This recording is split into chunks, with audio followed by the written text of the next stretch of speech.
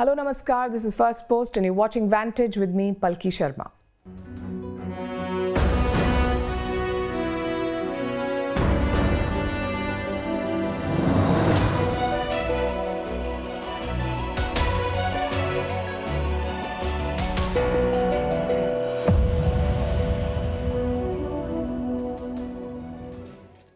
It's a summit war to settle the fighting in Ukraine. President Donald Trump's team is heading to Saudi Arabia. They're all set to meet a Russian delegation. Meanwhile, European leaders are huddling in Paris. They have been blindsided by Trump's rapid moves. So what is America's plan to end this war? What role is Europe going to play? We are bringing you special reports on the dueling summits. Also on the show is the US supporting Taiwan's independence. A State Department update has triggered confusion. In the Congo, the civil war is escalating. Armed groups have entered a major city in the east. In China, Xi Jinping met with top businessmen, including Jack Ma. We'll tell you what his message was. In India, the national capital is recovering from a deadly stampede over the weekend. We'll tell you how apathy and mismanagement led to it. Also, why Coca-Cola is now betting on milk.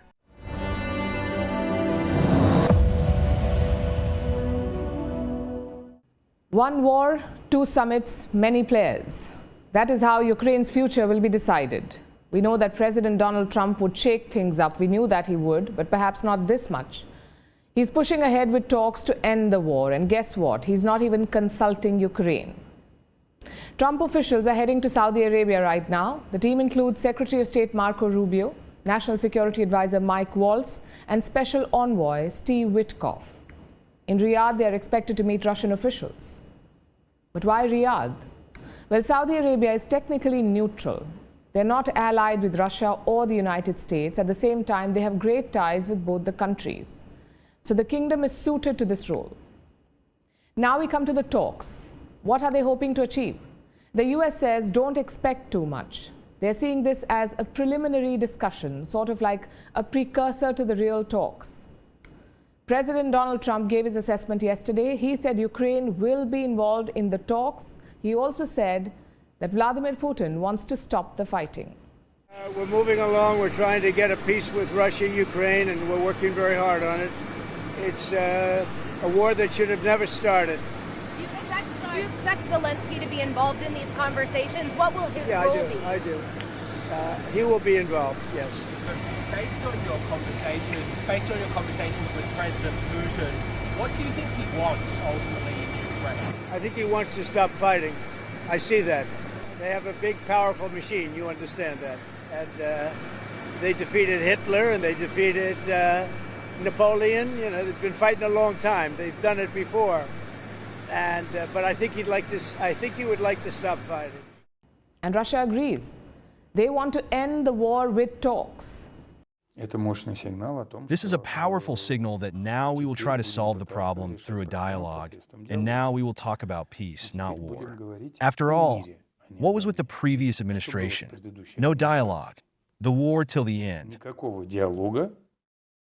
So there is agreement on both sides, in Washington and in Moscow. But is there agreement on Kiev? And that's where the problem starts. Trump said that Zelensky will be involved in the talks, but Ukraine has not been invited to Riyadh. The US Secretary of State was asked about this. He said Ukraine will be invited eventually when there is something concrete to work on. Same with Europe. The war is being fought on their doorstep. They have poured billions into the war effort, yet there is no clarity on Europe's role. Marco Rubio said the Europeans would be involved, but Trump's special envoy said no. Listen to this. Can you assure this audience that Ukrainians will be at the table and Europeans will be at the table? The answer to that last question, just as you framed it, the answer is no. The answer to the earlier part of that question is yes. Of course the Ukrainians are going to be at the table. I mean, it would be foolish to say they wouldn't. Well, here's the problem. Any peace deal will require security guarantees. Someone will have to promise to defend Ukraine in the future, maybe even deploy soldiers to their border. Trump is clear that America will not do that. He wants Europe to take the lead here. Yet he won't invite Europe to the peace talks. Do you see the problem here? A, the message is conflicting, and B, the plan is all over the place. I'll give you one example of this. Trump's special envoy for Ukraine is Keith Kellogg. the man you just heard speak. But he's not heading to Riyadh for the talks. It is Steve Witkoff. Now, Witkoff is a special envoy for the Gaza war. He's been striking deals in West Asia, and now he's striking deals for Ukraine, or hoping to. Let me repeat that. Trump's Gaza envoy is taking part in the Ukraine talks. Meanwhile, the Ukrainian envoy is not even at the table. It suggests a great deal of chaos. Nonetheless, let's try to figure out a pattern here. What are they trying to do? Two things are quite clear from President Trump's approach. Number one, he wants to deal directly with Russia. He doesn't want Ukraine or Europe anywhere near the talks. From his perspective, you can see why he wants that. Europe and Ukraine will not agree to any concessions, so chances of success are quite low. They could sink the peace plan quickly.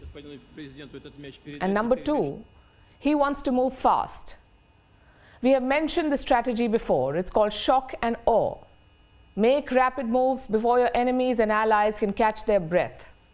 That's what Trump is doing right now. Just look at his timeline. Last Wednesday, he spoke to President Putin. On Friday, Vice President J.D. Vance met Zelensky. On Sunday night, Trump's team headed to Saudi Arabia. Tomorrow, they will meet the Russians. And by the end of this month, Trump could meet Vladimir Putin. That's the latest assessment. Do you see how fast things are moving? Even Ukraine and Europe have been caught off guard. It's certainly a new peace strategy, but not necessarily a good one. If Trump had simply cut off military aid, it would have been understandable. He had hinted at doing that on the campaign trail, so no one would have been surprised, perhaps not even Zelensky. But Trump is not doing that. He is negotiating Ukraine's future without Ukraine. And that is a recipe for disaster. So Trump is doing his own thing, which has left Europe confused and worried. Their leaders are scrambling for solutions. And they're huddling in Paris today. It's been called an emergency informal meeting. The agenda? To discuss Ukraine's future, to chart a European strategy for the war, probably 3 years too late. Nonetheless, they're doing it. Heads of state from across Europe are attending, so is UK Prime Minister Keir Starmer. Before leaving for Paris, he made a major announcement.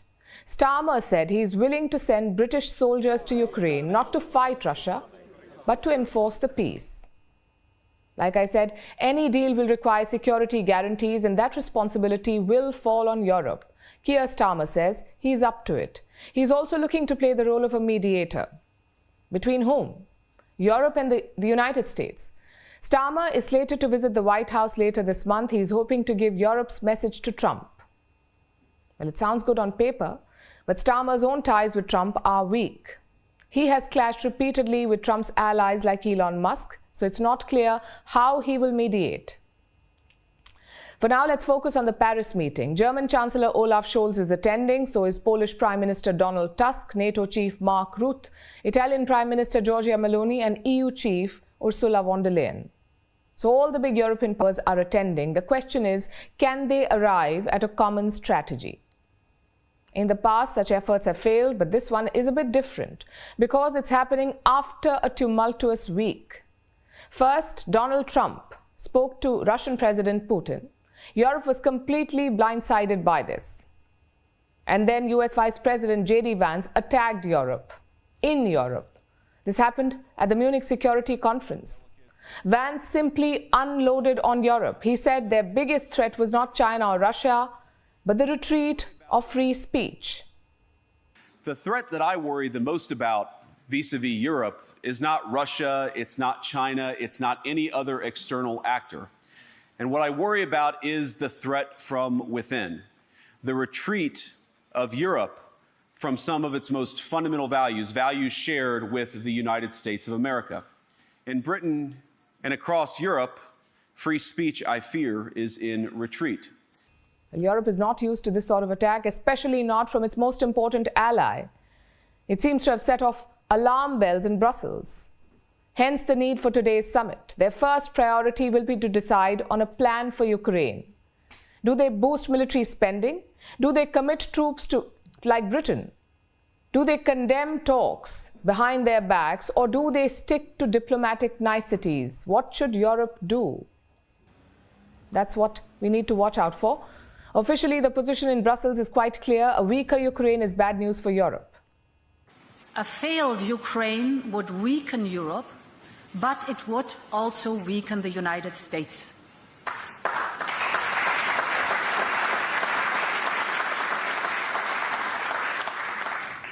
It would intensify the challenges in the Indo-Pacific and threaten our shared interests. Because what we have seen is the authoritarians of this world are carefully watching whether there's any impunity if you invade your neighbor and violate international borders, or whether there are real deterrents. Also, watch out for unity or the lack of it. Putin bet on that when he invaded Ukraine in 2022. Trump, too, is betting on that today. If major EU powers are united, they can mount a challenge. If not, there is little hope for them. But don't mistake this meeting for some selfless act towards Kiev, because it's also about self-preservation. Europe needs America's military protection. Until now, that was guaranteed, but President Donald Trump is ripping up the old playbook. He wants Europe to defend itself. Expect the leaders to address this concern too. And they mainly have two options now. One is to increase their military spending to convince Trump that Europe agrees with his philosophy, the philosophy of pitching in. The second is to go it alone. Zelensky pitched that idea over the weekend. He said Europe should have its own army. It's an idea that was previously supported by French President Macron. The French are clearly leading the way here. They're calling for creative solutions. I'm not just talking about the threat posed by Russia today. I'm talking about all the threats that could threaten Europe if the authoritarian powers here or there feel that Europe is helpless, that it is unable to defend itself.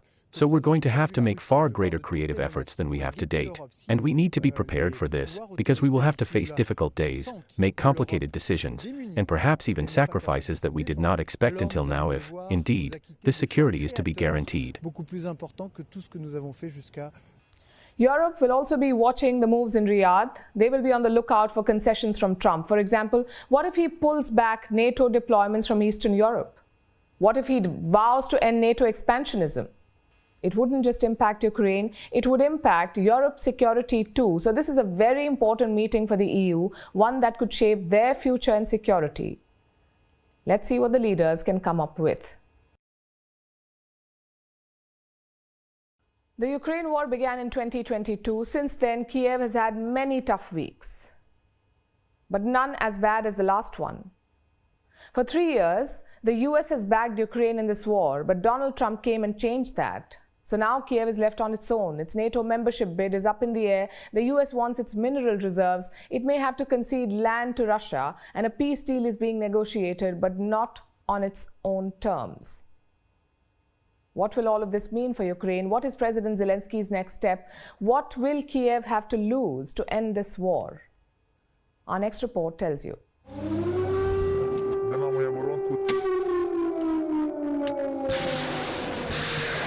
For nearly 3 years, Ukraine has waged a war of survival.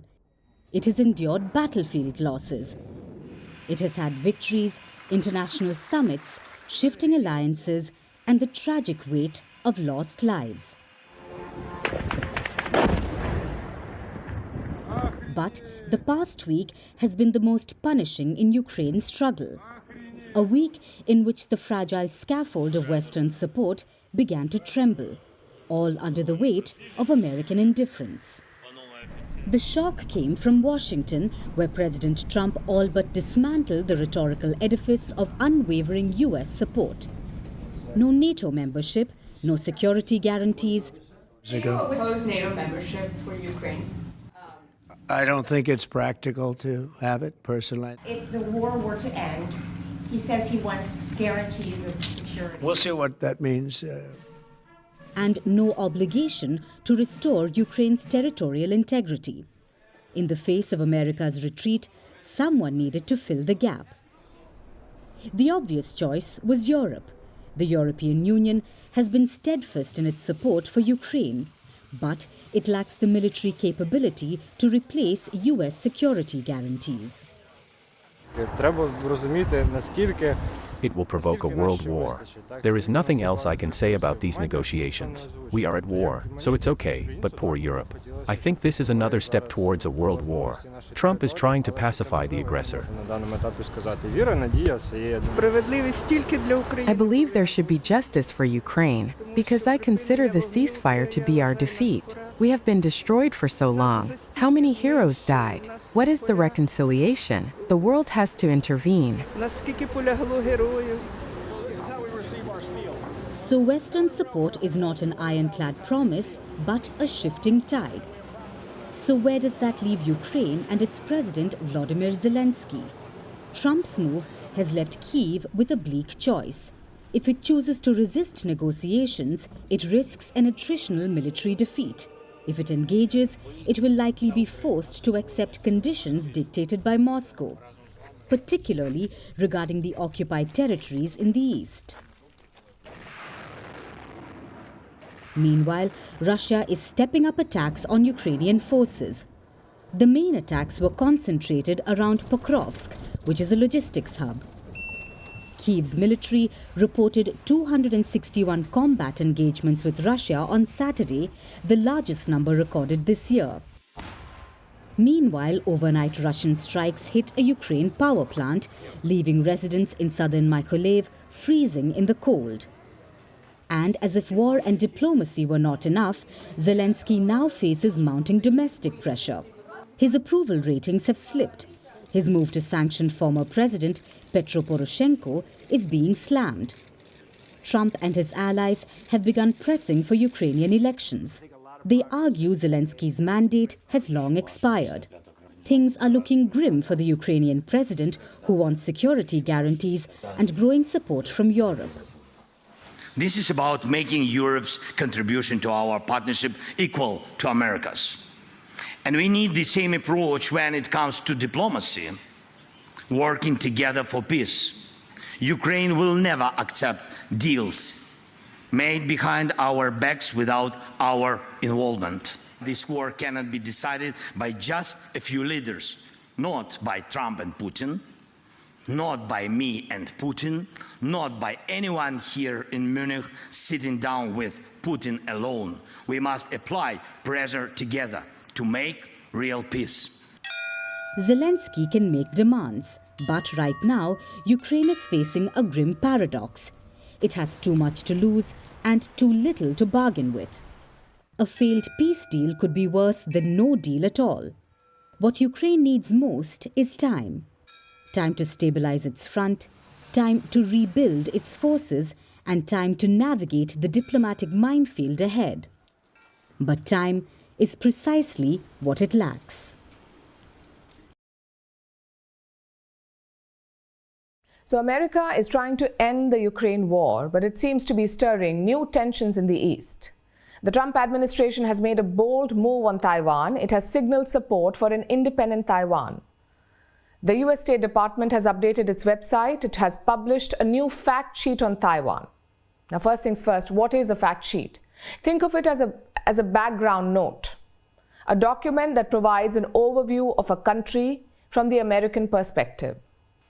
And this story is about the American fact sheet on Taiwan. The earlier versions of it had a phrase, "We do not support Taiwan independence." That's what it said. The US State Department fact sheet, "We do not support Taiwan independence." But now this specific line has been removed, and that is quite significant. Remember, the US policy on Taiwan has always been ambiguous. Their law says America must defend Taiwan if China attacks the island. But Washington has never made it clear whether and how this will be implemented, whether they would send American troops to defend Taiwan or use other means like diplomatic or economic means. Like I said, it is ambiguous. Officially, the US supports the One China policy, which is also China's official line and excuse to target Taiwan. The One China policy views Taiwan as part of China. It basically says there is only one China and Taiwan is a part of it. That is the policy. And the new State Department fact sheet still mentions one China. But it also talks about Taiwan's independence and defense. The US also sells arms to Taiwan. And now the Trump administration is stepping up support. It is shifting the US position on some fronts, showing more support to Taiwan and ending some of the ambiguity. The US is expanding military cooperation. It has added a new reference to the State Department fact sheet. It talks about what it calls a Pentagon project. The Pentagon, as you would know, is the US Defense Ministry. It is working on a semiconductor development project.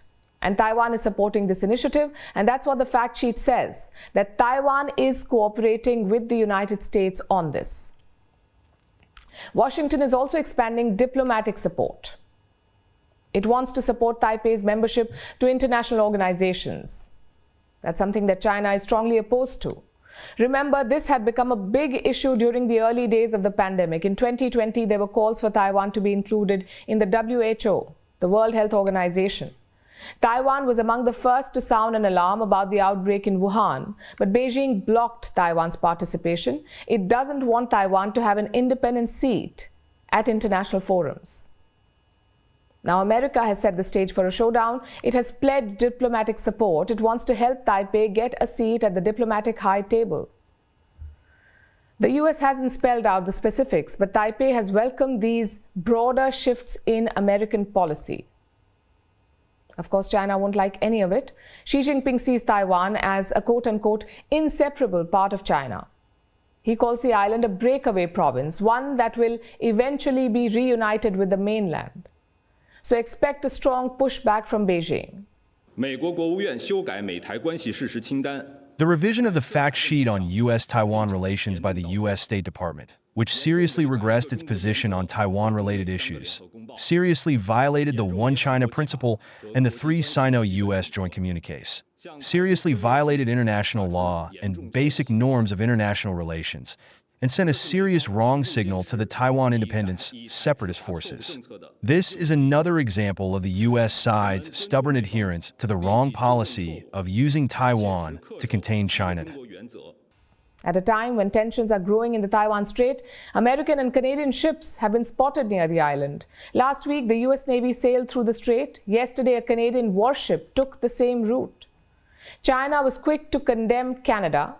It also dispatched 24 aircraft. They conducted patrols around Taiwan. This kind of military adventurism from the PLA has become routine.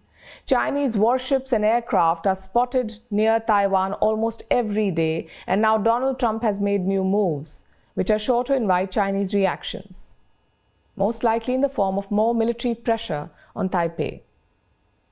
And while strong diplomatic backing for Taiwan is important, it must be matched with greater military preparedness and deterrence on the ground. We do hope that Taipei is ready for the challenge ahead. And what about China? Is the military pressure on Taipei just for show, or is Beijing truly prepared to wage war over Taiwan? Xi Jinping has set a deadline for the PLA. That's the People's Liberation Army, the Chinese army. He wants them to be war-ready by 2027. He has repeated this goal several times, but the US has its doubts. A new report is raising questions. It comes from the Washington-based RAND Corporation. This report claims that the PLA is not war-ready and that China's military modernization has a different purpose. The report says the modernization is not aimed at winning wars overseas. But the PLA's focus instead is on protecting the Communist Party. Our next report brings you the details.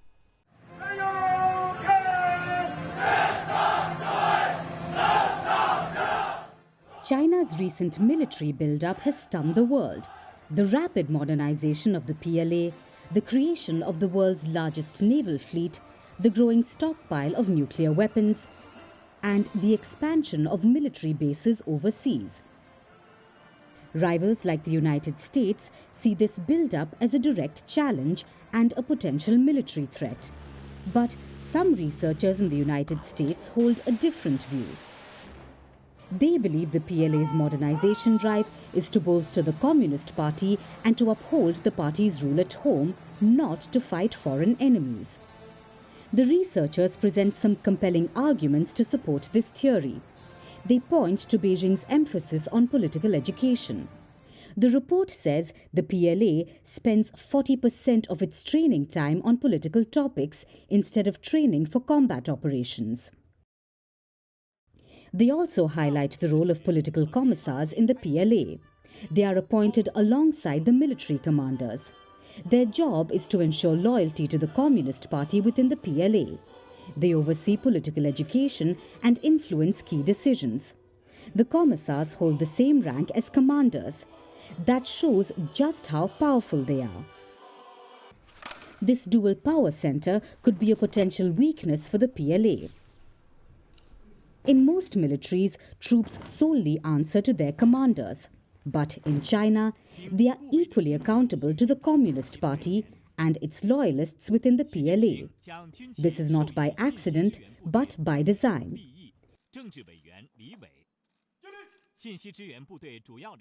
Beijing has long prioritized party loyalty within the military. This dates back to the Mao era. Mao Zedong, the founder of modern-day China, insisted on absolute loyalty to the party. The party commands the gun, he had once declared. This principle became the foundation of the PLA's relationship with the party. Under Xi Jinping, loyalty to the party has become even more critical. As president, he has reshaped the PLA. He has placed himself at the top of the chain of command and centralized the PLA's entire command and control structure. On repeated occasions, he has demanded loyalty from the PLA. Last year, he had met the Chinese forces. Xi Jinping told his commanders the party's leadership over the military is absolute, and he wants troops who are loyal, clean, and responsible.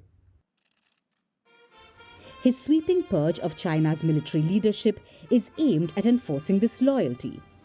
Since taking over as president, Xi Jinping has removed tens of thousands, if not millions, of soldiers and commanders from the PLA.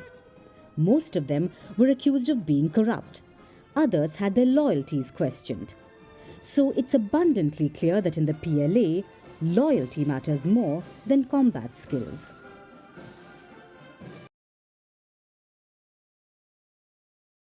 Let's turn our attention to the Democratic Republic of Congo. This is a country in Central Africa, and it has been dogged by conflict for more than 3 decades now. Numerous armed groups have fought over its eastern region, which is rich in minerals, and now this fight is escalating. The M23 group is making advances. They have entered Bukavu. Bukavu is a city of more than 1 million people in eastern DRC. This comes 2 weeks after another city in the region came under the control of the rebels. What does this instability mean for the country? Our next report tells you. This is Bukavu, the second largest city in the mineral-rich eastern region of the Democratic Republic of Congo. It borders Rwanda and lies on the southern tip of Lake Kivu, which is an important transit point for the local mineral trade. Over the weekend, rebels from the M23 group entered Bukavu. What does it mean to be a Rwandan? They are deceiving you to distract you. What I ask of you is to tell the army and the pro-government militia fighters hiding in houses to surrender. Understood? Because we know they are hiding in homes. We know they talk more than they fight. They have lost the war. This came hours after M23 rebels seized the airport some 30 kilometers north. As they advanced towards the center of Bukavu, which is home to more than 1 million people, gunfire rang out. Shops and businesses closed down, and hundreds of thousands of people fled from their homes. We want the authorities who are now in the city to help us with our security. Here in Bukavu, we have a serious problem with these young children who have already taken up arms. They are shooting in the neighborhoods, preventing people from going to work. DRC has been in the grips of conflict for about 3 decades now, and M23, the ethnic Tutsi-led insurgent group backed by Rwanda, has operated in its mineral-rich eastern region. They claim their goal is to eradicate fighters linked to the 1994 Rwandan genocide. But humanitarian organizations say This is simply a means for Rwanda to extract and export valuable minerals from the region. The Congolese government has accused Rwanda of sowing chaos in the region and exploiting the country. But Rwanda has denied such claims. The fighting is raging in the eastern region. The recent surge has worsened an already dire humanitarian situation. Last month, M23 seized Goma, which is the main city in DRC's east. The fighting has destroyed 70,000 emergency shelters in and around the city, leaving 350,000 people displaced. But taking Bukavu represents a new phase of turbulence for the region, and it is not a good look for DRC's President Felix Tshisekedi. The rebel group's rapid advancements weaken his legitimacy and are yet another blow to his government. What makes it even worse is that Tshisekedi was in Germany for a conference when chaos erupted back home. Despite international calls for peace, the conflict has drawn armies from in and around Africa, like Uganda, Angola, Burundi, as well as Belgium. According to reports, Bulgarian, Romanian, Belarusian, Georgian, Algerian, and French mercenaries have been involved in the conflict. So the latest advance by M23 rebels increases the risk of a greater regional war. The continent's heads of state echoed this worry as they met at the African Union Summit in Ethiopia this weekend. We are all very, very concerned about an open regional war over Eastern DRC.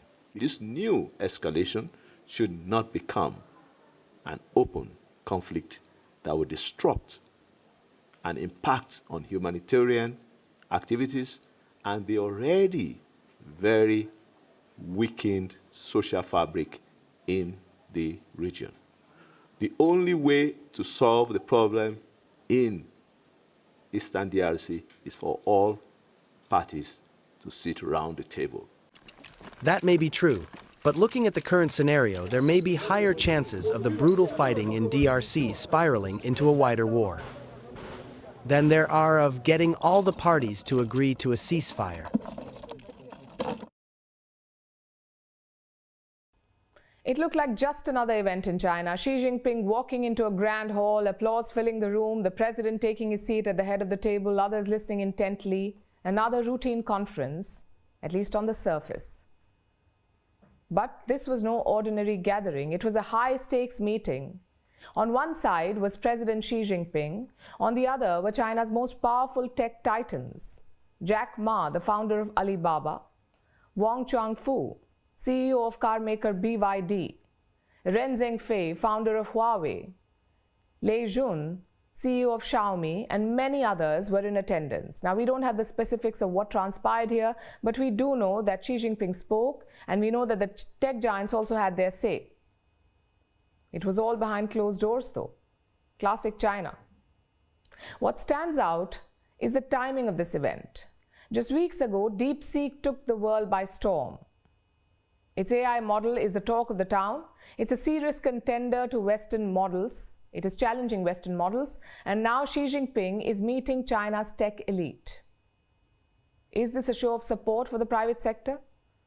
Is Xi Jinping finally backing them?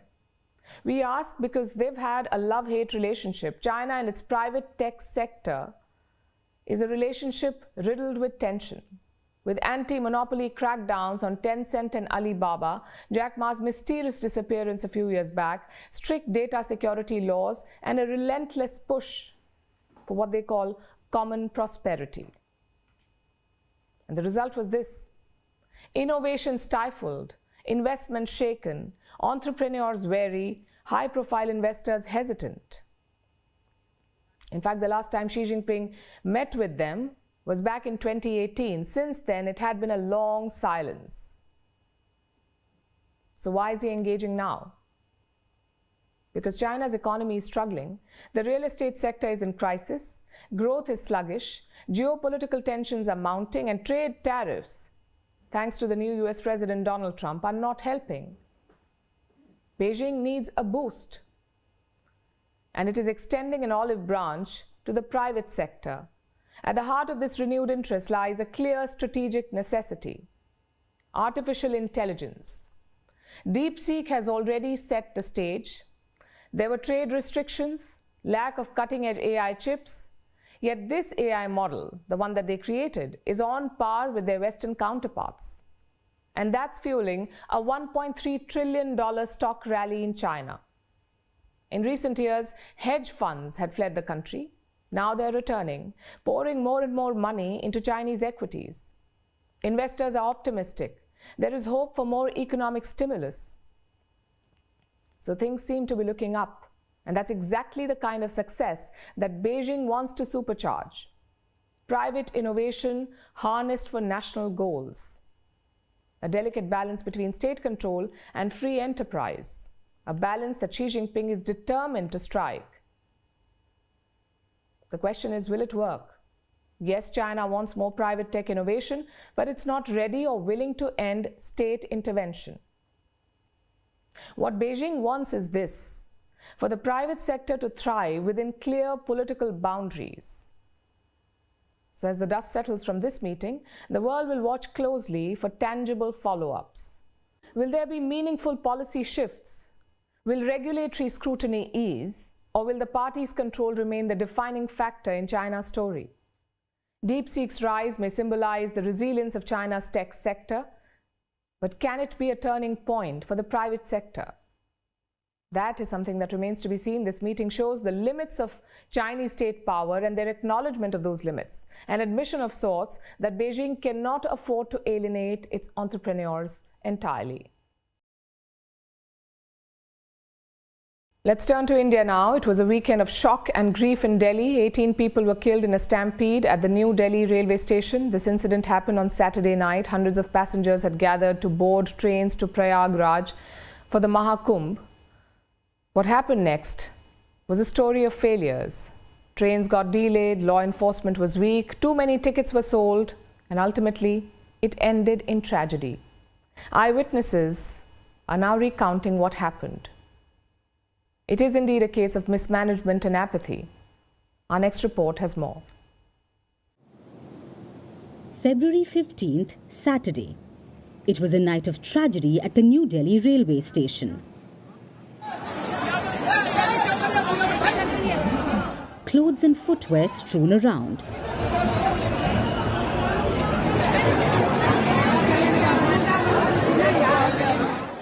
Dazed survivors desperately looking for their missing family. And in the distance, the sound of sirens.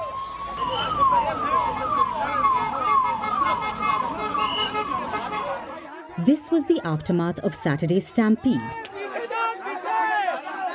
An avoidable tragedy that killed at least 18 people. The Railways has set up a team to investigate what happened, but the reasons seem clear. 2 trains were already running late on Saturday, so the platforms were packed with waiting passengers. On top of this, there was a ticket frenzy. On normal days, around 7,000 tickets are sold between 6 p.m. and 8 p.m. But on Saturday, 9,600 general tickets were sold. That's 2,600 extra tickets, a classic sign of an impending rush. Adding to this was the confusion. On platform 14, passengers were awaiting the Prayagraj Express, a train slated for arrival at 10:10 p.m. Amid this wait came a confusing announcement: the arrival of another train to Prayagraj, that too on a different platform, number 12. You can imagine what happened next. Passengers mistook this train for the Prayagraj Express. They rushed to the footbridge to cross over to the next platform. And that's when the stampede happened. भीड़ हो गई थी बहुत ज़्यादा प्रयागराज कुंभ की। गाड़ियाँ बहुत थी वैसे यहाँ पे, लेकिन पब्लिक इतनी ज़्यादा हो गई थी ना कि पब्लिक जो है बेकाबू हो गई एकदम, और वो जो है संभाल नहीं पाया कोई भी उसे। फिर 14 नंबर प्लेटफार्म पर उतर रहे थे उस टाइम, काफ़ी भगदड़ टाइप की मतलब मची, भीड़ ऊपर से नीचे, और नियंत्रित लोड नहीं रहा होगा और ऐसा हो गया। बस बहुत, मेरी पत्नी वहीं पे। was no one around to regulate the crowd. In total, some 80 security officers were deployed, but the station has 16 platforms. That's 5 personnel per platform, clearly not enough to prevent stampedes. The Railways has since announced compensation for the casualties. 10 lakh rupees for the kin of the deceased and 2.5 lakh for serious injuries. The Prime Minister also reacted to the stampede, calling it distressing. 2 days later, some passengers are still looking for their relatives. Meanwhile, the railway station remains packed. These were the scenes on Sunday. The same overcrowded platforms, the same rush to board trains, but the authorities are more vigilant.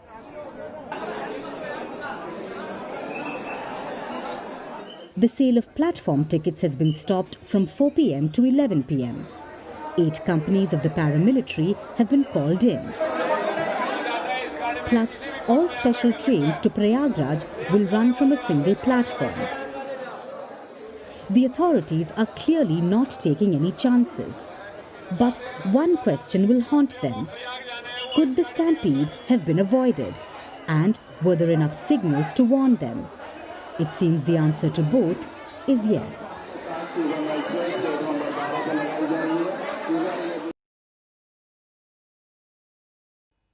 This story, as I'm sure you can tell, is about a soda giant, Coca-Cola, the world's biggest beverage maker.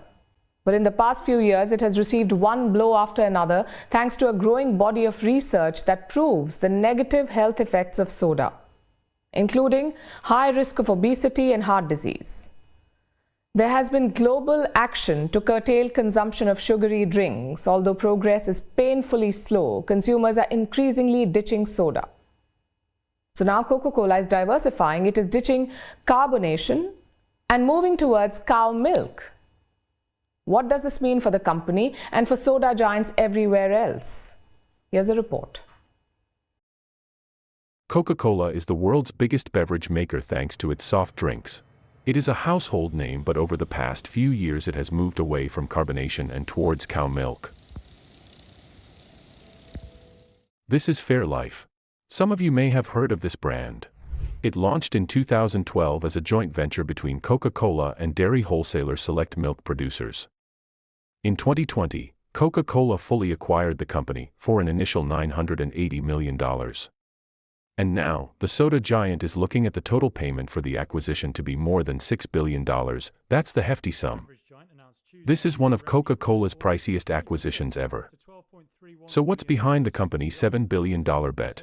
Why is it diversifying into the dairy market? It is mainly thanks to a more health-conscious consumer base. Study after study shows that sugary drinks like soda are bad for people's health. They increase the risk of obesity, diabetes, cardiovascular conditions, kidney and liver disease, among other problems. Now, consumers are increasingly making healthier choices, and there is a global policy push to curb the consumption of sodas, including higher taxes on sugary drinks. Plus, there is a push for wellness. It is a $1.8 trillion global market, and it includes everything from cold plunges to celery juice. So companies essentially manufacturing sugary drinks are moving towards other avenues like coffee, tea, or milk and giving it a wellness twist. Coca-Cola has raked in big profits with its milky move and sprinked it with wellness because Fairlife draws out lactose and sugar from the milk but doubles the protein. Protein shakes are a $6 billion market, and Coca-Cola is pushing into it. So despite being about 3 times the price of traditional milk in 2022, Fairlife's sales surpassed $1 billion. That's 1,000% increase from $90 million in 2015. And now, it is Coca-Cola's fastest-growing U.S. brand. But this is not an isolated case. Brands like Pepsi and Dr. Pepper are also trying to diversify beyond the sugary drink market. They are pushing into all things water, from regular water to coconut water or the viral black cherry sparkling water. After all, global flavored water market stands at $14 billion.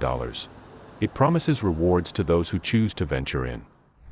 So whether it is milk or antioxidant-infused water, one thing is clear: soda behemoths are going beyond the bubbles. Only time will tell if their big bet helps them grow past soft drinks.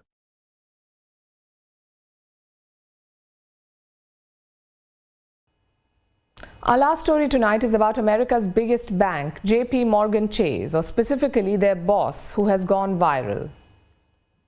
I'm talking about Jamie Dimon. He's the CEO of JP Morgan, and recently an audio clip from one of his meetings leaked, where Dimon had an expletive-laden outburst. He unleashed on the work-from-home culture and then fired a shot at Gen Z workers. Before we tell you what happened, here is some context. JP Morgan employs about 317,000 people the world over. They've had a hybrid work policy since the pandemic ended. It allowed most employees to work from home for 2 days a week. But last month, the company circulated a memo overhauling the policy, asking staff to return to office 5 days a week, and that's when the backlash started. Employees began complaining on work chats, on the internal message boards, and one group of workers even launched an online petition urging Dimon to soften the new policy. Finally, they've received an answer. Listen to what the top boss said during a meeting. I don't care how many people sign that petition. This is part of the leaked rant where Dimon railed against the work-from-home policy. He complained of slow decision-making, phone calls going unanswered, and managers failing to keep things under control. A lot of you were on the Zoom, and you were doing the following, okay? Looking at your mail, sending texts to each other about what an the other person is, okay? Not paying attention, not reading your stuff, and if you don't think that slows down efficiency, creativity, creates rudeness, and stuff, it does. And that's not all. Dimon also talked about young workers getting left behind. The Gen Z or Zoomers, he claimed that they are being quote-unquote damaged from not getting trained at work because they don't want to show up at work when the CEO himself has been working from office. And I've had it with this kind of stuff. And, I come in, I've been working 7 days a goddamn week since COVID. And I come in and where's everybody else? But they're here and there, and the Zooms don't show up, and people say they didn't get stuff. So that's not how you run a great company. We didn't build this great company by doing that. After the outrage monologue, the JP Morgan boss indirectly threw the Q word in his swear word salad. He said that if employees don't want to come to office, they should just quit. Now, you have a choice. You don't have to work at JP Morgan. So the people of you who don't want to work at the company, that's fine with me. I'm not mad at you. Don't be mad at me. It's a free country. You can walk with your feet. Now, where have you heard this before? You see, when the pandemic shut down the world, employees were suddenly able to work from home, and now a new shift is underway. Companies are increasingly echoing Dimon's stance. Most of them believe that return to office is profitable. 81% think it increases revenue, and 83% companies say it increases productivity. So top bosses are calling workers back to office. 2025 is heralding this push. Name any top firm, your Apple, BlackRock, Citigroup, Dell, Google, Meta, Starbucks, they all want workers back in office this year onwards, even those who previously praised remote work. They've all backpedaled. Others are tracking attendance and firing employees who don't comply. So obviously workers are not excited because they are now used to the flexibility of hybrid work. It saves them time and effort. I'll give you an example. An average Indian spends about an hour to commute one way to work, 1 hour a day. Who wouldn't want to use this time better? Plus, there is a huge debate on whether productivity is actually boosted by being physically present at work. Let's take JP Morgan's example again. Last year, their profits surged to a record. Over the past 5 years, their share price has roughly doubled. This is despite their staff working from home, but their boss does not buy it. And don't give me the shit that work from home Friday works. I call a lot of people on Friday. There's not a goddamn person you get a hold of. This underlines tensions between CEOs and their underlings. Workers question why they need to spend more time in office while their bosses remain undeterred. Both the parties are trying to force each other's hand as the future of work reaches a stalemate, and this is not an optimistic outlook. Companies have to find a way that works for them and their employees. Instead of using the stick and carrot approach, it is time they figured out a model that strikes a balance.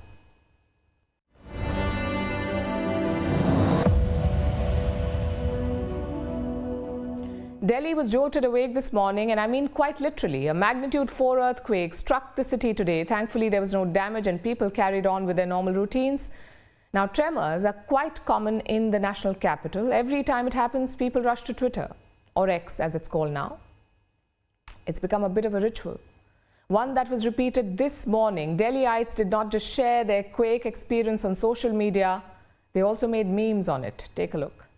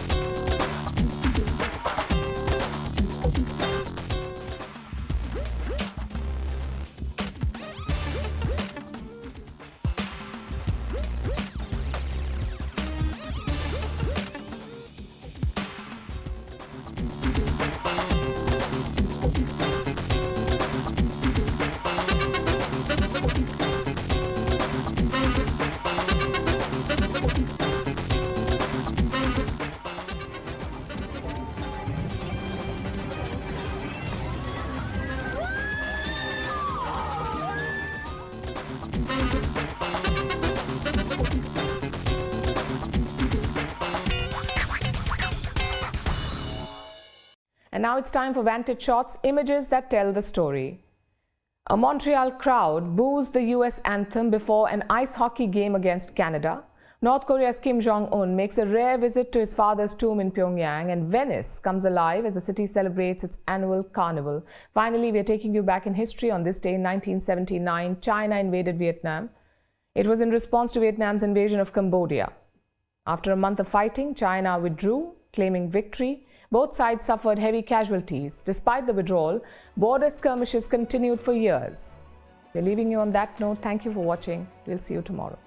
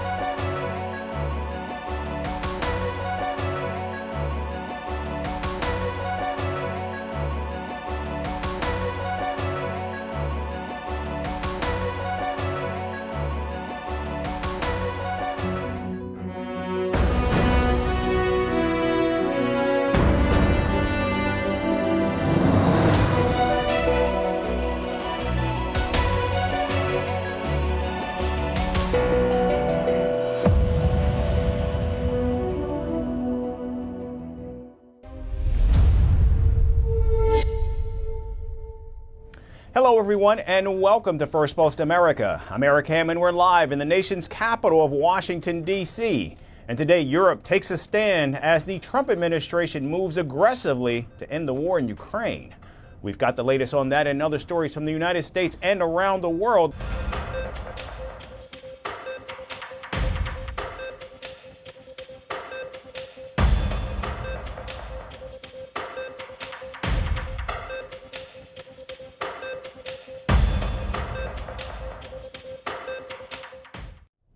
We begin today in Europe, where British Prime Minister Keir Starmer has offered to deploy troops to Ukraine as part of a peace deal.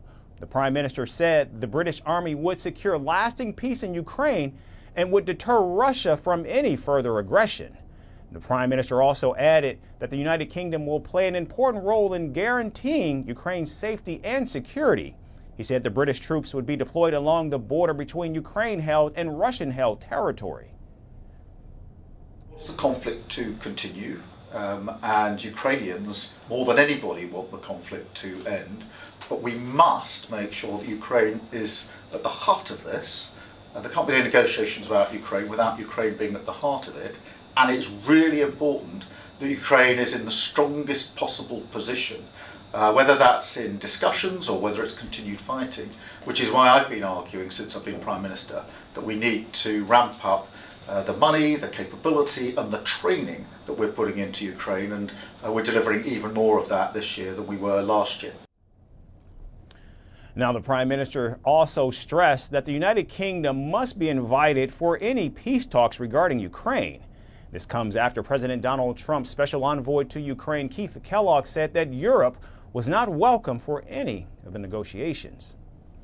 Oh, well, you just changed the whole dynamic. Victor, thanks for having us today. I appreciate it. The answer to that last question, just as you framed it, the answer is no. The answer to the earlier part of that question is yes. Of course the Ukrainians are going to be at the table. I mean, it would be foolish to say they wouldn't. But when you say at the table, you have to define it. One of the things I'm driving towards is we've had a good, remember this war has been going on now, we're heading into the third year. One of the things we haven't really gotten to are specifics. Kellogg then went on to say that he was open to fast-tracking the truce talks because he was working on quote-unquote Trump time, and that only Ukraine, Russia, and the United States should be seated at the negotiating table. The fact is we're looking at, you can have the Ukrainians, the Russians, and clearly the Americans at the table talking, but we've got to have specifics to get to a point. But I'm driving towards very, very specifics, very, very hard data that we can say this is what it looks like. And then it's going to be up to the two belligerents that are fighting each other right now, the Ukrainians and the Russians. Is this acceptable? But there's no way, nobody would ever exclude, and nobody's even said that. I would challenge anybody in this room or anybody in the audience to say, when have we ever said that the Ukrainians would be excluded from any discussion? It's never been said. You know, President Trump's been very open about that. Meanwhile, Prime Minister Starmer said he understands the threat of deploying British soldiers to Ukraine and how a Russian attack on the troops could lead to a bigger war. Now, this is because the UK is a NATO member where under Article 5, an attack on one NATO member is an attack on all. Meanwhile, the Kremlin has threatened that British troops on Ukrainian soil could lead to World War III. And NATO leaders, including Prime Minister Starmer, German Chancellor Olaf Scholz, and French President Emmanuel Macron, are holding an emergency meeting in Paris today, where they and other European powers are likely to put out a joint declaration regarding the war in Ukraine and how Europe's demands have to be taken into consideration as the Russian-Ukraine war affects them directly. And staying in Europe, President Donald Trump skipped the Munich Security Conference and sent Vice President J.D. Vance to represent the United States. This year's summit was about two things: Russia's invasion of Ukraine and strengthening the NATO alliance. However, Vice President Vance used his time at the podium to talk about neither. Instead, he shocked delegates by attacking Washington's closest allies and accused Europe of being incapable of controlling illegal migration. We gather at this conference, of course, to discuss security. And normally, we mean threats to our external security. I see many great military leaders gathered here today. But while the Trump administration is very concerned with European security, and believes that we can come to a reasonable settlement between Russia and Ukraine. And we also believe that it's important in the coming years for Europe to step up in a big way to provide for its own defense. The threat that I worry the most about vis-a-vis Europe is not Russia, it's not China, it's not any other external actor. And what I worry about is the threat from within, the retreat of Europe from some of its most fundamental values, values shared with the United States of America. Sensing the silence in the room, J.D. Vance joked that if the United States could handle 10 years of Greta Thunberg scolding, then Europe could survive a few months of Elon Musk. However, his joke did not sit well with European leaders, and it failed to draw even a single laugh. The vice president even said that the United States would not be responsible for securing Europe, and European NATO members should increase their defense spending. This is a security conference, and I'm sure you all came here prepared to talk about how exactly you intend to increase defense spending over the next few years in line with some new target. And that's great, because as President Trump has made abundantly clear, he believes that our European friends must play a bigger role in the future of this continent. We don't think, you hear this term, burden sharing, but we think it's an important part of being in a shared alliance together that the Europeans step up while America focuses on areas of the world that are in great danger. The vice president's address largely focused on culture war issues and key themes from the Trump re-election campaign, including cracking down on migration and ending the war in Ukraine by engaging directly with Putin. However, several European leaders, including German Chancellor Olaf Scholz and NATO General Secretary Mark Rutte, rebuked Vice President Vance's statements. The Munich Security Conference chairperson even broke down while addressing J.D. Vance's allegations of a fractured Europe. Meanwhile, several Europeans attending the summit said they were outraged by Vice President Vance's speech and the concerning message coming from the White House. Is a demonstration of the new approach of the United States, which on the one hand is about pulling back from Europe and saying your security is your problem, and at the same time saying that the United States is an extremely important power, and Donald Trump has made it his personal agenda to lead these negotiations. And so he has his team around him, and the message they are sending is that the United States is now the key player in the middle between the two conflicting parties and wants to bring this peace to an end without really wanting to be involved in the stabilization of the situation. Now, the Munich Security Conference was first held in 1963 and is held annually in Europe, where the United States, Europe, and its allies discuss security issues throughout the world. However, with Vice President Vance's open criticism of Europe at this year's summit, many Europeans are second-guessing whether Washington under President Donald Trump is still the reliable partner it once was.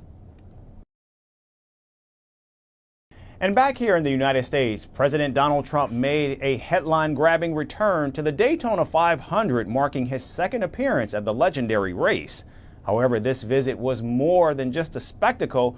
It reinforced his deep connection with NASCAR fans and his ongoing presence at major sporting events. With his son Eric and grandchildren Luke and Carolina by his side, the president embraced the high-energy atmosphere of the race. From Air Force One's dramatic flyover to his lap around the track in the Beast, Donald Trump certainly made his presence felt. Here's more from Florida.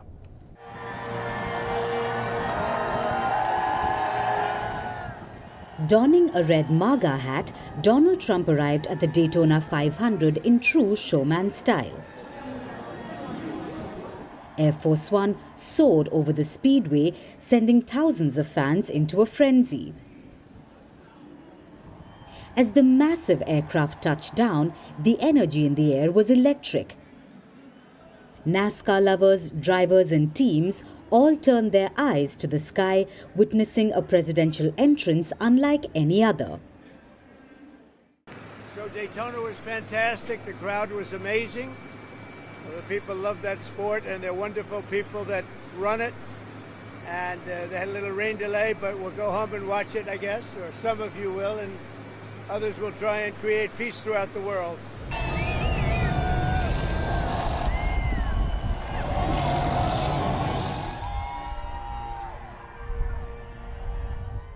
This marked Trump's second visit to the iconic race, the first being in 2020. But this time he wasn't alone. With him were his son Eric and his two grandchildren, Luke and Carolina.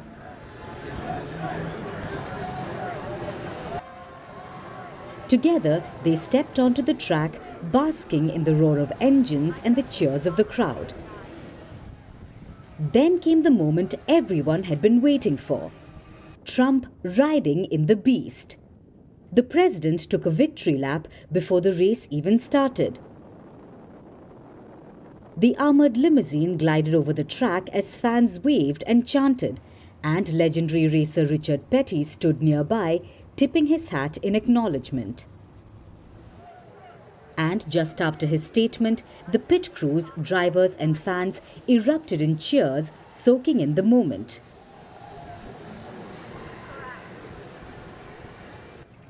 Calling the Daytona 500 a celebration of American speed and spirit, the US president further went on to hail the event as a powerful symbol of unity and adrenaline-fueled tradition.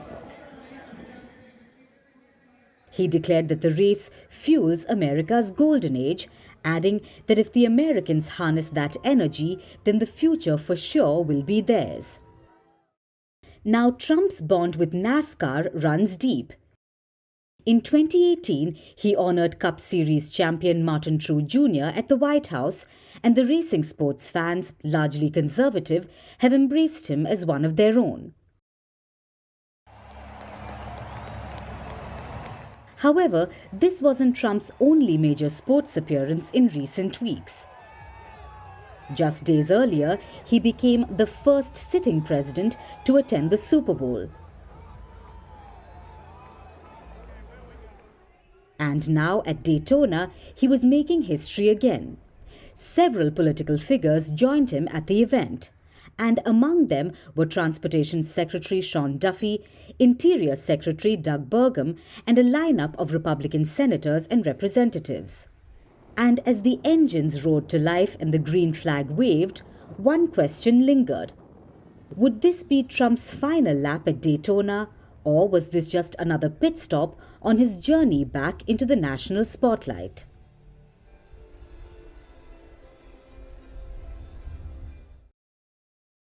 And now moving to Elon Musk, and specifically his father, Errol. He's reignited racist conspiracy theories, claiming that former First Lady Michelle Obama is secretly a man and that former President Barack Obama is queer. He made the outrageous statements during an interview on the Wide Awake podcast. And in an era where such insidious ideas can quickly gain traction, it's important to separate fact from fiction and leave baseless rumors in the past. Our next story has more. Being a US president means facing relentless scrutiny, praise and concern. But while most critiques revolve around policy decisions, some take a bizarre detour into the land of wild conspiracy theories. The latest example, Elon Musk, the father of billionaire Elon Musk, who has resurfaced a thoroughly debunked claim about former First Lady Michelle Obama. During an interview on the Wide Awake podcast, Elon Musk echoed an old conspiracy theory. He claimed that Michelle Obama is secretly a man, and former US President Barack Obama is queer.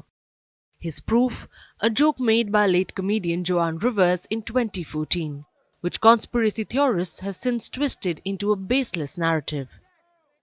Elon Musk stated that Michelle Obama is a man, and Joan Rivers mentioned it publicly. The comedian was found dead 2 weeks later. The senior Musk tried to imply some sort of shadowy cover-up, casually ignoring that Rivers passed away due to complications from a medical procedure, a fact well documented and completely unrelated to her remarks. But in the world of conspiracy theories, facts are merely inconvenient details. As soon as Errol's comments hit the internet, online users got a field day for making memes and presenting their opinion. Social media warriors slammed Errol's comment left, right and center. Someone said that if Michelle is a man, then how did she give birth to her 2 daughters? While one user totally dismissed the comment because can we even trust the Musks? Or we can just say like father, like son. Some users even dragged Elon Musk into the picture. This isn't the first time Elon Musk has made headlines for his offbeat claims. He's also criticized his own son Elon's parenting skills. He claims that the billionaire was absent from his children's lives and relied too much on nannies.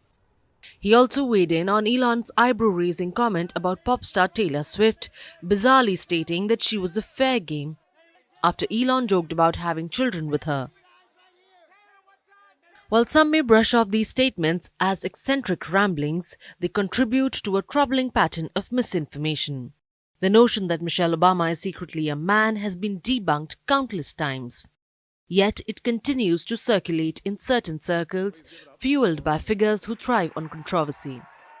At a time when misinformation spreads faster than ever, it is crucial to call out baseless claims for what they are: nonsensical distractions. The Obamas, like any public figure, are no strangers to criticism. But turning political discourse into a tabloid-style conspiracy fest does nothing to further meaningful discussion. Maybe it's time we left these absurd theories where they belong, in the realm of bad internet hoaxes. And today we end on business. Soft drink giant Coca-Cola is struggling as soda sales decline. With American consumers becoming more health conscious, demand for sugary carbonated drinks is falling, forcing the company to look for alternatives. And one of its biggest moves has been its investment in dairy through a company called Fairlife. Launched back in 2012 as a joint venture with select milk producers, Fairlife quickly gained traction due to its unique ultra-filtered milk process. Unlike regular milk, Fairlife removes lactose, reduces sugar, and doubles the protein, appealing to health-focused buyers.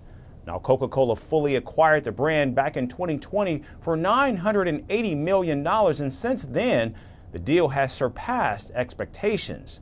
By 2022, Fairlife sales crossed $1 billion, making it one of Coca-Cola's most profitable non-soda investments. And while other acquisitions like Costa Coffee have in fact struggled, Fairlife has continued to grow. The expectations were never for Fairlife to be this successful, I think even for Coke. Dairy has been tricky for Coke to get into. Nothing will ever be as important as a Coke trademark, but this is a nice contributor to growth. But now, despite the success, challenges remain. Coca-Cola recently warned that Fairlife's growth may in fact slow down this year, despite the company building a new production facility in New York. You had a more health-conscious consumer in the United States, and particularly with a bigger focus on protein intake over the last couple of years. And meanwhile, rival Pepsi has successfully diversified with its Frito-Lay snack brand, putting further pressure on Coca-Cola to expand beyond soda. Coca-Cola is very focused on Fairlife because it's going very nicely. But I don't think they're going to stop there in terms of the portfolio diversification. And now it must be noted that despite the whopping sales, Coca-Cola and Afterlife have been regularly scrutinized for their harmful business practices.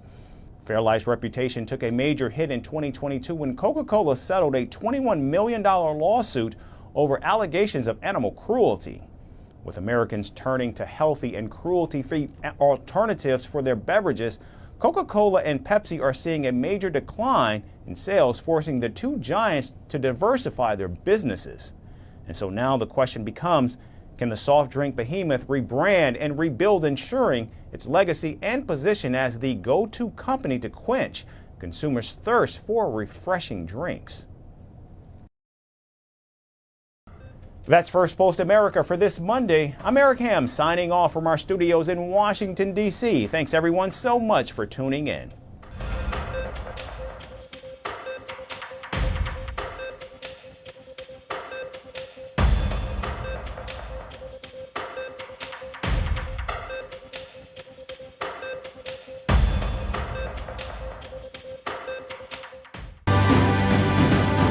Firstpost reports from the world's second largest continent. Hello, I'm Alison Lagrange. A very warm welcome from Durban, South Africa. We get you the news and the newsmakers from Africa. From elections to climate change to innovations and opportunities. As the world's attention shifts, we report from Africa, the heart of the global south. Join me every weekday live on First Post.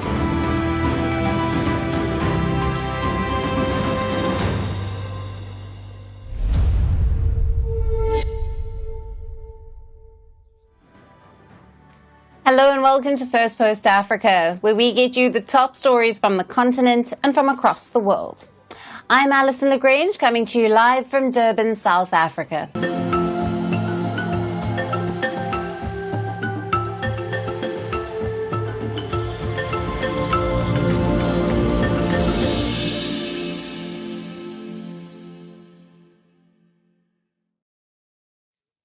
Hello and welcome. We begin with the latest from here in South Africa, where the world's first openly gay imam has been shot dead.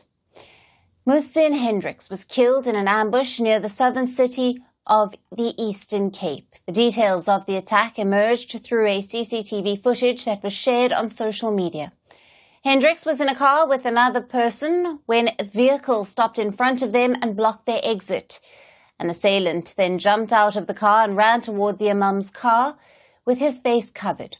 The assailant opened fire multiple times through the back passenger window, where police say that the imam was seated. Muhsin Hendricks was killed after he had reportedly officiated at a lesbian wedding. Police say the motive of the murder is unknown and forms part of the ongoing investigation. Many activists fear the incident could be a hate crime. News of Hendricks' death has sent shockwaves throughout the LGBTQ+ community, prompting tributes from across the world. The International Lesbian, Gay, Bisexual, Trans and Intersex Association denounced the killing. Imam Muhsin in particular is a trigger first to human rights. It's so stressing that we could lose such an person. His death is not just about death, because it's not a natural death. It was cold blood. So it sends a message. It's just a message of hate speech, a message of human rights violation, a message of living in unsafe communities, and which calls for action. Muhsin Hendricks came out as gay in 1996. The 57-year-old cleric ran a mosque in Cape Town, intended as a safe haven for gay and other marginalized Muslims. Hendricks had been involved in various LGBTQ advocacy groups and supported and mentored many people, not just in South Africa, but across the world. His work challenged traditional interpretations of Islam and championed an inclusive faith. He also often spoke about the importance of interfaith dialogue and the need to address mental health issues and trauma faced by the LGBTQ+ individuals. South Africa's constitution was the first in the world to protect people from discrimination because of their sexual orientation. The country was also the first in Africa to legalize same-sex marriage. Despite this, the LGBTQ community continues to face discrimination, violence, and has been subjected to hate crime. South Africa also has one of the highest murder rates in the world, with around 28,000 in the year to February 2024. Why was Muhsin Hendricks killed? Has South Africa failed to protect the LGBTQ community? Why does the crime rate continue to remain high in South Africa?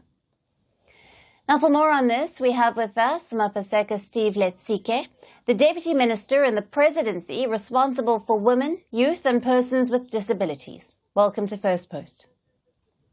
Thank you so much. Good evening to you and to the viewers of First Post Africa. Now, what do we know so far about the circumstances surrounding Muhsin Hendricks' murder? And is there any indication that his sexual orientation played a role in the attack? Look, first, we are deeply saddened by this incident. We are outraged and we condemn this brutal murder, which we term assassination of Imam Mohsin Hendricks, who was a respected religious leader and a human rights activist, who was murdered, of course, as you have articulated. We do believe that, the circumstances that surround this assassination has so much to do with Muhsin's, outspokenness of supporting inclusivity in the service of catering for Muslim community, but also Muhsin has become an openly gay and who has over the years been attacked, been sidelined, isolated while providing service to minority groups. So we do believe, of course, that a lot has to do with, the catering of LGBTI community, but also in terms of Muslim community as well. But these are speculations and the investigation is going on until the police can confirm this. Right. And as the world's first openly gay imam, Hendricks was a trailblazer for the LGBTQ plus Muslims, as you've said there. What impact did his work have, and how might his death now affect the community that he advocated for? As South African government and the community at large, we are certainly aware that our own constitution that anchors and supports South Africans and many people in the country, towards the unwavering commitment, around the struggle of equality, dignity, and the protection of human rights. And definitely what Muhsin has been trailblazing was anchoring what the South African Constitution promised as a protection and promotion of rights. What has been a greatest impact is that with a number of years having battled dealing with hate crimes and violence, and over the years we've really achieved so much through our national intervention strategy and reducing hate crime incidents. And you would have seen President Ramaphosa, our own state president, signing into law that prohibits hate crimes and hate speech, that no religion, no biasness, and no kind of hate will justify discrimination or even murder of this nature. And this impact is reversing the game, is really creating fear for LGBTI community, because we do believe that no one should live in fear because of their identity or even their belief. And this has really shocked the communities, but it has also shocked the country, including the Muslim community as well, that consistently condemn murders of this nature. Right, and Minister, South Africa, as you've mentioned there, does have strong constitutional protections for LGBTQ plus rights. Yet violence against individuals from the LGBTQ community persist. What does this case reveal about the broader challenges that are faced by people in the LGBTQ plus community in the country, particularly within religious spaces? Look, no doubt, the religious space entirely is confronted, with the challenge of dismantling, the kind of dynamics of what religion constitutes, but what the space of faith really looks like and feels like in reality. Violence is happening everywhere, including in religious institutions themselves. But this kind of acts reveal that government can't do it alone. And, our own country's posture says that we need a whole of society to respond to violence, but we also need religious institutions to dismantle patriarchy, sexism, homophobia, and transphobia. Now, while we understand and respect that Islamic teaching and practices does not recognize same-sex practicing individuals, but it does afford us an opportunity to constantly open up a space of tolerance, of engagement, but also of embracing human beings, that we don't lose people because of their identity or belief, but rather we create safety net of discussions and tolerance. And our constitution and our commitment as a country speaks to that. But we need a whole of society to help us deal with this kind of behavior to prevent violence. Right. Thank you very much for being with us on First Post Africa and for all your valued insights there. Thank you.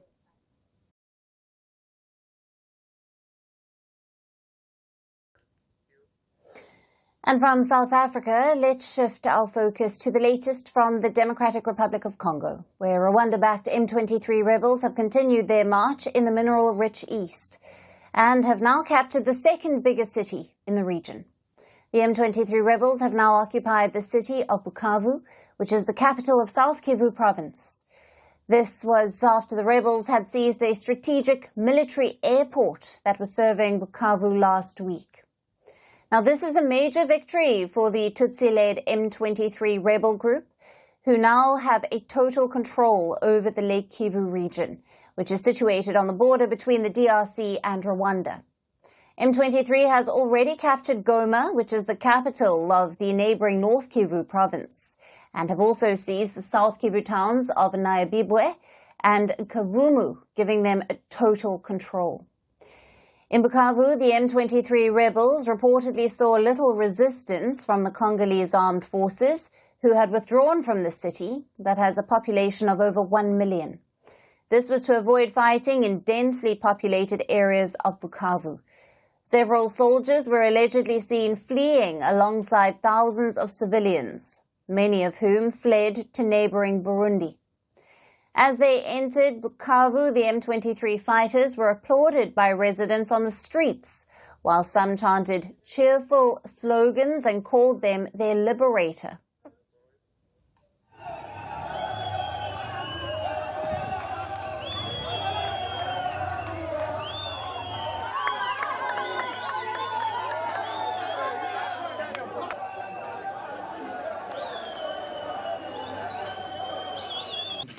We ask for nothing but peace, for them to bring back peace, then for them to let us work so that everyone can do their job as before. Moreover, as the M23 strengthened their control over Bukavu, smoke could also be seen rising from the city's main prison, where a mass breakout occurred.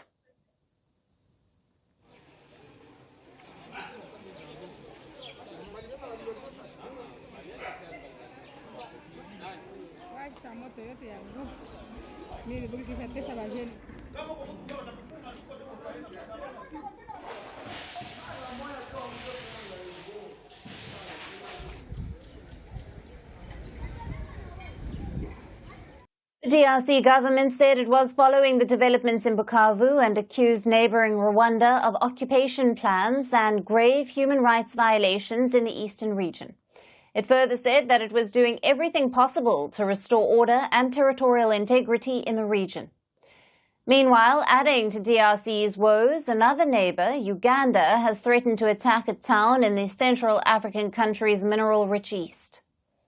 Uganda's military head and king of controversies, General Muhoozi Kainerugaba, said in a post on social media platform X that the East African country would attack the town of Bunia in DRC unless all forces there surrendered their arms within 24 hours. Now, this came after Kainerugaba, who is known to make provocative comments and is widely seen as a successor to his father, President Yoweri Museveni, said that people from Bahima ethnic group were being killed in the DRC's east. For now, Kinshasa has said that it had no comments on Ugandan military chief Kainerugaba's controversial post. But the escalating crisis in the mineral-rich region of the DRC has fueled concerns of igniting a regional war. This is also because of the involvement of peacekeeping troops from multiple African nations that are supporting Kinshasa to protect its sovereignty. Now, the conflict in the DRC's east was also high on the African Union's summit agenda in Ethiopia that concluded over the weekend. The UN Secretary-General Antonio Guterres stressed that regional escalation of the war must be avoided at any cost. Regional escalation must be avoided at all costs. There is no military solution. The deadlock must end, the dialogue must begin, and the sovereignty and territorial integrity of the DRC must be respected. But for now, repeated calls for immediate ceasefire and de-escalation from the international community have failed. Calls for Rwanda to end its military backing of the M23 have also gone in vain, and Kinshasa has refused to directly talk to the M23 rebels, whose latest offensive has displaced more than 6 million people in the region and has created one of the world's largest humanitarian crises. And now let's move on to North Africa, where Russian combat aircraft are all set to boost Algeria's arsenal. Algerian Air Force has confirmed that it will receive Russian Su-57 fighter jets this year, making it the first export customer for the aircraft. Not just this, Algeria's military personnel are also being trained in Russia. Algeria's confirmation comes months after Russia announced that it had finally inked an Su-57 export agreement. Earlier this month, at the Aero India 2025 exhibition, the ROE director reiterated that a contract for the Su-57s had been completed. He, however, did not name the customer. Now, ROE is the Russian state agency for defense exports and imports. Now, it has been confirmed that these Felon combat aircraft are headed for North Africa. Algeria's national media reported that up to 14 jets had been acquired. These jets are rumored to have cost $2 billion, which is about $140 million per plane. Algeria's defense spending has more than doubled in the last 4 years. From $9.7 billion in 2020, it increased it to $21 billion in 2024. And in 2025, the budget bill set it at a record $25 billion, one of the highest levels in the Middle East and North Africa. Algeria has the highest defense budget in Africa. It is followed by Morocco, Egypt, Nigeria, and Libya. The decision is made largely in response to numerous coups across the Sahel region. Burkina Faso, Chad, Guinea, Mali, Gabon, Niger, and Sudan have all fallen to internal crises since 2020. Now, this created a belt of unstable countries along Algeria's southern border. The instability also offers a fertile ground for the growth of radicalism, to which Algeria is no stranger.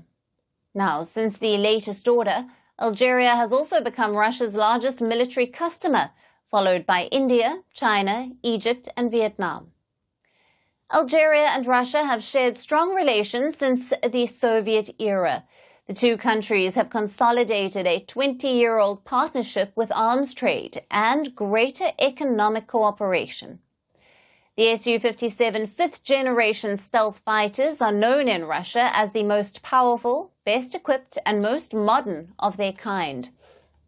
The multi-role jet can be deployed to destroy various land, airborne, and maritime targets. Russia has been strengthening ties and doubling down on its relations with countries in the global south. Algeria and the Sahel are integral to Russia's policy to not only exploit the growing anti-West sentiment, but also to demonstrate that the country is not out of favor with the rest of the world.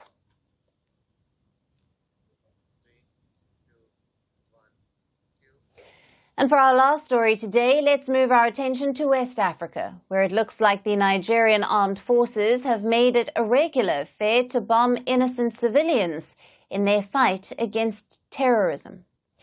In the latest, a Nigerian army jet has mistakenly killed at least 6 civilians in a bombing. The jet was pursuing a group of bandits in the northern part of the country who had attacked a police base and killed 2 policemen and a vigilante assisting them. The army jet reportedly dropped a bomb on a cluster of huts on the outskirts of the Zaka village in Safana district, which is located in Nigeria's Katsina state. Now, accounts of local residents suggest that the jet that was deployed after the bandits had initially withdrawn and circled the village before striking a cluster of huts belonging to a family outside the village. Amnesty International put the number of dead in the airstrike at 10.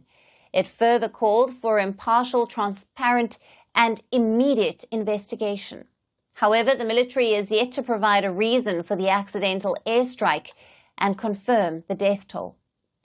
Now, Nigeria's armed forces have been, for years, fighting criminal gangs that are locally called bandits. Now, these groups have generally terrorized communities in the northwestern and central parts of Nigeria. They raid villages, kill or abduct residents for ransom, and burn homes after looting them. In recent months, Nigeria has been conducting several air campaigns against these groups, which usually operate in vast forest enclaves. But unfortunately, some of them have hit innocent civilians. Now, the incident in Katsina state is the latest in a pattern of deadly aerial assaults by the Nigerian military in the northern part of the country that has killed innocent civilians. In January, a military airstrike killed at least 16 people in the northwestern Zamfara state after an army jet mistook local vigilantes for criminal gangs. Then in December last year, a military jet killed 10 people and wounded 6 others when it hit 2 villages, while bombing positions of Lakurara jihadists in the Sokoto state. In September of 2024, an airstrike in the Kaduna state killed at least 24 people. And then in another airstrike in December of 2023, a military jet bombed the Turunberi village in the northern Kaduna. More than 120 people were killed in that airstrike. Now, reports suggest that since 2017, the military airstrikes have killed about 400 civilians in Nigeria. The accidental airstrikes have raised significant concerns among human rights groups. They have called on the Nigerian military to review their procedures. The military, in turn, says that it takes necessary measures to avoid accidents like this. Yet the accidental airstrikes have continued and have become a regular affair in Nigeria, killing scores of innocent civilians. For how long will the Nigerian people be collateral damage in the West African country's fight against terrorism? And that's it on the show. We will see you again tomorrow at the same time. Thank you for watching, and goodbye.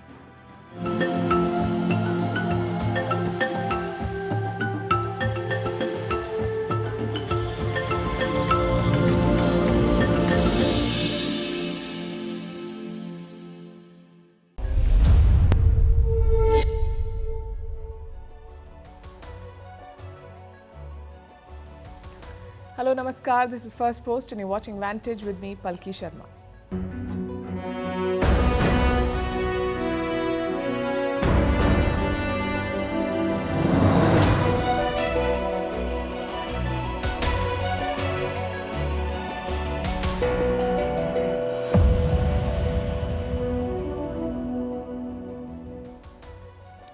The Americans and Russians have met in Saudi Arabia. They have agreed to end the war in Ukraine. It could be the beginning of the biggest story of this year, a peace deal after almost 3 years of war. So what have they agreed to? And what happens next? Well, for one, Ukraine has rejected some of it. Zelensky was not at the talking table in Saudi Arabia, neither were the Europeans. They held their own separate meeting, and they couldn't agree to anything, it seems. Neither defense spending nor deploying peacekeepers in Ukraine. Meanwhile, Zelensky is looking for new financial supporters. He was in the UAE and then in Turkey. We'll tell you what's cooking there. Here in India, the Emir of Qatar is on a state visit. In Nepal, political reactions and anger over the death of a student in India. Is Tesla coming to India after all? They're hiring here. Sheikh Hasina says she will return to Dhaka. Will Argentina's President Milei be impeached over a crypto scam? And why Indian markets are falling. Also, why fruit flies are going to space. All this and more coming up. The headlines first. The Arab League summit on Gaza is postponed to the 4th of March. It was initially scheduled for next week. The meeting has been called to discuss US President Donald Trump's Gaza proposal. Trump wants Washington to take over the Strip and move the more than 2 million Palestinians living there elsewhere.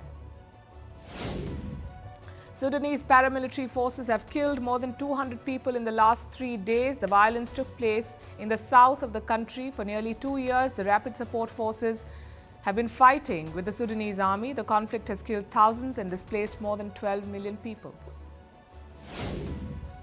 India's Supreme Court grants bail to British arms dealer Christian Michel.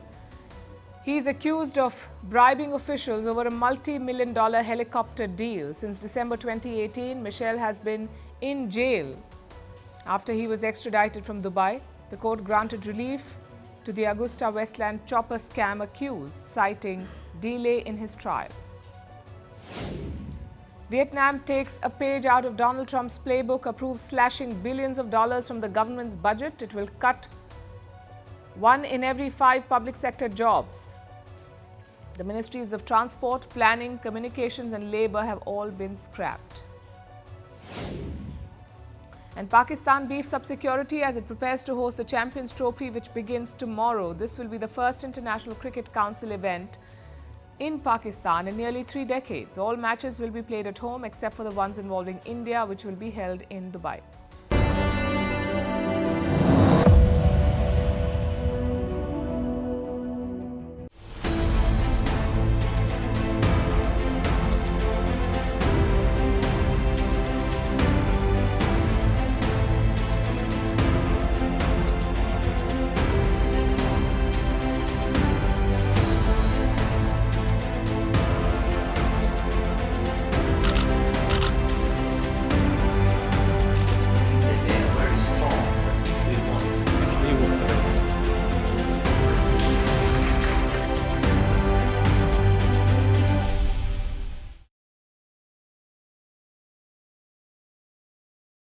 They say geopolitics is boring. Well, certainly not on days like this. Today marked a key moment in history, the sort of moment you may play back in your mind years later. And it happened in Saudi Arabia, in the capital city of Riyadh. 2 delegations held talks at the Diriyah Palace. Let me pull up that picture for you. On the left is the US delegation, Secretary of State Marco Rubio, National Security Advisor Mike Waltz, and Special Envoy Steve Witkoff. In the middle, you can see the hosts, Saudi Arabia's Foreign Minister and Security Advisor. And on the right, the Russians, Foreign Minister Sergei Lavrov and a presidential aide of Vladimir Putin. This image was unthinkable after 2022. Forget holding talks at the same table. Western officials would get up and leave when Lavrov started speaking. Yet here we are. The Americans and Russians talked for more than 4 hours. They also had a working lunch. Overall, the mood was serious and businesslike. No smiles, handshakes or hugs. And what about the outcomes?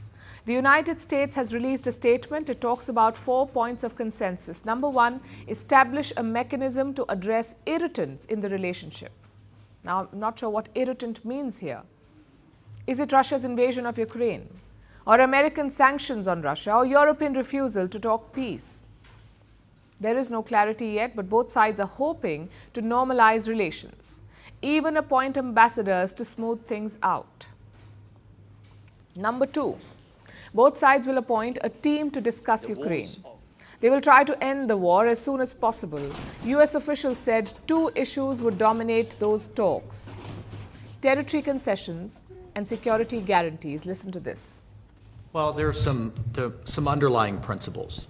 This needs to be a permanent end to the war and not a temporary end as we've seen in the past. We know just the practical reality is that there is going to be some discussion of territory and there's going to be discussion of security guarantees. Number 3, the US and Russia will cooperate in post-war Ukraine. In fact, let me quote the statement. We agreed to lay the groundwork for future cooperation on matters of mutual geopolitical interest and historic economic and investment opportunities which will emerge from a successful end to the conflict in Ukraine. Again, this is a broad statement. It could mean a lot of things. Will the US lift sanctions on Russia? Will Russia be allowed to invest again in Ukraine, or are they just talking about bilateral deals? These are unthinkable scenarios right now. Yet the statement hints at them. And finally, point number 4, both sides agreed to keep up engagements. They promised to move forward in a timely and productive manner. Those engagements could also involve a Putin-Trump meeting. Both sides agreed on the need for it. But a date is yet to be worked out, and those are the 4 points of consensus. Russia seems quite thrilled about it. They call the talks positive. They also praised the Trump team for ditching Joe Biden's position. As expected, there are no concrete measures. What we have is a statement of intent. America and Russia want to end the war in Ukraine. They also want to normalize their relationship. Frankly, this is as significant as any specific measure. The question is, what happens next? Well, concessions will have to be made. Russia is already prepared to make one. They have asked Ukraine to stop chasing NATO membership, but they are now okay with Kiev joining the EU. Listen to this. This is the sovereign right of any country. We are talking about integration and economic integration processes. And here, of course, no one can dictate anything to any country, and we are not going to do so. We do have completely different approach, though, to questions related to security and links to military and security alliances. The US has already agreed to the NATO bit. They have shut the door on Ukraine's membership, and today's meeting suggests more concessions could be lined up, perhaps on sanctions and territory. The US says sanctions will have to be lifted once a deal is struck. And all of this will worry Ukraine. President Volodymyr Zelensky is also in West Asia today, but he was not invited to the talks. He has made one thing clear, though. He will not accept any deal made behind his back. Ukraine will not take part in the talks in Saudi Arabia. Ukraine did not know anything about them. Ukraine regards any negotiations on Ukraine without Ukraine as ones that have no result.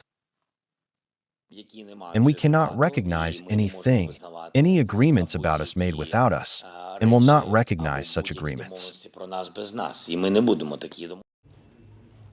Well, there is no deal yet, but the trajectory will worry Zelensky. He was slated to visit Saudi Arabia this week, but after these talks, he has postponed that trip. US Secretary of State Marco Rubio tried to address these concerns. He said Europe and Ukraine would be at the table. It's a high-level team, including those who are experts on these topics, the technical side, to begin to engage with their side on parameters of what an end to this conflict would look like. And on that front, obviously, there's going to be engagement and consultation with Ukraine, with our partners in Europe and others. But ultimately, the Russian side will be indispensable to this effort. Well, at the table will not satisfy Kiev or Europe for that matter, because it could mean a lot of things again. For example, will Ukraine be involved in the formulation of the peace plan? Will they be consulted at every stage? Will their inputs be included? Or will they be given a deal to sign right at the end? That part is not clear yet. Also, Trump is driving a hard bargain. He knows that Zelensky wants security guarantees from the US, so he's putting a big price on it. Donald Trump wants a 50% cut, not just on Ukraine's rare earth minerals, but on all minerals. The US also wants access to ports, energy, and infrastructure. Zelensky has already rejected this deal, but going forward, he may not really have an option. The Riyadh reset has boxed him into a corner. His last hope is Europe.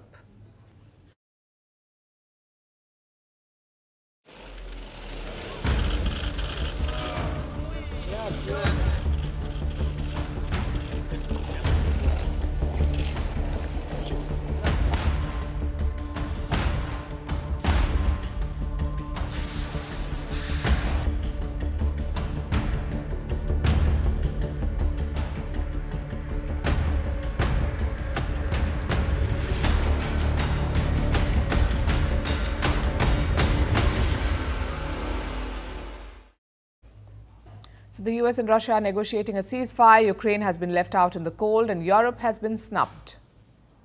They weren't even invited to the talks, like I told you. In response, Europe decided to huddle. Their leaders met up in Paris for an emergency mini summit.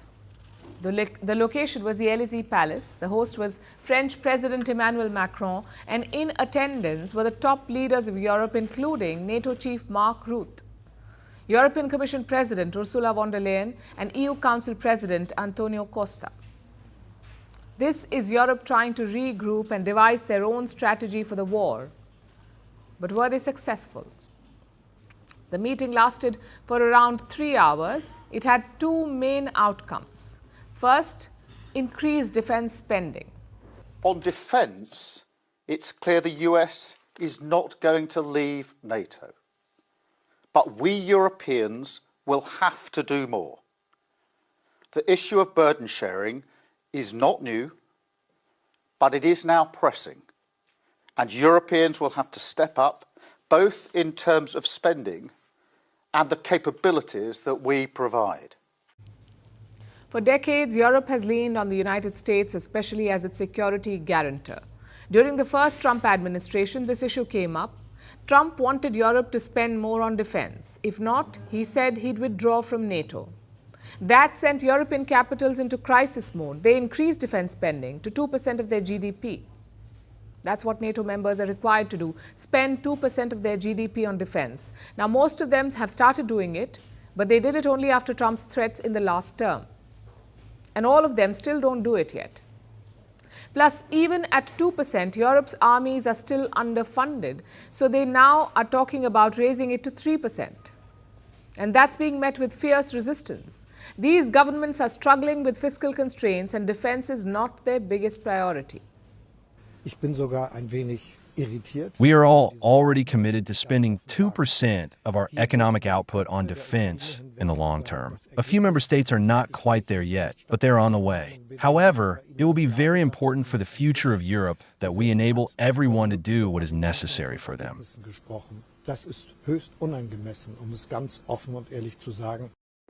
So that was the first outcome. Europe is divided over defense spending. The second outcome involves sending peacekeepers to Ukraine.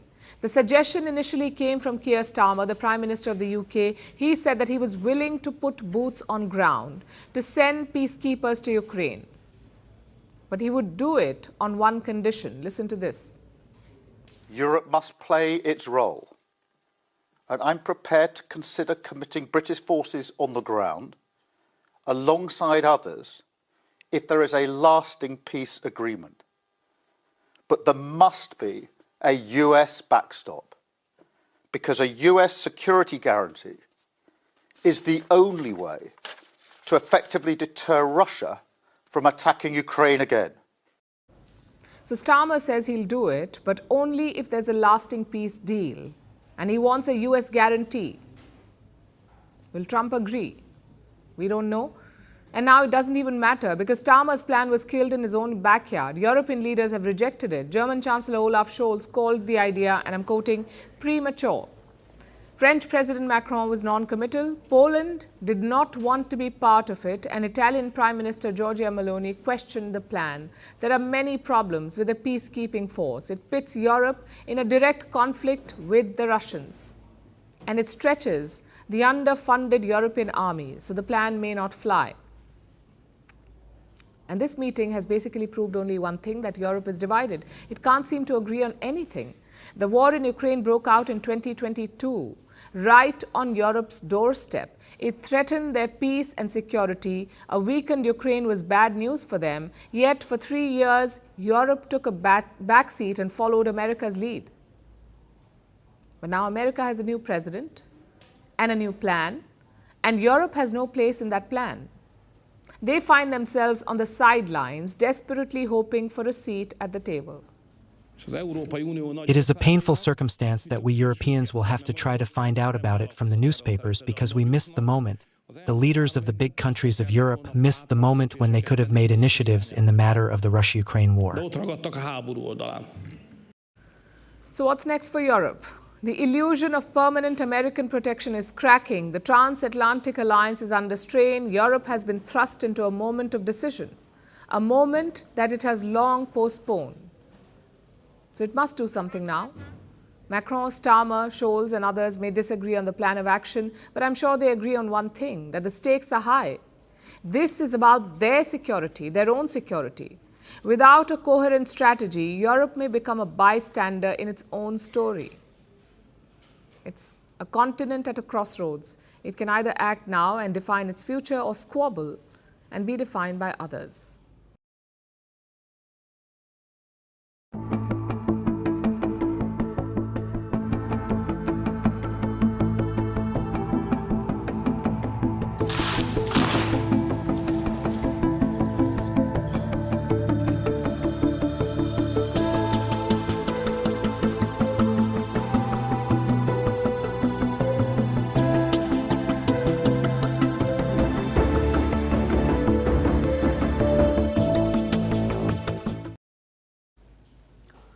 So Europe is a divided house. Ukraine's president tried to rally Brussels, but he knows this. Without America's security umbrella, Europe itself is vulnerable, and the US under Donald Trump is folding up that umbrella. It wants allies to pay for support, and it is asking for a hefty price, a price which Zelensky has refused to pay. So this is how things stand. American support is waning, and Europe is weakened. Then who can Zelensky turn to? The Ukrainian president is looking for new allies. On Monday, he was in Abu Dhabi. He met with the president of the UAE, and this is what he asked for. I would like UAE President Sheikh Mohammed bin Zayed Al Nahyan to try and increase the number of prisoner exchanges and prisoners to be released. We talked about it, and he said that he and his team will work on it. Why the UAE, you may ask? Because the UAE has been a mediator between Russia and Ukraine. It has negotiated multiple prisoner swaps. Now, Zelensky wants something else. He wants economic support. He wants investments from the kingdom. And he did manage to sign some deals this time. One of them improves Ukraine's market access to the UAE. They're also working on a new investment council. Kiev wants to attract investment from the UAE, and this council will facilitate that. And Zelensky's team has been playing it up. They're highlighting the strides they have made in areas like trade, investment, and economic support. And this effort is not limited to the Emirates. Zelensky has cast a wide net. He is looking for new funding, new partners who will invest in Ukraine's future, and more importantly, new financiers who will help rebuild Ukraine. Which brings us to Turkey. Zelensky arrived in Ankara today. He wants Turkey to have a quote-unquote more active role in rebuilding Ukraine. They also discussed proposals to expand bilateral trade. Zelensky inaugurated a new Ukrainian embassy in Turkey, and a few hours ago, he met with President Erdogan. Considering the active diplomacy we have pursued in the last 3 years, our country will be an ideal host for the talks that will likely be held between Russia, Ukraine, and America in the coming period. In my meeting with Ukrainian President Volodymyr Zelensky, I expressed Turkey's strong support for Ukraine's territorial integrity, sovereignty, and independence. At the same time, I emphasized that we will provide all kinds of support to conclude the negotiation process with a lasting peace. Just like the UAE, Turkey too has played mediator in this war, and now Kiev wants more. It wants military support. Zelensky wants Erdogan to join the US and Europe and to offer security guarantees against Moscow. I know what you're thinking. This is one far-fetched idea. Zelensky wants ironclad security guarantees, the kind which NATO members have. And this idea has always been a non-starter. Even Joe Biden rejected it. Now with Trump in office, it's even more unlikely. And without support from the US and Europe, Zelensky will struggle to persuade Turkey. The past few weeks have only amplified his challenges. The flow of military aid has slowed. The US does not want to underwrite Ukraine's war, and Europe cannot replace US support. They are trying to raise more money, though. They're discussing a new initiative to send more military aid to Ukraine, to buy ammunition and air defense systems. The military equipment that Ukraine needs urgently to defend itself. But it's not clear how much money Ukraine will get. No figures have been mentioned, possibly to avoid over-promising and then under-delivering. As of today, Zelensky is short of both money and weapons. These are two things which are critical to win any war. His commanders are anxious.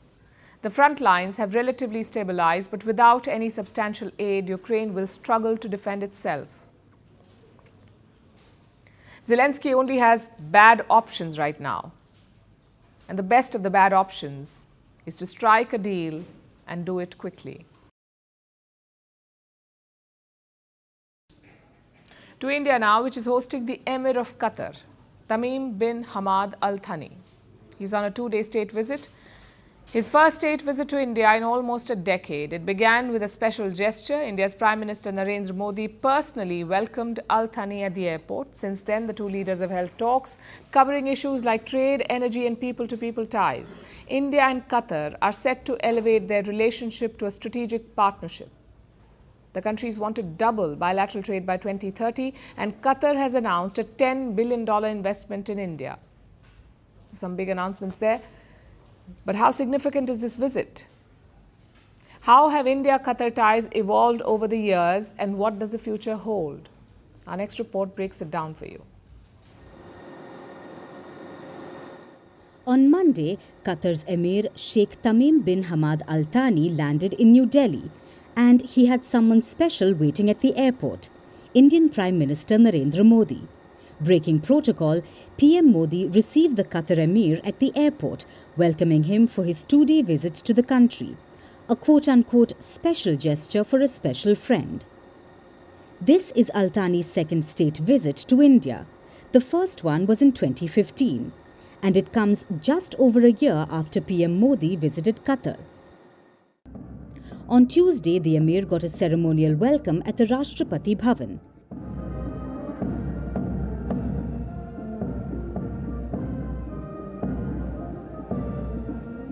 This was followed by his meeting with PM Modi at the Hyderabad House.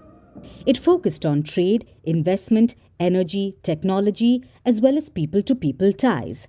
Both sides agreed to elevate their relationship to a strategic partnership. Both leaders spoke about increasing investments in India, especially in smart cities, food parks, startups, and artificial intelligence. They also announced agreements that aim to tackle double taxation and prevent fiscal evasion of income. Qatar and India have had a long and interesting relationship.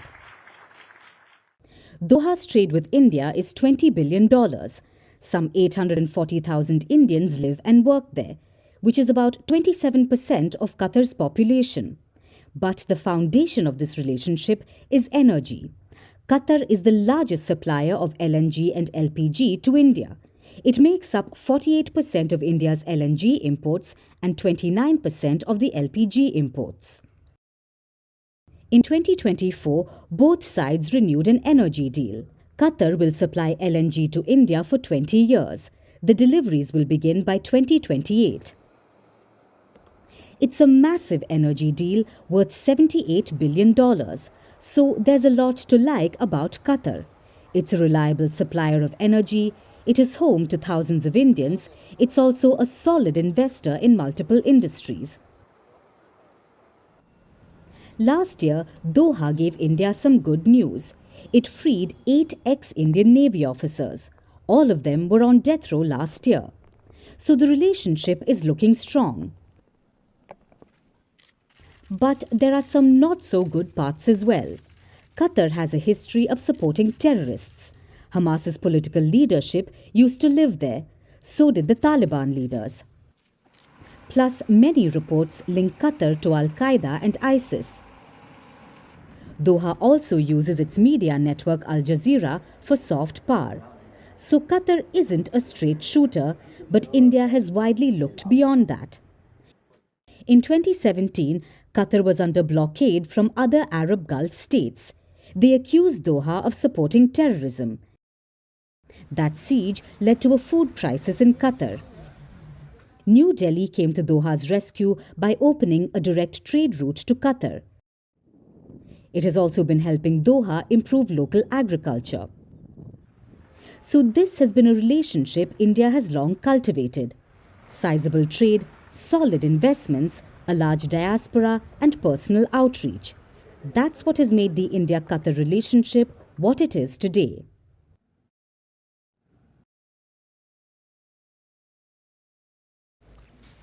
Is Tesla coming to India? Don't worry, it's not a déjà vu. We're actually asking this question again because the company is making moves. Tesla has posted a jobs listing on LinkedIn. They're hiring for 14 positions. Some are customer-facing, like store manager and Tesla advisor. Others are back-end jobs, like technicians and analysts. This hiring spree has triggered the obvious question, is Tesla coming to India? Well, the timing does add up. Last week, Indian Prime Minister Narendra Modi was in the US. He met Tesla owner Elon Musk there. And days later, they have posted this jobs listing. So like I said, the timing does make sense. Reports say they are considering showrooms in 2 locations, New Delhi and Mumbai. And this raises a couple of questions. Why is Tesla coming to India now? What has changed in the last few years? And will it shake up India's EV landscape? The first answer is obvious. Tesla is coming to India because India is a lucrative market. India's EV sales grew around 20% in 2024. 20% growth last year. Indians bought almost 100,000 electric cars. That's up from 82,000 in 2023. The government has also set an ambitious target here. This is what India wants, the government of India wants by 2030. 30% of all private cars should be EVs. 70% for commercial vehicles and 80% for 2- and 3-wheelers. They should all be electric by 2030. So India is a prize for any EV seller, maybe not now, but certainly in the future. Which brings us to the second question. We've been hearing about Tesla's entry since the pandemic. What is taking them so long? Well, the government of India was asking Tesla to set up a factory here, basically to make their cars in India. But Elon Musk was not willing. He wanted to import Tesla cars into India first, see how the response was, and then commit to factories. Just one problem though. Imported luxury EVs were taxed steeply in India by almost 110%. Musk lobbied the Indian government to slash these rates, but no luck. New Delhi would not budge. The tax remained 110%.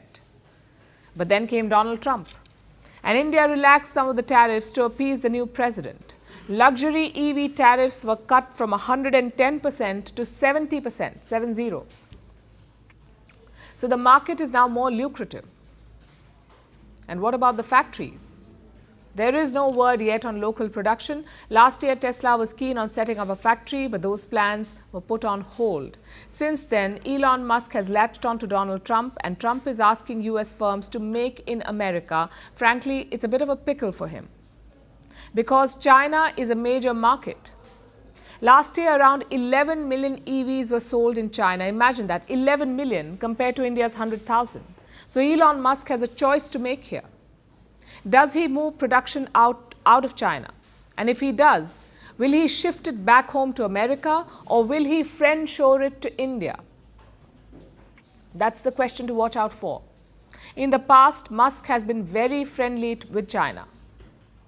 You'll see him meddle in Europe or in Britain, but you will never see him meddle in China's matters, no word.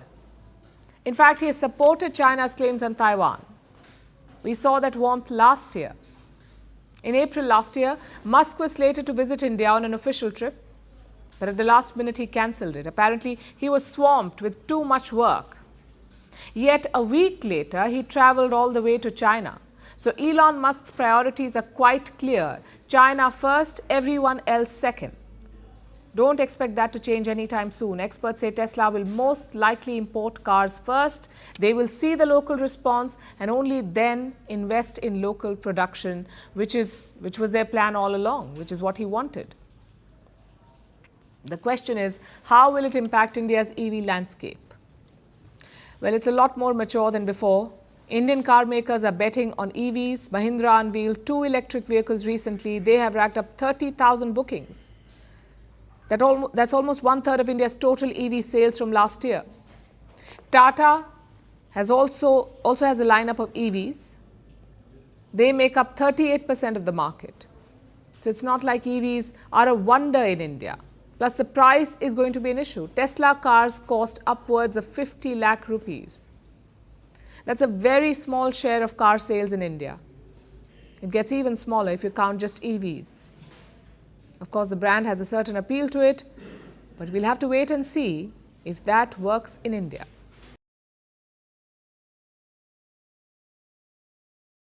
On Saturday, a 20-year-old Nepalese student died by suicide in Odisha's Kalinga Institute of Technology, better known as KIIT.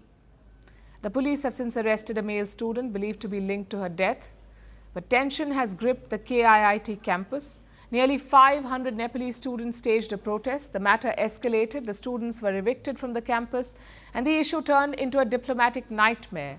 Nepal's Prime Minister KP Sharma Oli has spoken up. The Nepal embassy in India has stepped in. The university has since issued an apology. But will that be enough to calm things down, or will this case put pressure on India-Nepal ties? Our next report tells you. On February 16th, a tragic incident shook the Kalinga Institute of Technology in Bhubaneswar, Odisha. A 20-year-old female student was found dead in her hostel room. She had died by suicide. The exact reason remains unclear. But soon after, social media exploded with allegations. Many posts claimed she had been harassed by her former boyfriend. Authorities acted swiftly.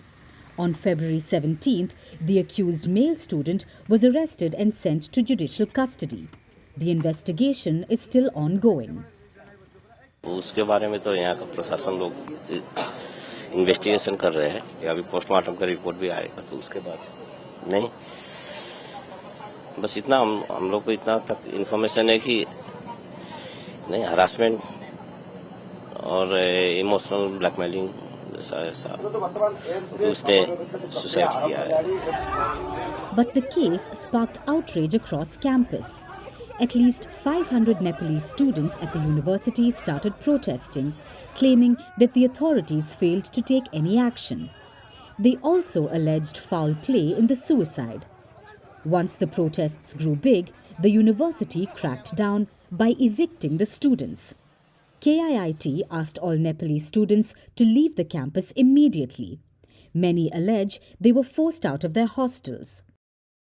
लड़की suicide की थी उसके लिए हम लोग protest कर रहे थे और प्रोटेस्ट को मतलब ना हो प्रोटेस्ट दबाने के लिए अब दबाने के लिए उनको लोग क्या मान सकते थे हमको नहीं पता पर हमको जबरदस्ती निकाला गया हॉस्टल से और हॉस्टल से निकाला गया. अभी ट्रेन भी फिक्स नहीं है, ट्रेन कब आएगी कब जाएगी, हमारे पास पैसा भी नहीं है, रात से हम भूखे भी है, अभी तक खाना भी नहीं गया. हम लोग अभी पूरा बेसहारा है, हमको अभी हेल्प चाहिए, हेल्प की जरूरत है.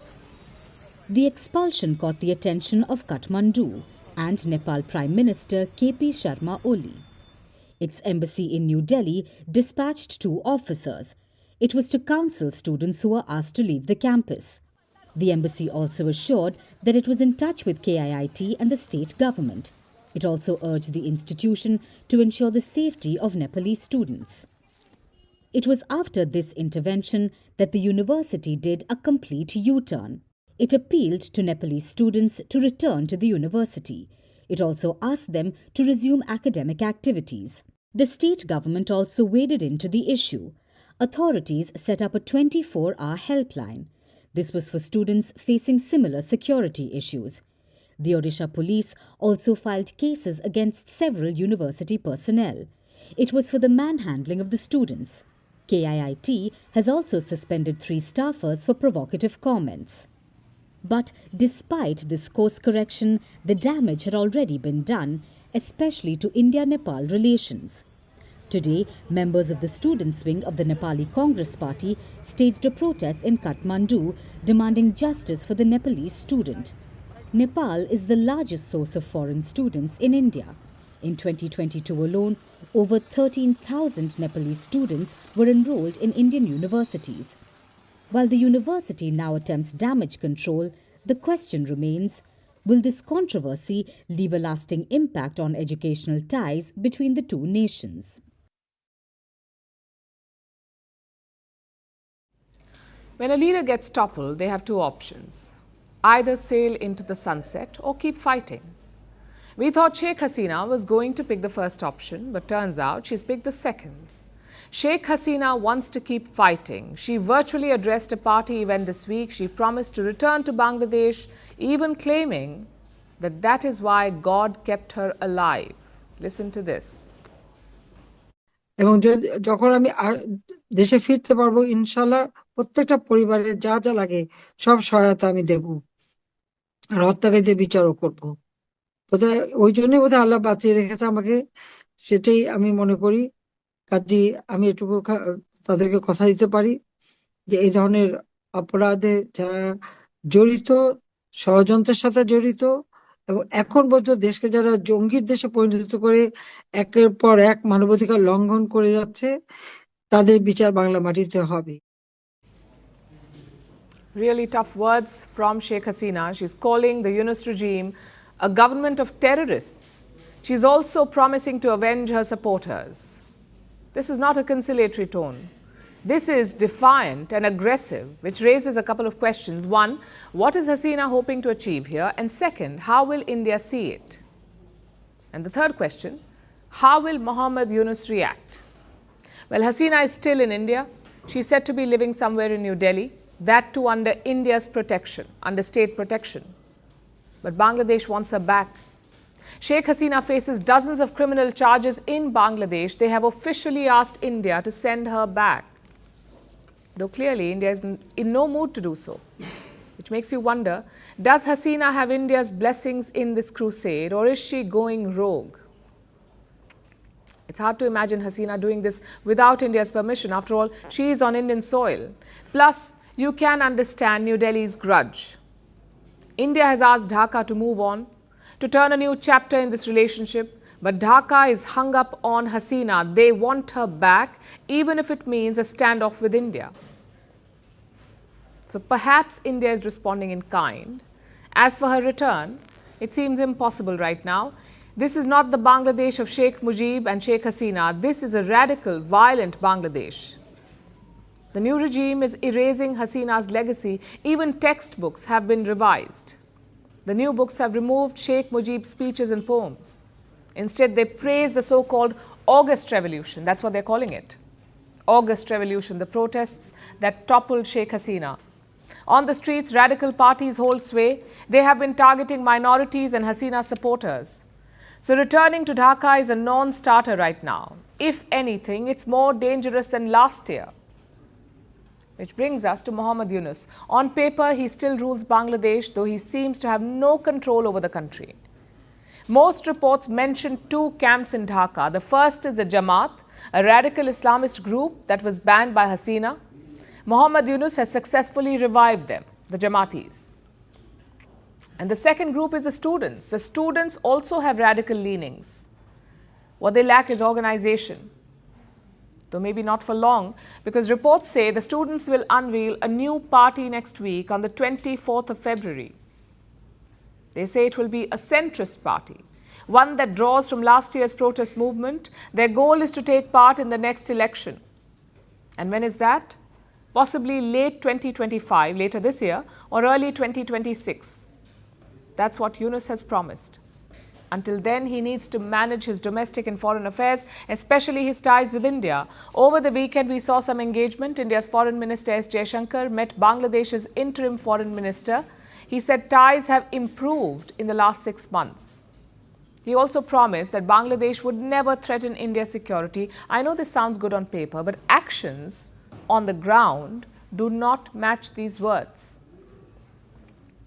Bangladesh has opposed India's constructions at the border. They have talked about cancelling existing treaties. Plus, they're hosting Pakistani spies and cozying up to Islamabad. How does this count as improving ties? The fact is, there is a big trust deficit. The Yunus regime sees India as a proxy for Hasina, as an ally who propped her up. As long as that does not change, this relationship will remain tense.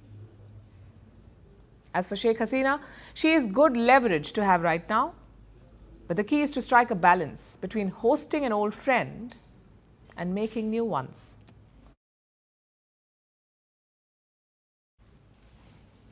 Now let's turn our attention to Argentina, where President Javier Milei is facing impeachment calls. This is thanks to what's being called Cryptogate. Here's what happened last week. President Milei endorsed a cryptocurrency on social media, a crypto coin called $Libra. It's a little-known token, but Milei endorsed it. And after his promotion, it shot up in value. Hours later, it crashed because Milei deleted his post. So now he is being accused of fraud. He faces legal action and calls for impeachment. What does this mean for Argentina and Milei, especially ahead of the midterm elections later this year? Our next report tells you. Cryptogate. This is what Argentina's latest political firestorm is being called. This happened after their president Javier Milei endorsed an unknown cryptocurrency token, which shot up in value after his promotion and then swiftly cratered. Now the ultra-liberal president is facing impeachment calls and legal action accusing him of fraud. So here's what happened. The saga began last Friday. Milei posted on X, formerly known as Twitter, about the Libra token. He said it would stimulate the economy and fund small businesses and startups. He shared a link to buy the crypto. This sudden attention gave the token a boost. It immediately soared in value, from nearly zero at the time of its launch to about $5. But these huge gains were erased just as quickly. Fear spread that the coin was a scam. After all, Libra is a little-known cryptocurrency. It's not conventional like Bitcoin or Ethereum, with strong security mechanisms or decentralized networks. So there are no technical details on how it works, or on its mechanisms for distributing funds. So only a few hours after endorsing the token, Milei deleted his post and the cryptocurrency nosedived in value. It plummeted to under $1 and people lost millions of dollars over a matter of hours. So Milei took to X again, saying, "I was not familiar with the details of the project." But the scandal nonetheless sparked chaos in the country. So on Saturday night, the president opened an investigation into the matter. And on Monday, he compared the incident to a slap in the face. Those who participated in that, they did so voluntarily. Is it correct for a president to promote this? I didn't promote this, I shared it. Do you acknowledge you made a mistake? Ex ante, I didn't. Now, it's true. In wanting to help those Argentines, I was slapped in the face. But did the state lose anything? Nothing. The lukewarm response has done little to quell tensions. Argentina's fintech chamber says this could be a case of rug pulling, of pump and dump. Rug pull is a scam which sees crypto rapidly inflated or pumped before crashing, while insiders dump their stake, making the tokens worthless. This is a fraud, and that's what Milei is being accused of. It comes about a month after US President Donald Trump launched the Trump meme coin, which surged before crashing, and a few years after Milei promoted the CoinX platform. In 2021, when he was a national deputy, this offered major profits, but it's now being investigated for alleged fraud. After the latest scandal, opposition leaders say they plan to impeach Milei.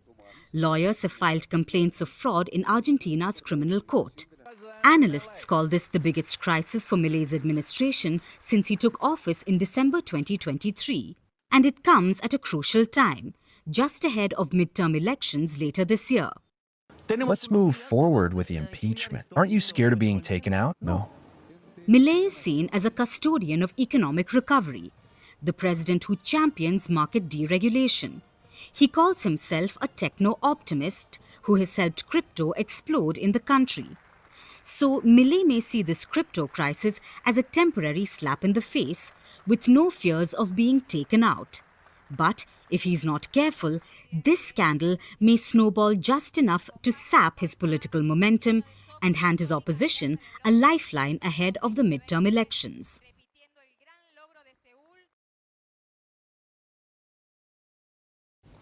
It's not just cryptocurrencies. Indian markets are also facing turbulence.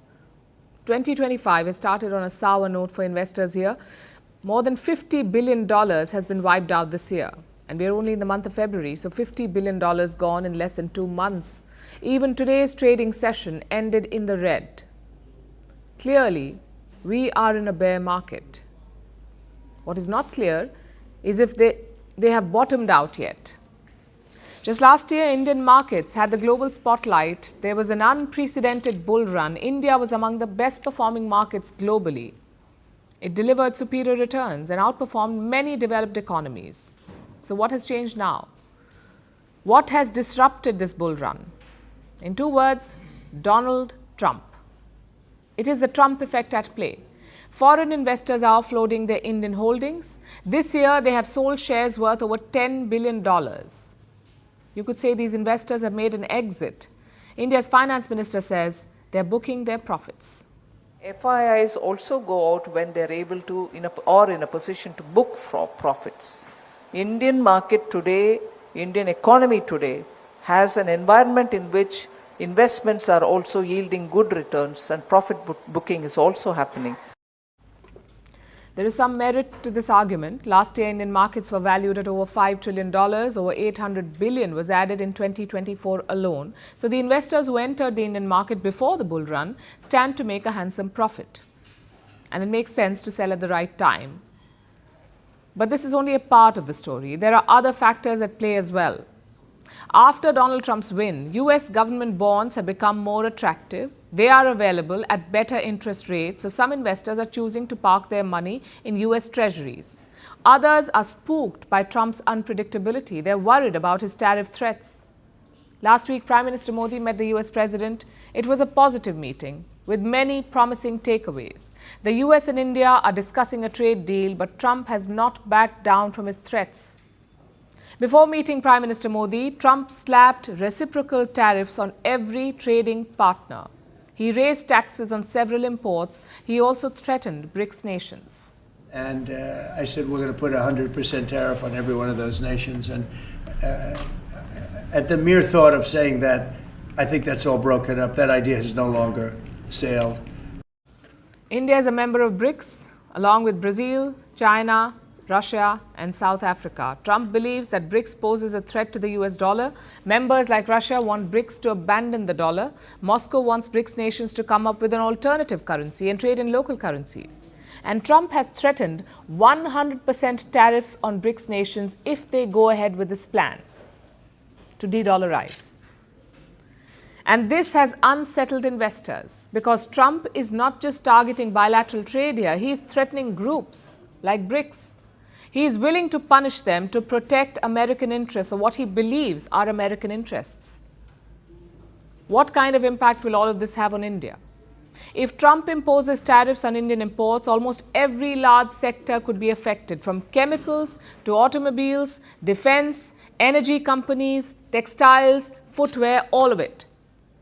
They're all vulnerable to Trump's tariffs. Even the Indian rupee is feeling the pressure. Last week, it fell to nearly 88 against the US dollar. India's Reserve Bank had to intervene then. The RBI defended the rupee by selling dollars from its reserves. So the Trump effect is in full force.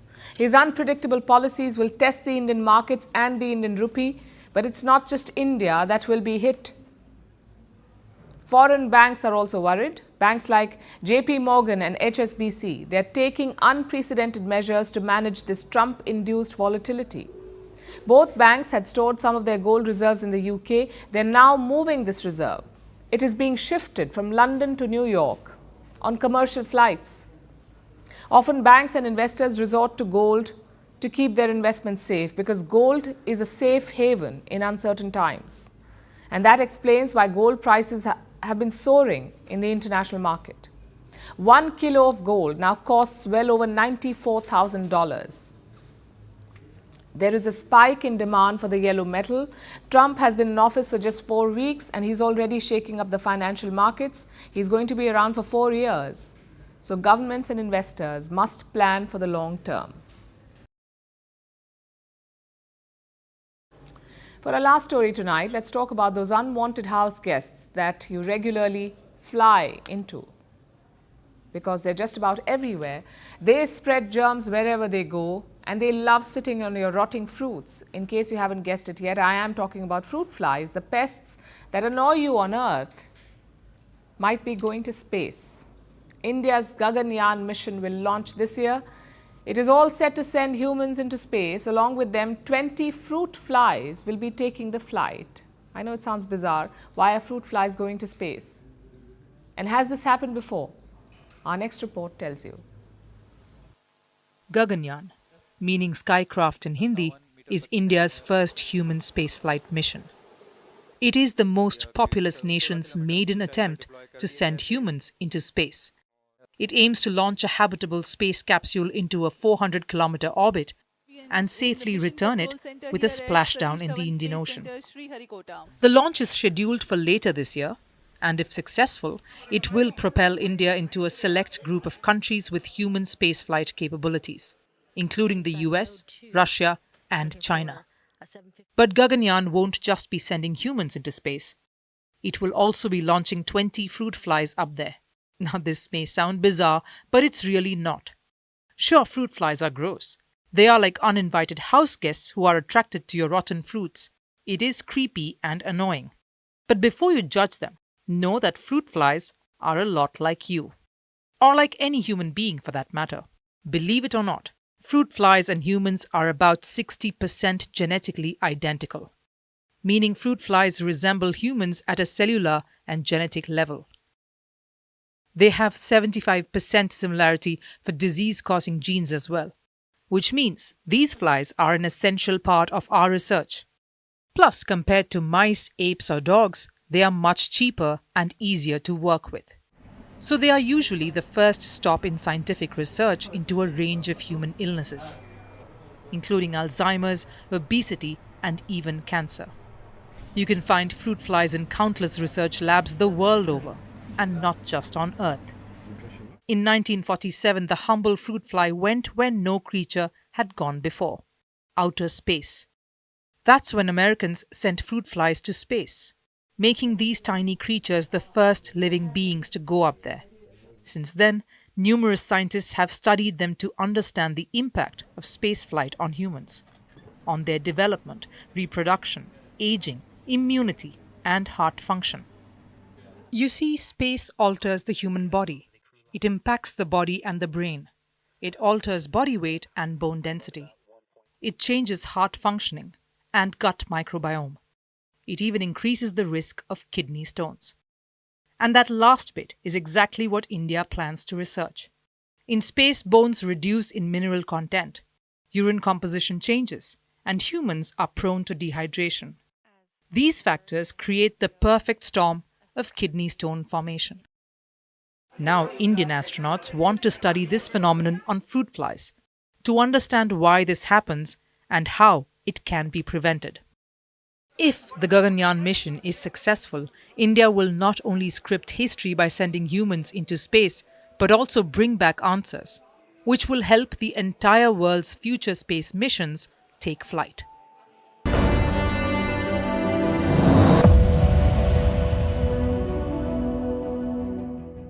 The AI chatbot race is heating up. Today, Elon Musk unveiled a new model. It is called Grok 3. Unlike other models, this one is raw and unfiltered, a bit like Musk himself. But here's the big selling point. Musk claims Grok 3 is the fastest AI model yet, even faster than GPT-4 and DeepSeek. Grok is so fast, it can answer your questions before Musk fires half the US government. Something good did come out of it though. Ahead of the launch, Musk stayed away from X for a while, a much-needed break for our X timelines. Take a look.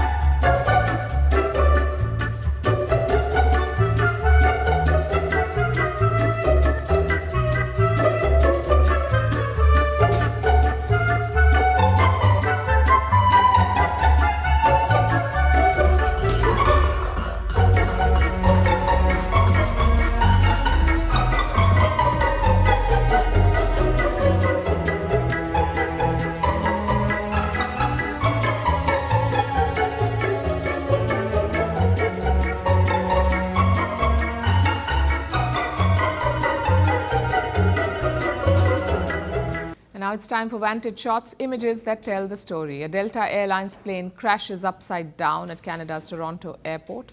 Hundreds of Brazilians head to the beaches of Rio de Janeiro amid a scorching heat wave. And twin panda cubs attract hundreds of visitors in Hong Kong. Finally, we're taking you back in history. On this day in 1930, Pluto was discovered.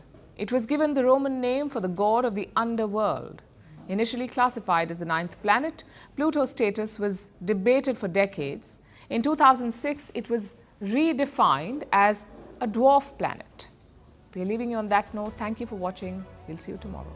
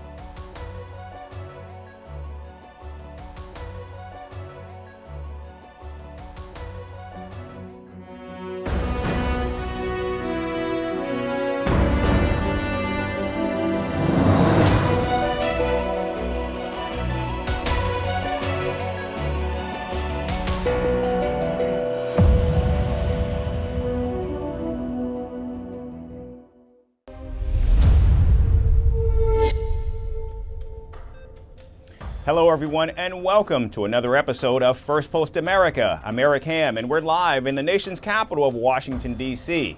And over the next few minutes, we'll take you from the United States and around the world, covering all the top stories of the day.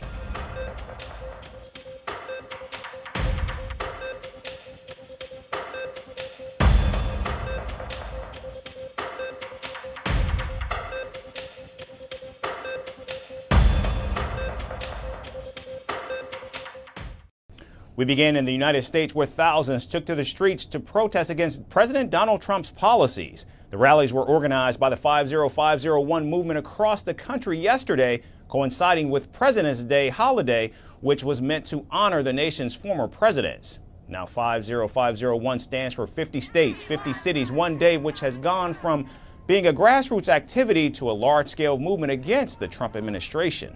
We're here because we're trying to protest the overreach that President Trump and Elon Musk are using to ruin our government and ruin our image around the world, honestly, because we fought for a strong America that helps people, that does the right thing, and we want to make sure that we maintain that legacy for future generations.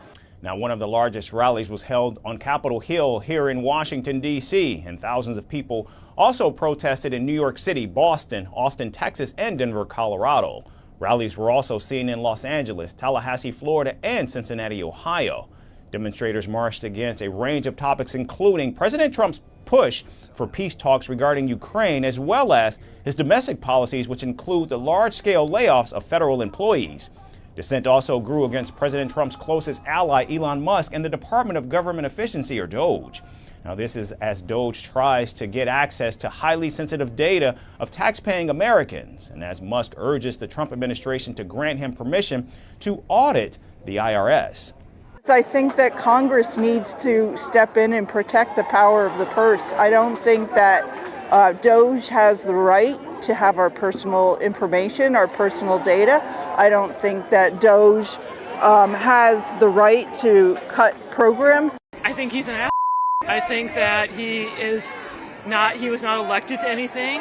He should not have this much power. The fact that he's been given a blank check is terrifying. And I really wish that Congress would actually do their job, as people are chanting, and do something about the fact that this is an unelected citizen who has all this power of the government.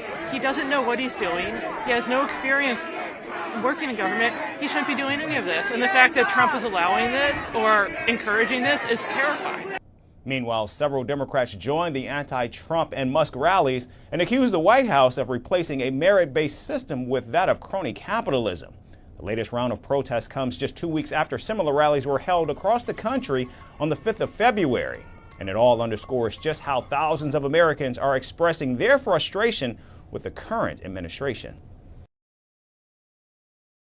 And staying with the Trump administration, the White House is now scrambling to hire back employees who worked at the National Nuclear Security Administration, or the NNSA, which is housed within the Department of Energy. Now, this comes after the Department of Government Agency, or DOGE, reportedly ordered the firing of more than 300 NNSA staff under its cost-cutting plans.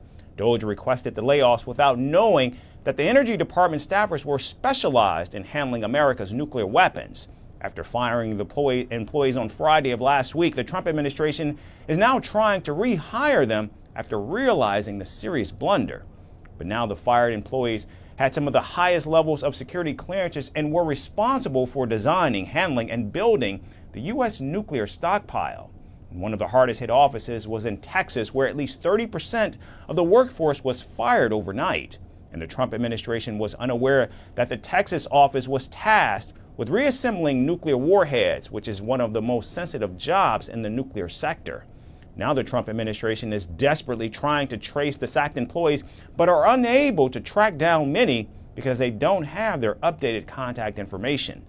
Meanwhile, the White House has also begun firing hundreds of Federal Aviation Administration employees weeks after the fatal midair crash in Washington, D.C.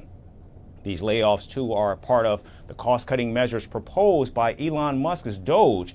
And now many federal employees are cashing in on the president's buyout offer and quitting the workforce entirely.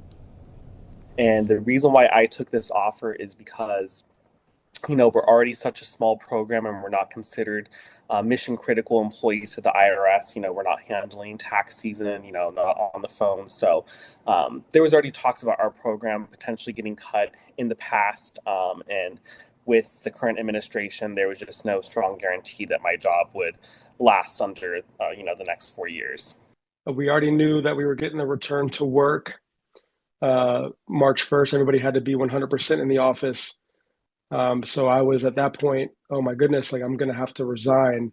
So when the buyout was first presented, at the time I was like, oh, this seems like it's going to be very helpful. This is great. But then also very quickly came the idea that this seems too good to be true. The federal government saying all federal workers who would like to sign up for the deferred resignation and resign, you'll not have to work and get paid for 7 to 8 months, full benefits, full salary. These recent layoffs are just the latest mass firings under the Trump administration as it attempts to cut federal costs. But with nuclear security and the aviation industry at stake, will the premature firing spell disaster for President Trump? Only time will tell.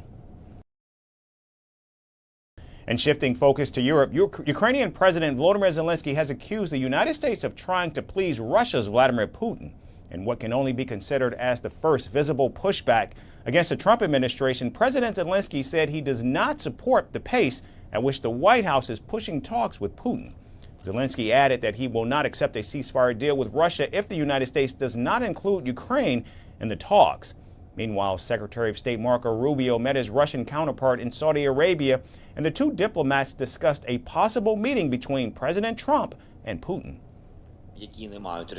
I told President Trump that we want to sign an agreement, but when we reviewed the details, we saw that there are no security guarantees. Security guarantees must be somehow reflected in this memorandum. Ukraine will not take part in the talks in Saudi Arabia. Ukraine did not know anything about them. Ukraine regards any negotiations on Ukraine without Ukraine as ones that have no result, and we cannot recognize any agreements about us made without us, and will not recognize such agreements. Now, European leaders from Germany, Sweden, Norway, Poland, and other NATO allies met French President Emmanuel Macron in Paris on Monday, and the leaders announced that Europe must be included in any peace talks involving the war in Ukraine. Just 2 days after the United Kingdom offered to send its troops to Kyiv, Sweden, Norway, and France have also floated the idea of deploying their troops to Ukraine as well.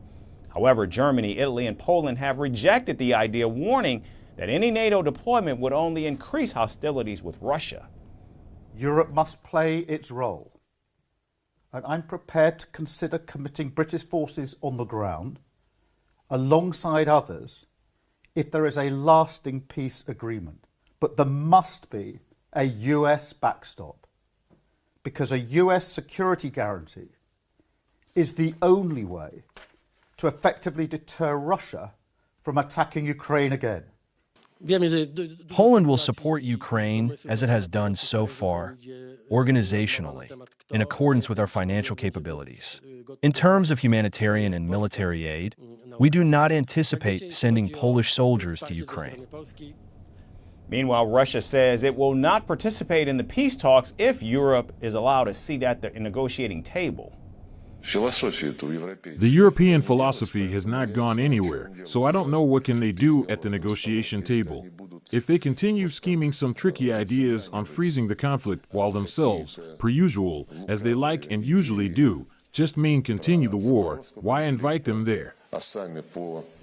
Now, as the talks move towards an actual possibility, President Trump has sent National Security Advisor Mike Waltz to accompany Secretary Rubio for talks with the Russians and Saudi Arabia.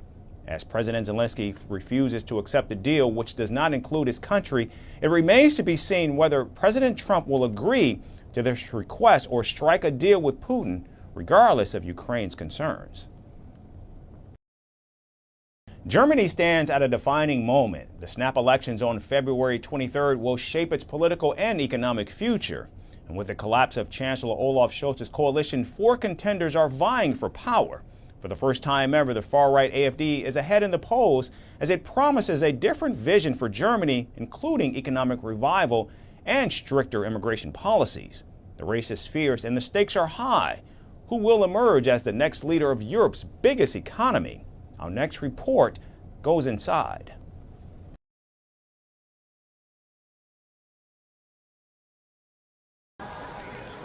Germany is at a crossroads. A sudden snap election on February 23rd will decide its next chancellor, shaping the nation's future. With economic concerns, immigration debates, and geopolitical challenges looming, 4 candidates stand ready to lead, and each brings a unique vision, hoping to steer Germany through uncertain times. Friedrich Merz of the center-right Christian Democratic Union leads the polls. I will then claim to be elected Chancellor of the Federal Republic of Germany in the German Bundestag. A seasoned politician and pro-business advocate, he promises economic revival. His Agenda 2030 plan includes tax cuts, military expansion, and tougher immigration laws. And just like any other candidate, Merz envisions a stronger Germany, both economically and globally. He insists on stricter asylum rules and permanent border controls. Though his stance on using AfD votes has drawn criticism, he remains the front-runner. And his slogan, "A Germany we can be proud of again," encapsulates his vision. The question, however, is how much we will be able to achieve beyond the AfD in Germany in the future. The answer to this question depends on one very simple word. The word is the margin. How much margin will we have to all other parties?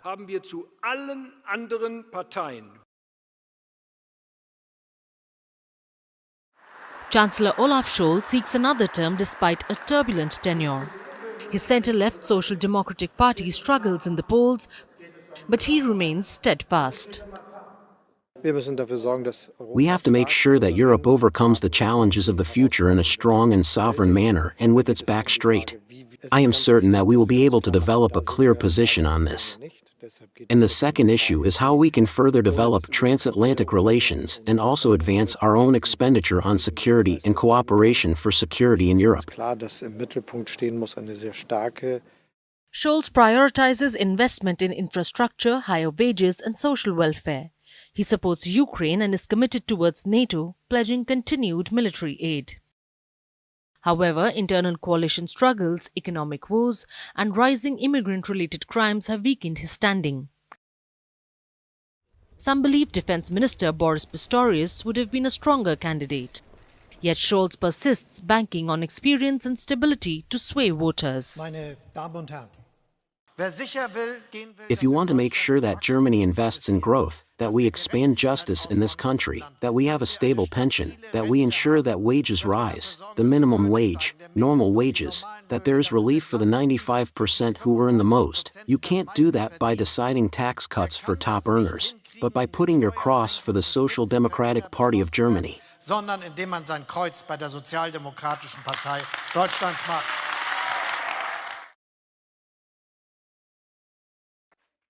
Alice Weidel of the far-right Alternative for Germany is a controversial figure. Her party polls second overall, but leads in the country's east, fueled by frustration over immigration and economic struggles. Weidel calls for mass deportations, an end to Russian sanctions, and dismantling the EU bureaucracy. She appeals to young voters through social media, gaining momentum. She's also gotten a boost with outright support from billionaire Elon Musk, who was instrumental in Donald Trump's re-election.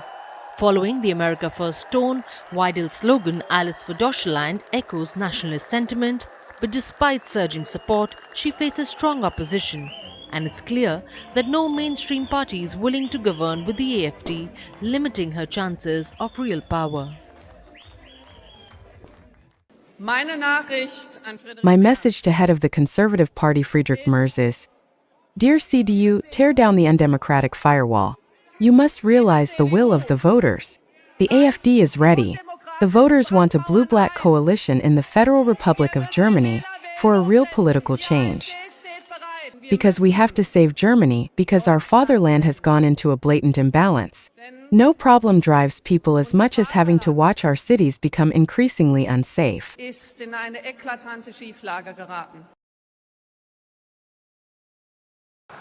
Vice-Chancellor Robert Habeck of the left-leaning Greens is a staunch environmental advocate. He champions clean energy, pushing for renewable investments. Habeck also supports increased defense spending in Ukraine's NATO integration. However, past policy setbacks, including watered-down heating reform, dented his popularity, slipping the Greens to the fourth place. Though he remains firm on climate action, rejecting nuclear energy and promoting affordable renewables, but despite tensions with Merz, the Greens may still enter a coalition, and Habeck's mission is clear: a greener, more sustainable Germany. Germany is in a difficult situation. We are coming out of the traffic light coalition government. The weather is bad. People are flocking in crowds to Green Party. And not only flocking in crowds, but I also experience this as genuine curiosity about democracy and what it has to offer.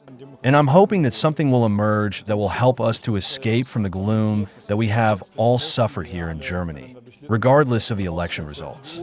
But maybe we, the Greens and I, can make a contribution to getting the country back on its feet. And I think that's what the people here are coming to see us for.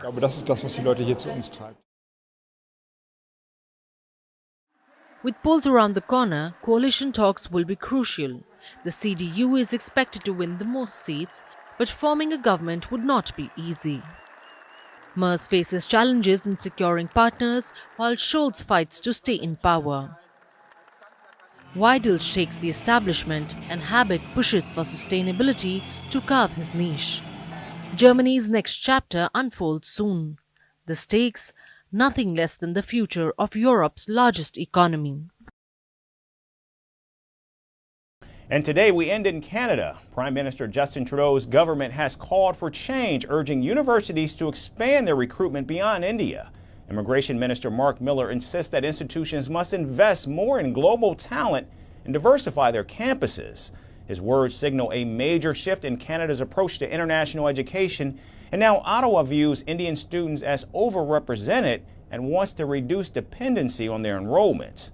Miller also issued a stern warning to students with expired visas, stating, quote, "If you have no right to stay, you must leave," end quote.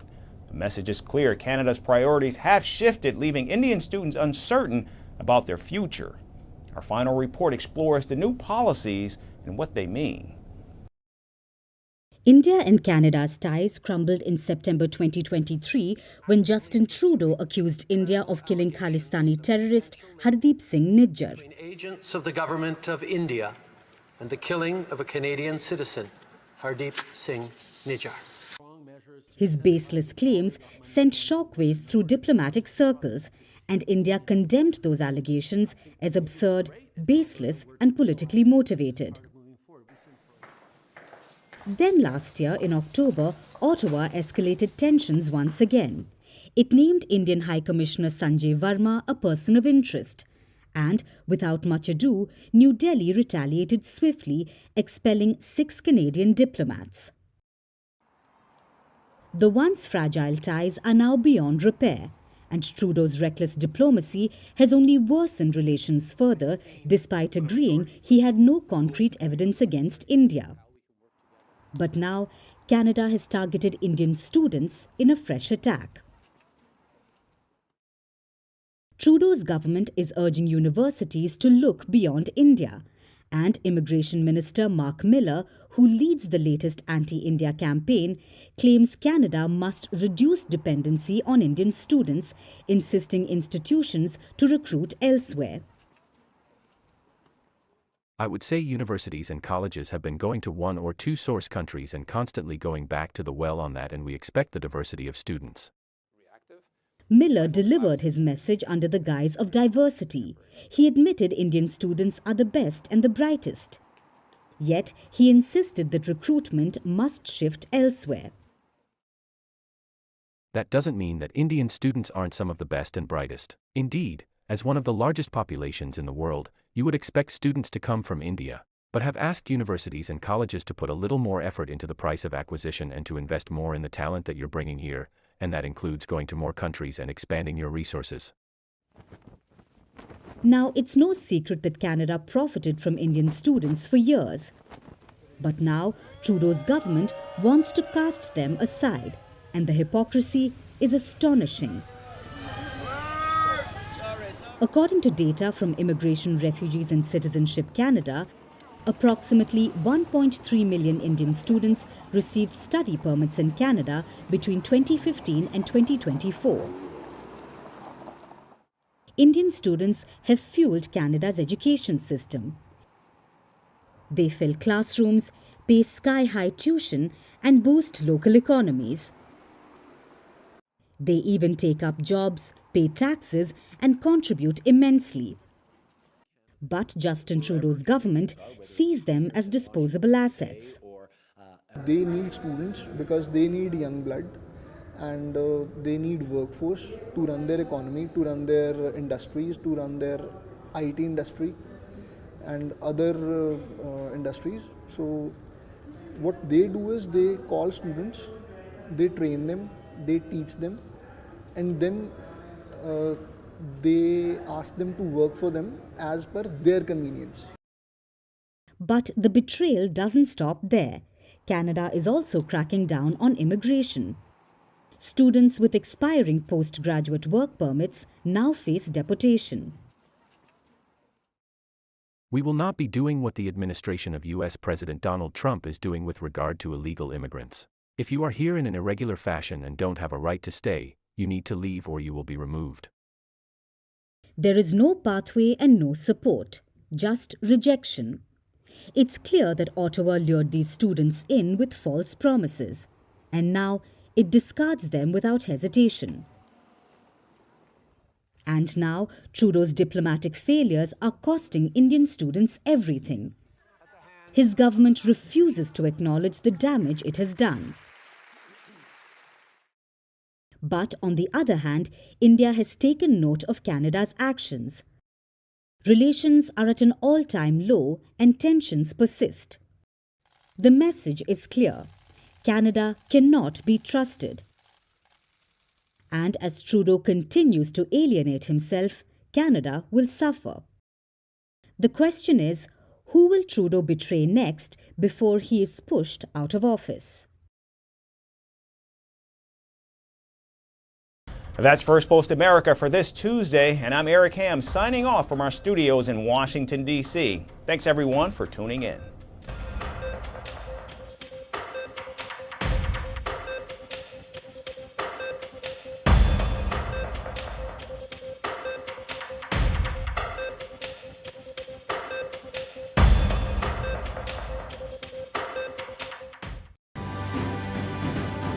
Firstpost reports from the world's second largest continent.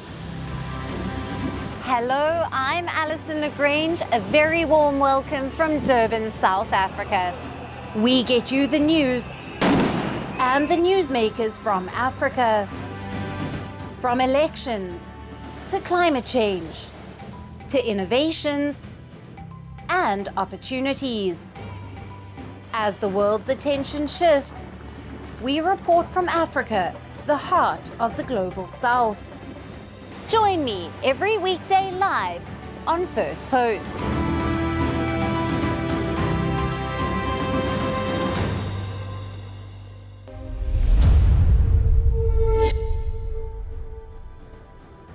Hello and welcome to First Post Africa, where we get you the top stories from the continent and from across the world. I'm Alison Lagrange coming to you live from Durban, South Africa.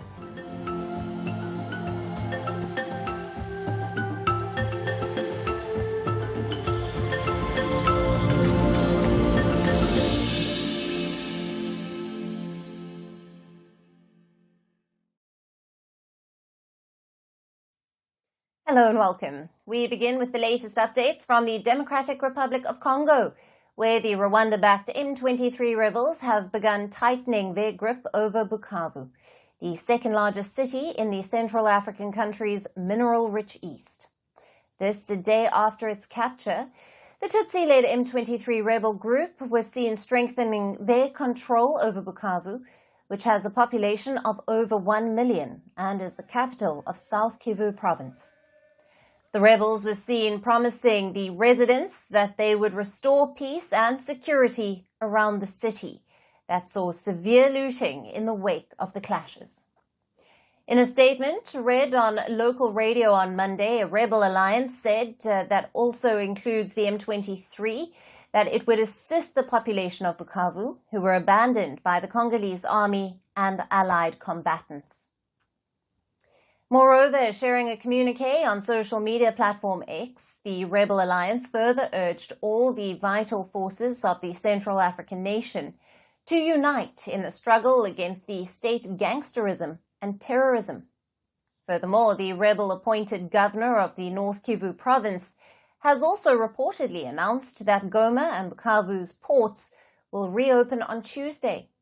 Navigation had been banned on Lake Kivu amid the escalating violence in the region. Besides, a day after its capture, Bukavu's border crossing with Rwanda also reportedly remained closed.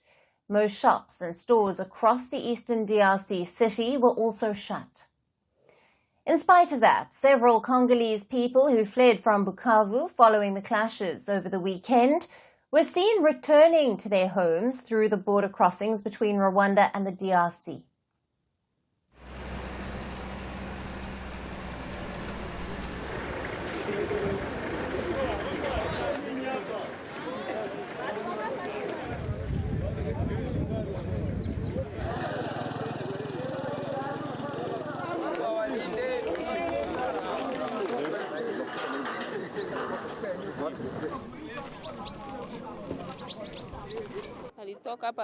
We fled to Kamanyola last Friday after the fighting intensified. We have been there for 3 days, now even as the fighting went on. There was no way to go back from Kamanyola to Uvira, and the road was not accessible. So, today CPGL facilitated our repatriation through Rwanda. We are very grateful the way we were received and glad to be here and looking forward to getting back home. There is no activity there, and everything is closed. But we have taken the courage to come to the border to go home. This is our home, and we have the right to go home. Meanwhile, the DRC government in Kinshasa has criticized the inaction of the UN Security Council in the wake of the M23 rebel group seizing the city of Bukavu in the mineral-rich east. In a letter, the DRC's ambassador to the UN wrote that Kinshasa was outraged to see that the Security Council had been unable to reach a decision despite the gravity of the situation. The ambassador further said that the Security Council's paralysis had given free rein to the continuing illegal occupation of Congolese territories by Rwandan defense forces and their supporters from the M23 terrorist movement. He added that the Security Council must conduct an emergency meeting and urged the organization to act decisively and immediately. Last week, the DRC's President Felix Tshisekedi also slammed the international community for what he said was its lack of response to the escalating violence in the country. If today my country has been attacked in an ostentatious fashion, and this hasn't practically moved the wider world, this totally calls into question international law. How can the integrity of a country be violated like this? Its people massacred without the country responsible being sanctioned. This raises the question of the United Nations, which for me has become a two-tier organization depending on whether you're among the powerful or privileged countries or whether you're among the weak and disadvantaged. Now, the soaring crisis in the DRC's mineral-rich east has already killed thousands of people and has internally displaced millions, with many battling hunger and diseases such as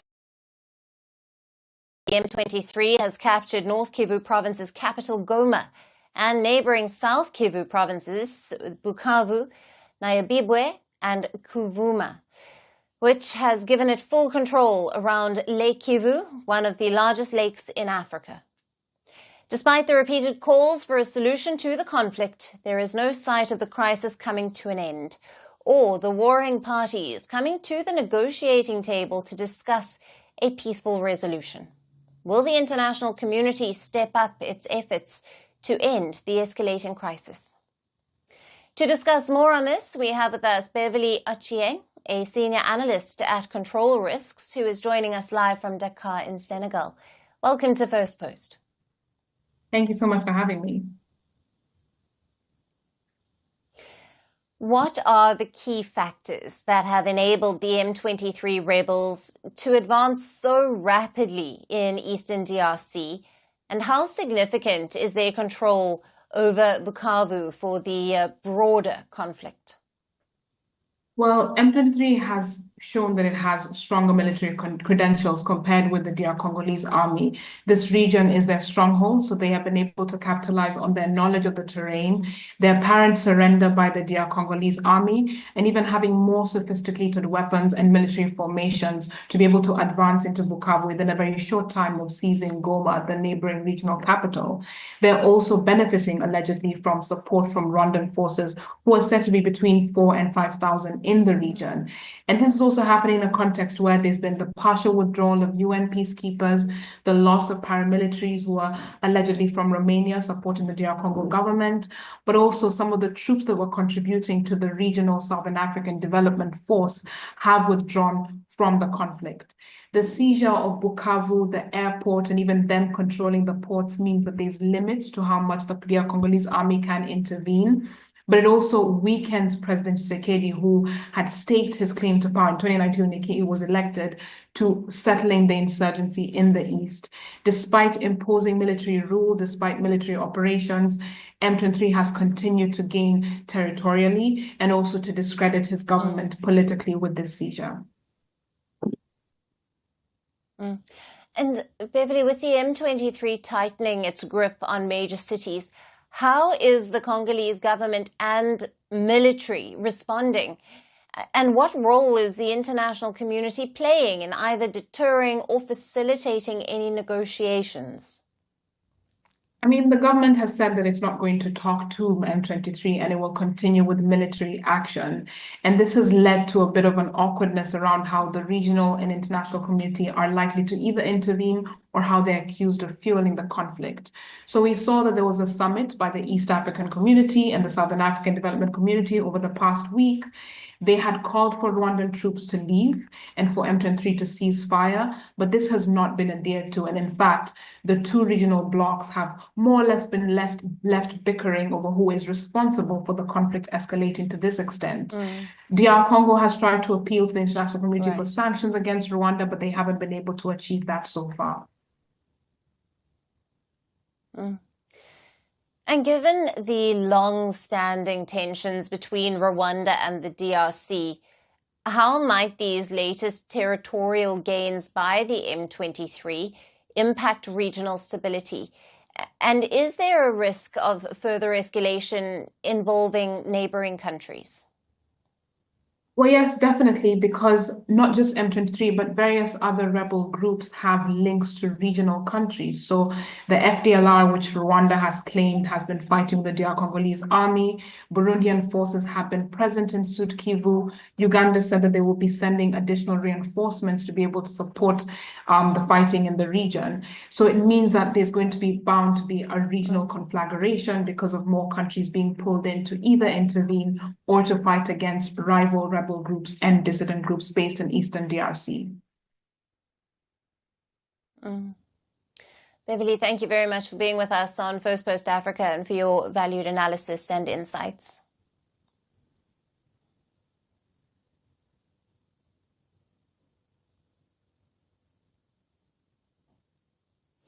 For our next story, we shift focus to Sudan. After almost 2 years of a devastating civil war, Sudan is possibly heading toward a Libya-style split. Warring factions in the North African country, that is the Sudanese army headed by Abdel Fattah al-Burhan and the paramilitary chief Mohammed Hamdan Dagalo, have announced parallel governments. A coalition of Sudanese political bodies will sign the founding charter of a new peace and unity government allied with the paramilitary RSF in Nairobi. This alliance includes a faction of the opposition National Umma Party, several armed groups, and former members of the nation's civilian government. Now, Sudan's army chief, al-Burhan, has rejected the possible formation of a rival government, criticizing the United Nations and a recent meeting by the African Union, which was hosted by former Sudanese Prime Minister Abdallah Hamdok.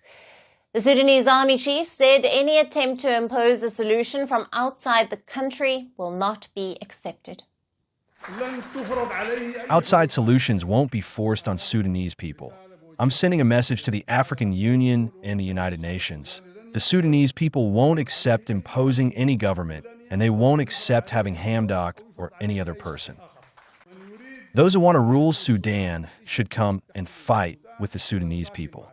The preference goes to those fighting now, those who can rule Sudan and protect it. They have the priority. Those traitors of the outside forces and speak in the name of the Sudanese people, they cannot come, and they won't come. They don't dare dreaming of ruling this Sudanese state. The paramilitary's announcement of a parallel government comes after the Sudan army chief said that he is preparing to unveil a new democratic political bloc to govern the country. But reports say this is expected to happen only after the capture of Khartoum is completed. The Sudanese army had long been on the back foot in its fight with the paramilitary, but in recent weeks it has gained ground in Khartoum and has closed in on this symbolic presidential palace along the Nile.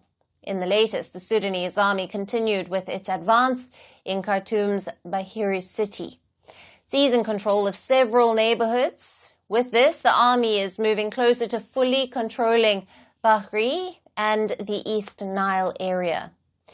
Now, the army reportedly dismantled the RSF checkpoints leading to downtown Khartoum. Sudan's conflict erupted in April of 2023, when the two sides failed to agree on a power-sharing deal. The deal would have led to democratic elections in the aftermath of a military coup that the two sides jointly carried out in 2021. Since then, the fighting has left a devastating impact on Sudan. At least 150,000 people have been killed, and over 12 million have been forced to flee their homes. Sudan is facing the world's worst hunger catastrophe ever.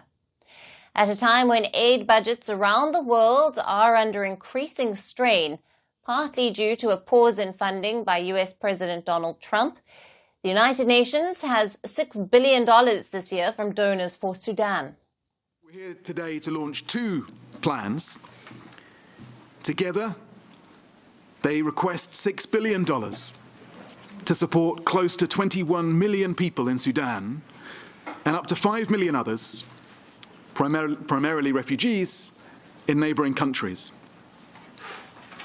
And as I said at the start, we recognize that this is a staggering amount of money, the largest UN-coordinated appeal in Sudan's history. It would be a staggering amount to try to raise in normal times, let alone in the midst of the financial squeeze that we're experiencing. But a tough funding crisis doesn't mean that crises in places like Sudan disappear.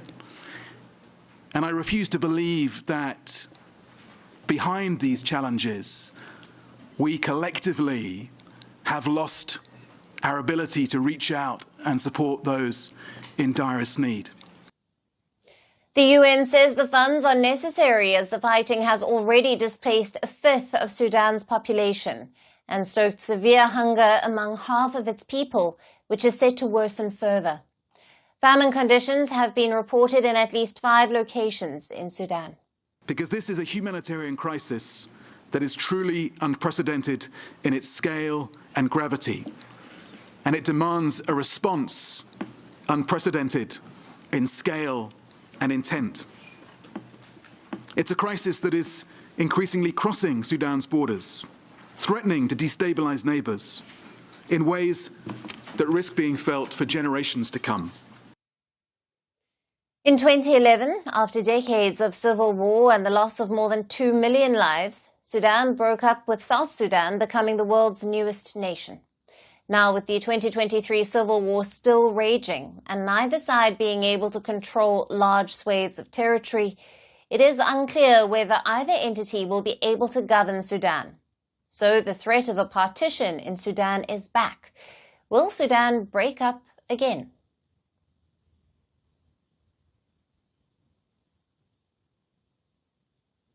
Moving on to East Africa now, where US airstrikes launched a major operation against the Islamic State in Somalia. Now, Somali officials say US airstrikes killed at least 16 Islamic State terrorists in Godka Kunle and in Jankukin in the Bari region in Somalia's Puntland. Somali authorities in Puntland say among the 16 terrorists killed were also 2 senior Islamic State members who were bomb makers. The US strikes also destroyed an Islamic State bomb factory. Somali officials say the United Arab Emirates also played a crucial role in the operation by helping the US with surveillance and intelligence for these strikes. Somali officials added that during the airstrikes, Islamic State terrorists launched drone attacks targeting bases of the Puntland security forces in the area. This is the second such strike in a month by the United States and also the second under US President Donald Trump's new term. In his first tenure, Trump bombed terrorists in Somalia nearly 150 times. There were strikes under Democrat Joe Biden as well. However, the number during Biden's term was far lower. It stood at 40. Trump had earlier ordered an airstrike on Islamic State in Somalia on the 3rd of February. He also released a video that showed US forced bombing caves that were housing Islamic State terrorists. And reports say it was a direct hit and 14 terrorists were reportedly killed. Somalia's President Hassan Sheikh Mohamud thanked the US for its strike. He called Trump's leadership bold and decisive. He also said that Somalia and the US had a shared fight against terrorism. Somalia has been fighting terror groups for years. The most infamous here has been Al-Shabaab, an affiliate of the Al-Qaeda. Al-Shabaab, which has a larger presence in Somalia than the Islamic State, has been waging war on the Somali government since 2012. In 2015, Al-Shabaab split and some fighters joined hands with the Islamic State, giving birth to the faction called the Islamic State Somalia Province. This faction, based in Puntland, an autonomous region in Somalia, has been the target of US strikes. In 2020, right before he left office, Trump ordered the withdrawal of the US troops from Somalia. Joe Biden had reversed this order when he took over. Now back in office in 2025, has Trump returned with a renewed strategy in Africa against terrorism?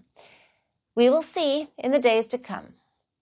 And for our last story today, let us turn our attention to the growing concern in Africa over Russian mercenaries aiding governments in their fight against terrorism. Reports suggest that some African leaders have allegedly voiced their concerns over Moscow sending ex-convicts disguised as mercenary forces to the world's second-largest continent.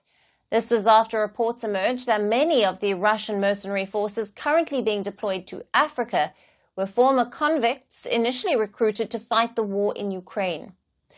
Speculations are growing that Russian President Vladimir Putin may be relocating these convicts to Africa to prevent them from coming back to the country, where residents are fearing their return. And reintegration might be a problem due to their criminal history.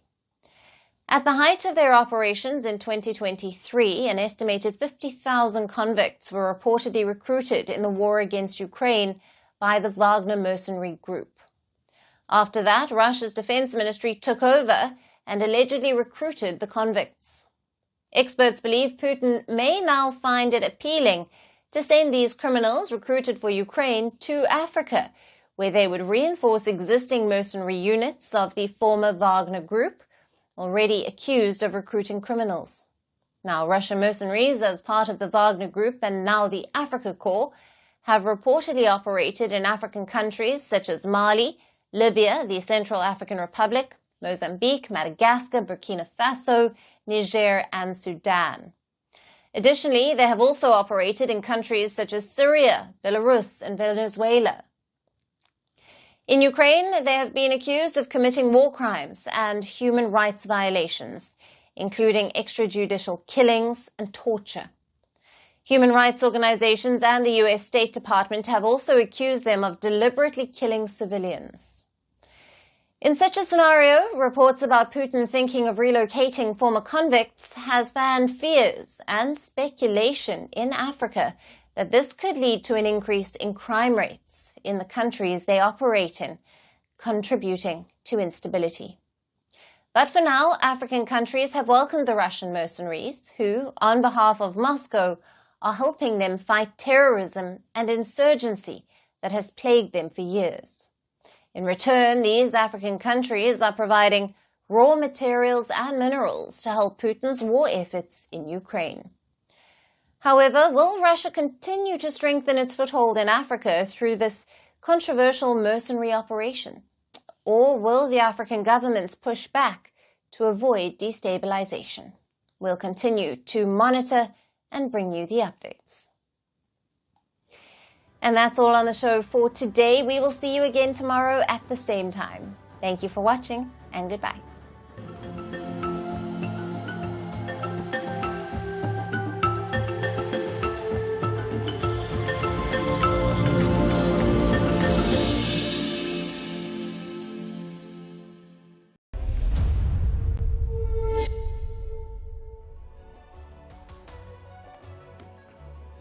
Hello, Namaskar. This is Firstpost and you're watching Vantage with me, Palki Sharma.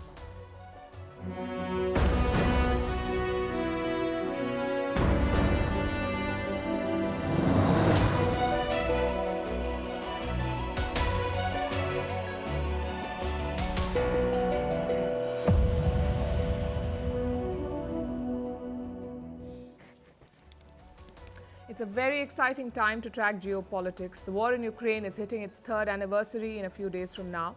High-profile meetings are underway to strike peace. But it has also triggered a new battle.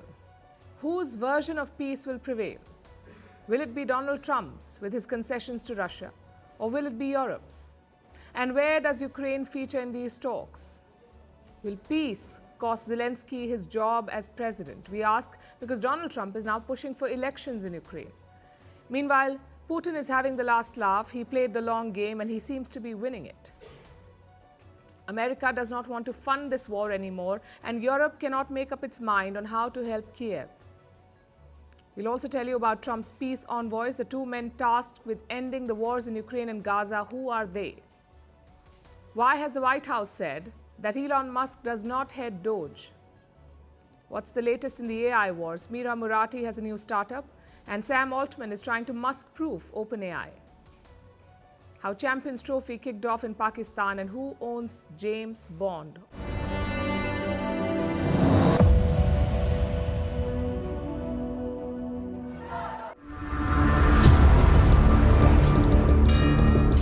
President Trump is determined.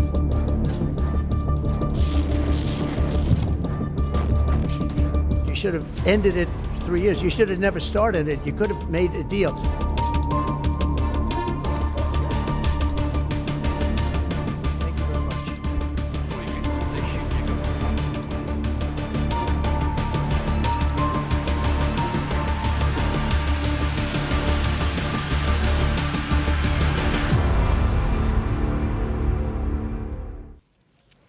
Volodymyr Zelensky was just 17 when he first took the stage. It wasn't the grand platforms of diplomacy. It was on the sets of Ukrainian television. Zelensky made his career as a comedian, playing the common man and then a fictional president on TV. But in the year 2019, the line between fiction and reality blurred. Zelensky contested an actual election.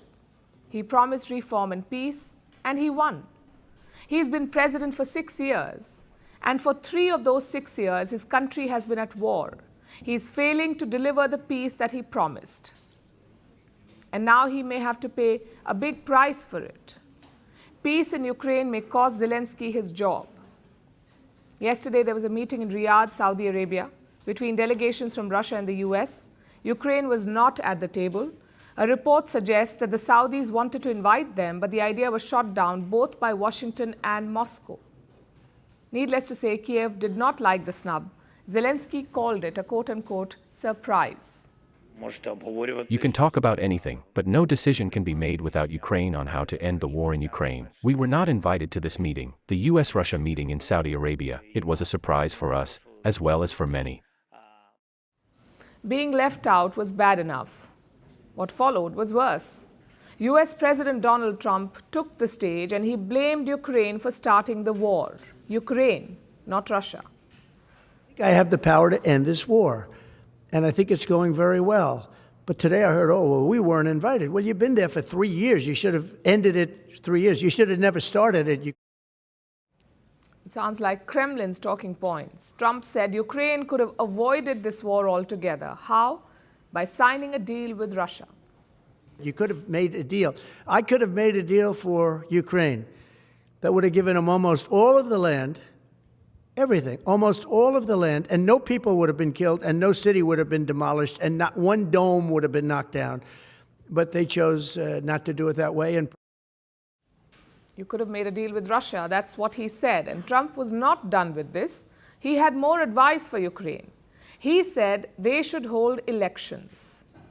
Remember, this is a country still at war, a country under martial law, which makes elections legally and logistically impossible. But Trump does not care about that. He wants polls. It's a proposition that Zelensky has denounced. If someone wants to replace me right now, I would say it won't happen right now. As we are talking about 4%, we have seen this disinformation. We understand it's coming from Russia. We understand that, and we have proof that these numbers are being discussed between America and Russia. So Zelensky says he cannot be replaced, but it seems Trump wants to see him go. Let's look at the recent statements from the US. Trump wants elections in Ukraine. He thinks Zelensky's approval ratings are too low. His first buddy, Elon Musk, thinks worse. A post on X said, and I'm quoting, Zelensky doesn't want peace. He wants money and power. and Elon Musk agreed to that. So they don't have a favorable opinion of Zelensky, Trump and Musk. Unfortunately for the Ukrainian president, many people in his own country might share this view. Look at his approval ratings. They've been falling. When the war began, it was at 90%. By the end of 2023, it dropped to 77%, and now it is at 57%. And we understand why. It's been 3 years of war. The toll has been devastating. Countless lives have been lost. Cities have been reduced to rubble. And even after all of this, there is no clear path to military victory. So disillusionment is inevitable. Where does that leave Volodymyr Zelensky? The Americans want him gone, so do the Russians, of course. His own people do not trust him. Military aid is dwindling, and Europe cannot make up its mind on how to help him. So what choice does he have?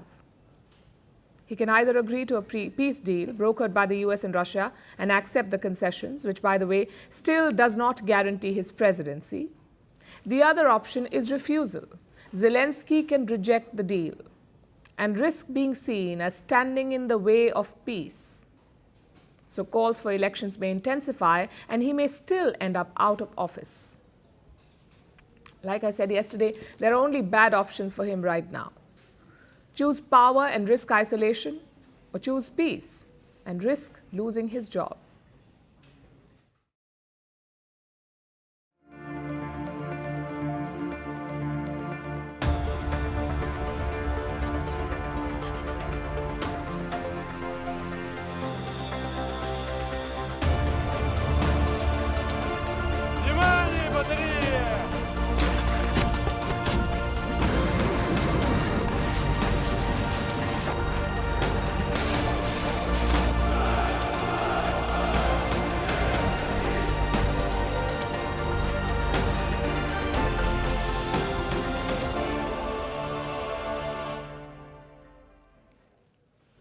Zelensky will be brooding, but I'll tell you who isn't.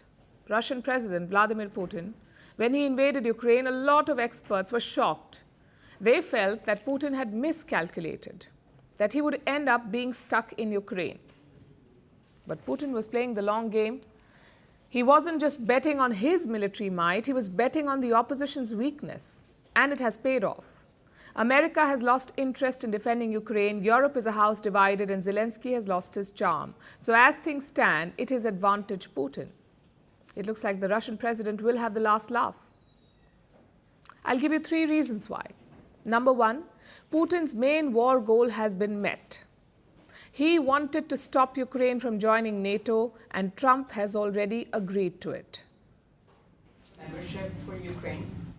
They've been saying that for a long time, that Ukraine cannot go into NATO, and I'm okay with that. I just want the war, whether they are or they're not. But it certainly would seem to be that most people have said that that is something that's not going to happen. Number 2, Putin wanted to carve up Ukraine, to turn it into a broken rump state. Again, things are headed that way. First, he annexed Crimea from Ukraine, that was in 2014, and now in the ongoing war, he's taken over much of eastern Ukraine. Around 20% of the country is occupied by Russia, and it looks like Trump will let Putin keep this territory. We must start by recognizing that returning to Ukraine's pre-2014 borders is an unrealistic objective. Chasing this illusionary goal will only prolong the war and cause more suffering. A durable peace for Ukraine must include robust security guarantees to ensure that the war will not begin again. And this will have long-term consequences. For example, will the European Union admit a broken Ukraine?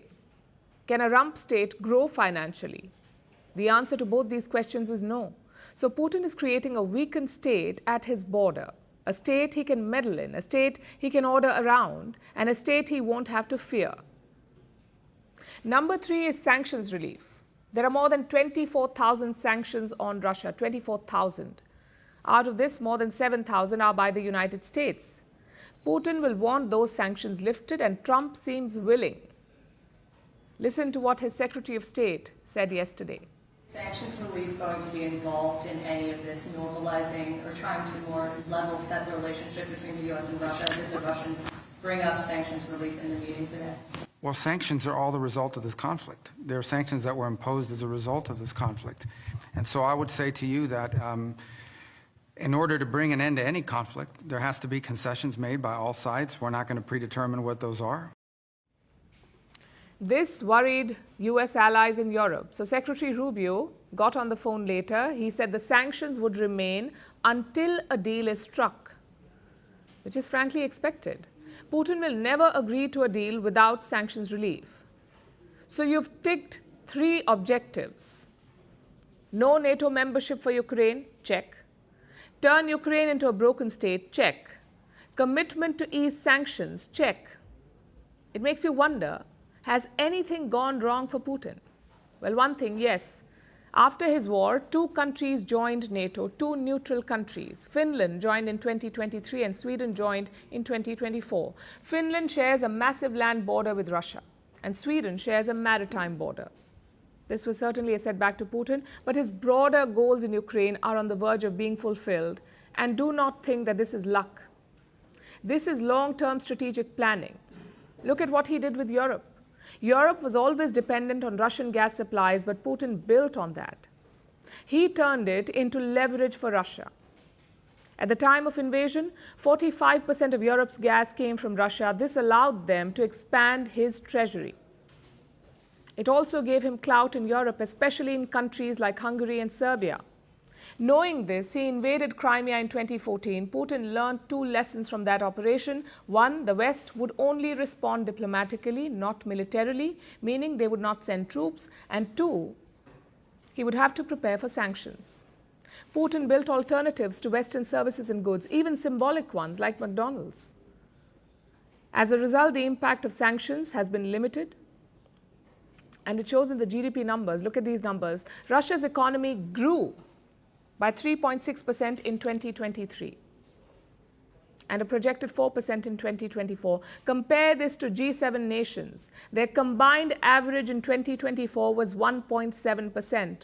Russia may not have completely beaten the sanctions, but it did survive the worst. And a big reason for that is Putin's pivot to Asia.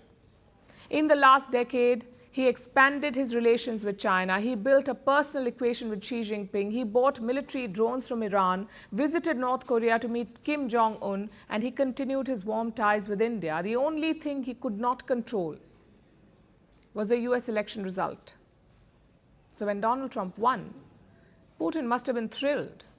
He knows how to sway this US president, whether it's by praising his personality or echoing his lies on the 2020 election. Listen to this.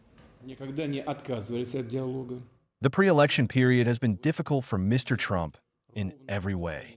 He and even members of his family were constantly under severe pressure. There were even attempts on his life. But he showed the courage to win a convincing manner.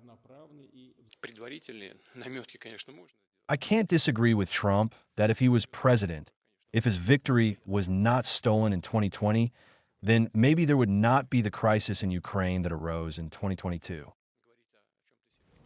So Putin is sitting pretty. Knowing him, he won't be celebrating yet, not until a proper deal is struck. But he certainly made one thing clear to the world: never write off Vladimir Putin.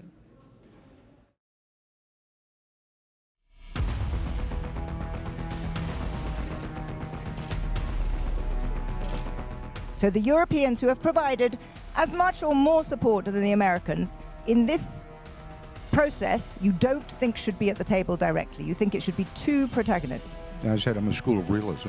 I think that's not going to happen.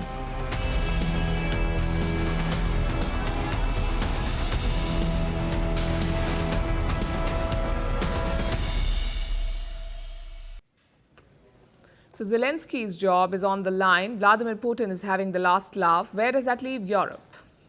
What options does Brussels have? The EU announced new sanctions on Russia today.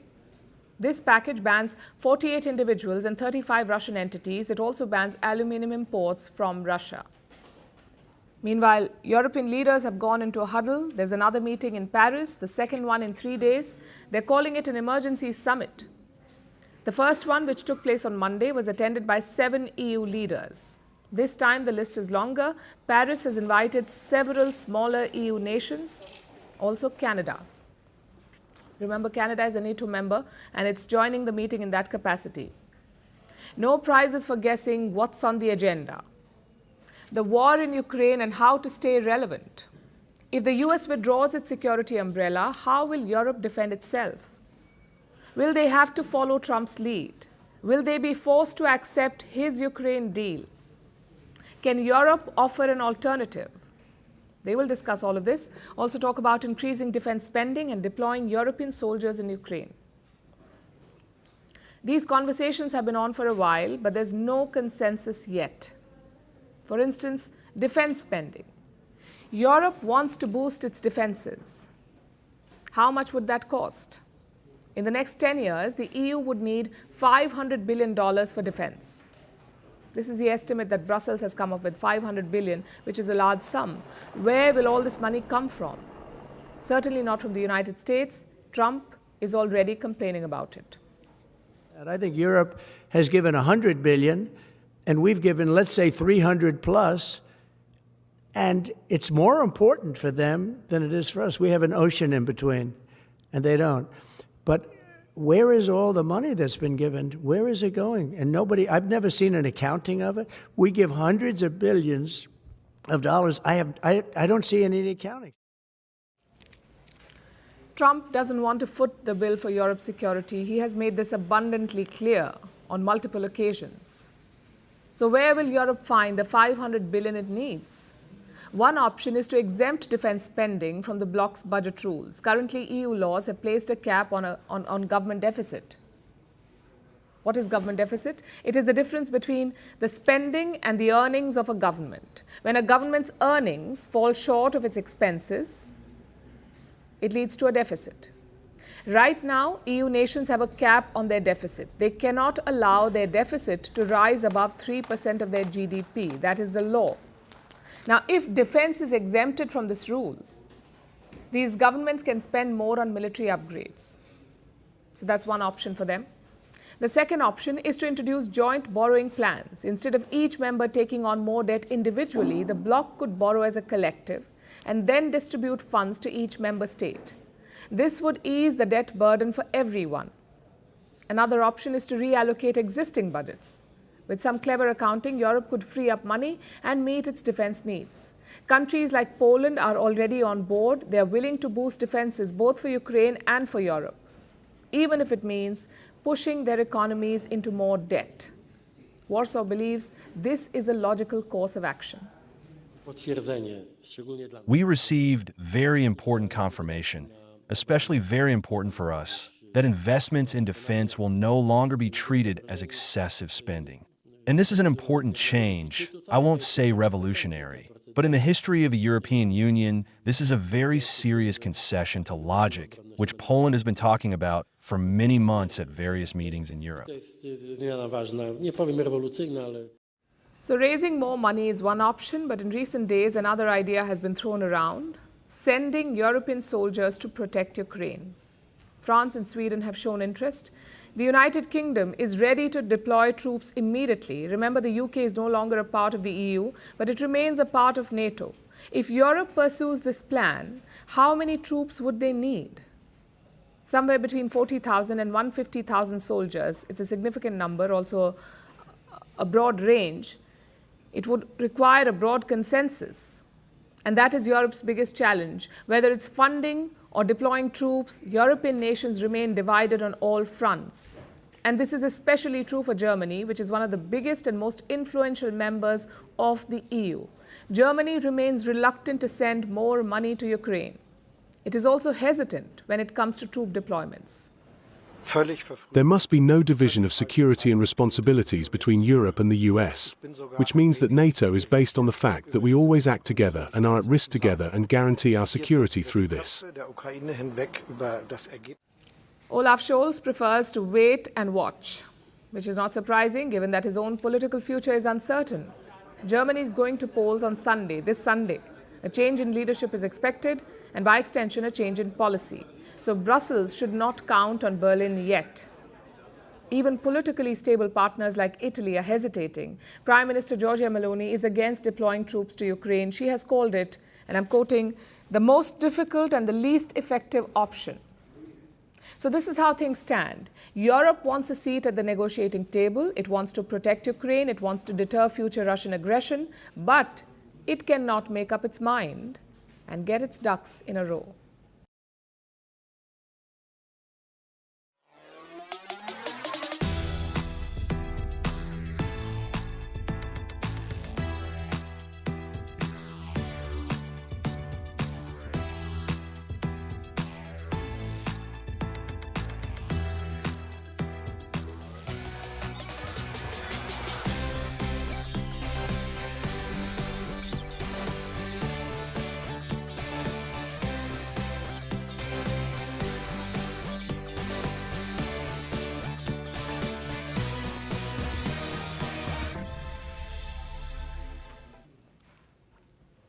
It's a 3-year-long war. It involves a major nuclear power, and it affects your most important allies.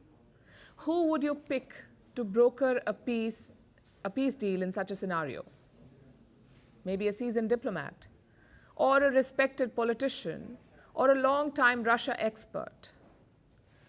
But guess who Donald Trump picked? His golf buddy. I'm not talking about his Secretary of State or his National Security Advisor. They are seasoned campaigners. I'm talking about his special envoys, Steve Witkoff and Keith Kellogg. Witkoff is in charge of West Asia. Before Trump's inauguration, he traveled to Israel. Reports say he strong-armed Benjamin Netanyahu to take the ceasefire deal. We're talking about Israel's longest-serving leader, a veteran of diplomacy. Yet Witkoff managed to sway him. Then yesterday he was in Riyadh, one of the 3 people sent by Trump to talk to Russia to end the war in Ukraine, which makes you wonder, who is this guy? Steve Witkoff is a real estate mogul. He first met Donald Trump back in 1986. Both of them were working on a property deal. Since then, they have forged a strong friendship. Trump and Witkoff play golf together. In fact, Witkoff's grandson is named after the president. So it's a pretty thick bond. And like Trump, Witkoff is a billionaire. Even today, he remains the chairman of his real estate company. If you're waiting for his diplomatic credentials, don't bother, because there aren't any. Witkoff is a typical Trump advisor, no experience, but lots of loyalty. Reports say he gave $2 million to Trump's campaign. His only link to West Asia is that he's Jewish. So emotionally, Israel is important to him. But why was he in Riyadh? Why did he go to Moscow and meet Putin? Why not the Ukraine envoy? Let's introduce him first. Keith Kellogg is Trump's envoy for Ukraine and Russia. He's a more conventional pick. Kellogg was a general in the US Army. He has also authored a paper on the Ukraine war. And what did the paper say? That Ukraine must negotiate from a position of strength, and that the US should keep sending arms to Ukraine.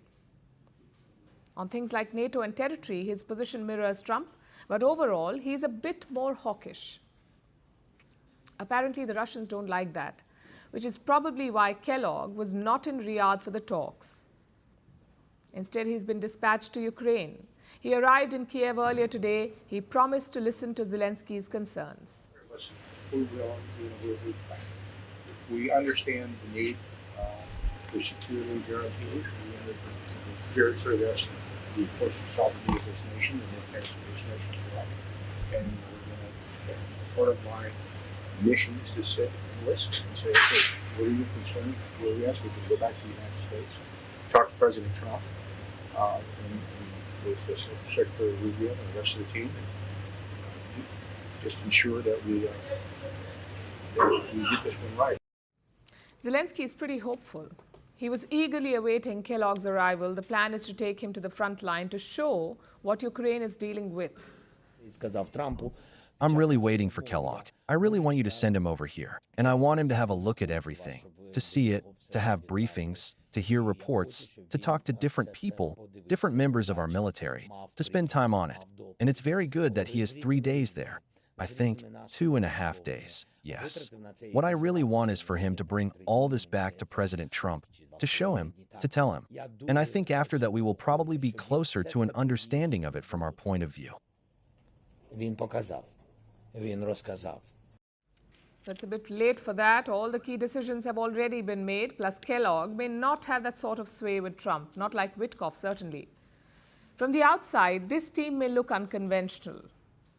But I'd like to remind you of two things. Number one, this is not new for Trump. It's pretty much on point. He has always paired volatility with predictability. Trump himself is volatile, but his vice president is more conventional.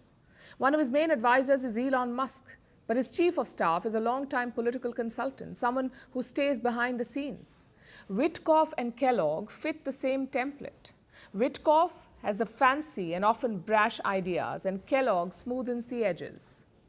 So that's the first point. Secondly, like it or not, it is working. Witkoff did manage to strike a ceasefire in Gaza. Joe Biden's army of seasoned diplomats could not do that in 15 months. So sometimes volatility works.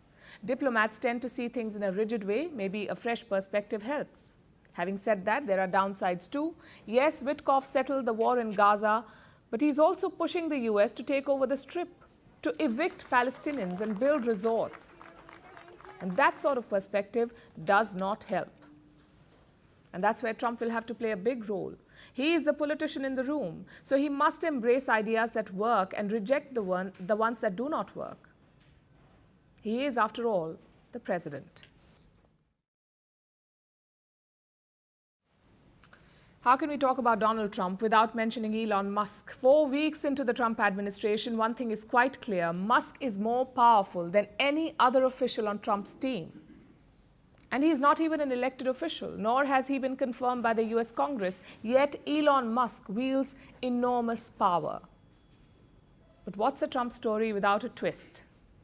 The White House delivered one on Tuesday. It said Musk does not control DOGE, the Department of Government Efficiency, the one that Musk was supposed to be heading, the one that Trump has unleashed on the US government. DOGE is slashing budgets and laying off government staff. It is being run by Musk and his team. Musk has held press conferences explaining DOGE's decisions. In fact, he's named it after a meme coin that he endorses. DOGE has Elon Musk written all over him. Then why is the White House distancing him from this department? Our next report explores. Last week, White House reporters gathered for a key press conference with President Trump. With his son X by his side, Elon Musk faced the media. The focus was on DOGE, the Department of Government Efficiency. Musk has been accused of using DOGE to control the US government. He dismissed the allegation forcefully. Say that you're orchestrating a hostile takeover of government and doing it in a non-transparent way. What's your response to that criticism? Well, first of all, you couldn't ask for a stronger mandate from the public. The public voted, we have a majority of the public voting for President Trump. We won the House, we won the Senate. The people voted for major government reform. There should be no doubt about that. DOGE has become the driving force behind this promise. 4 weeks into Trump's presidency, his administration is praising DOGE's progress.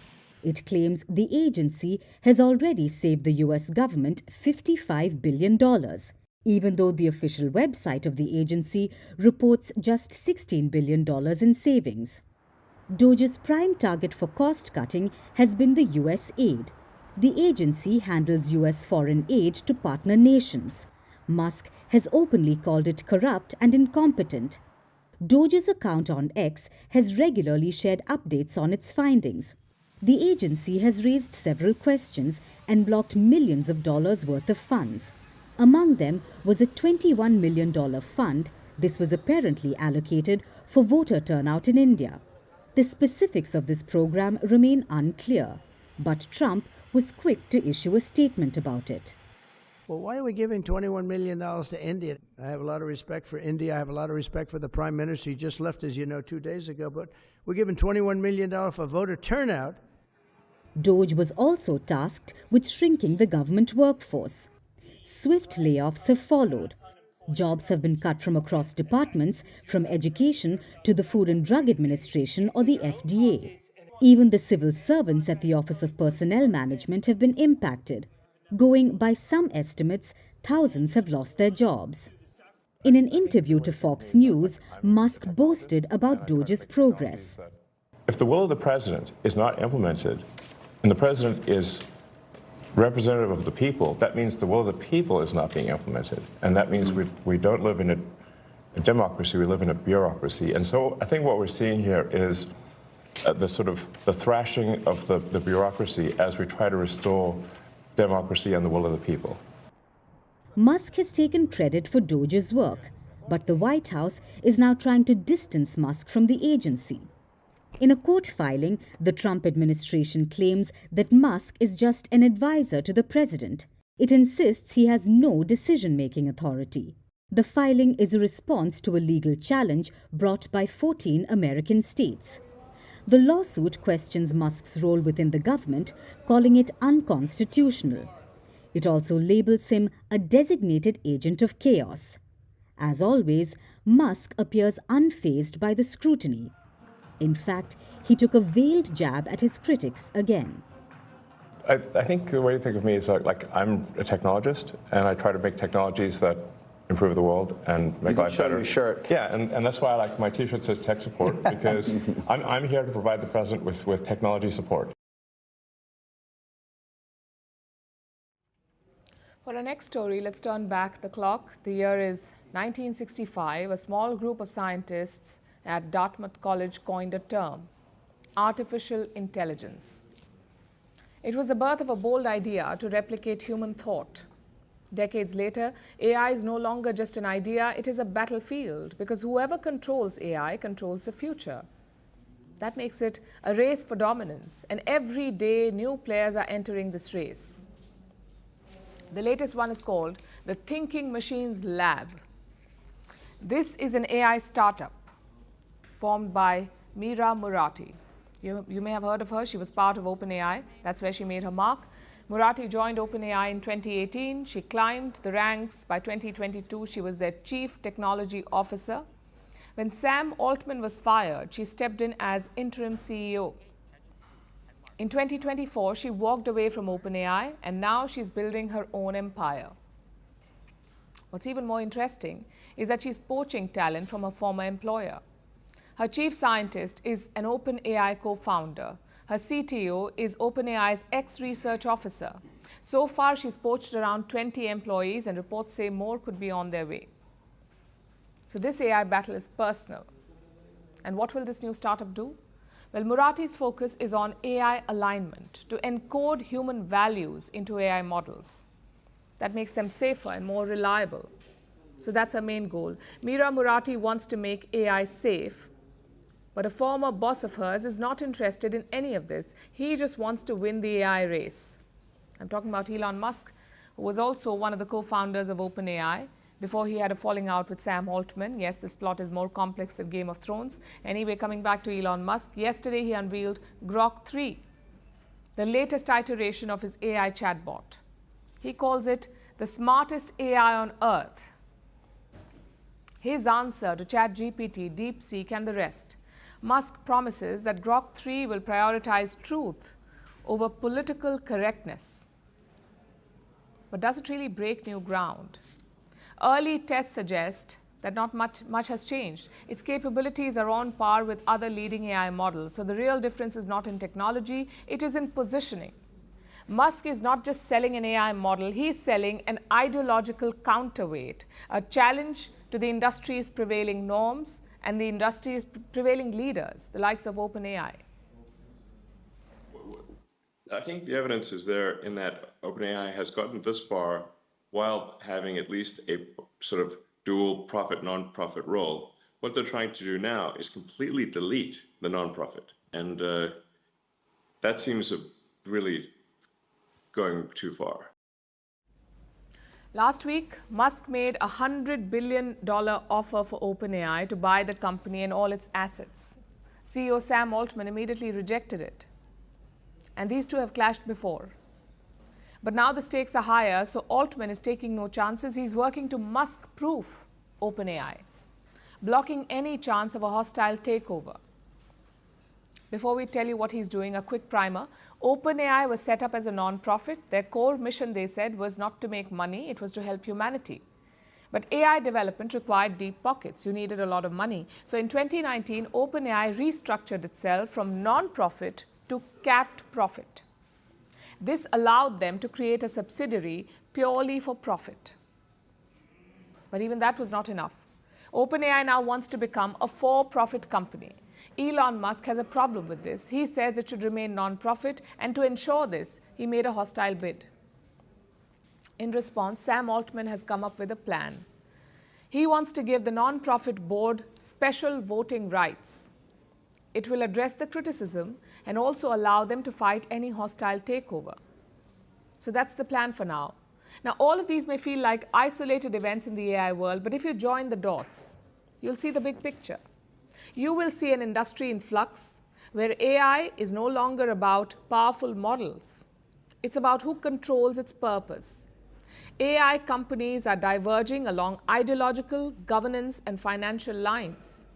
Some are chasing pure profit, some are prioritizing ethics and safety, and some are in it just for the chaos.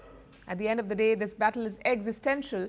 AI is weaving itself deeper into society, and as history has shown, victors in such wars rarely settle for building tools. They want to shape the very future of humanity.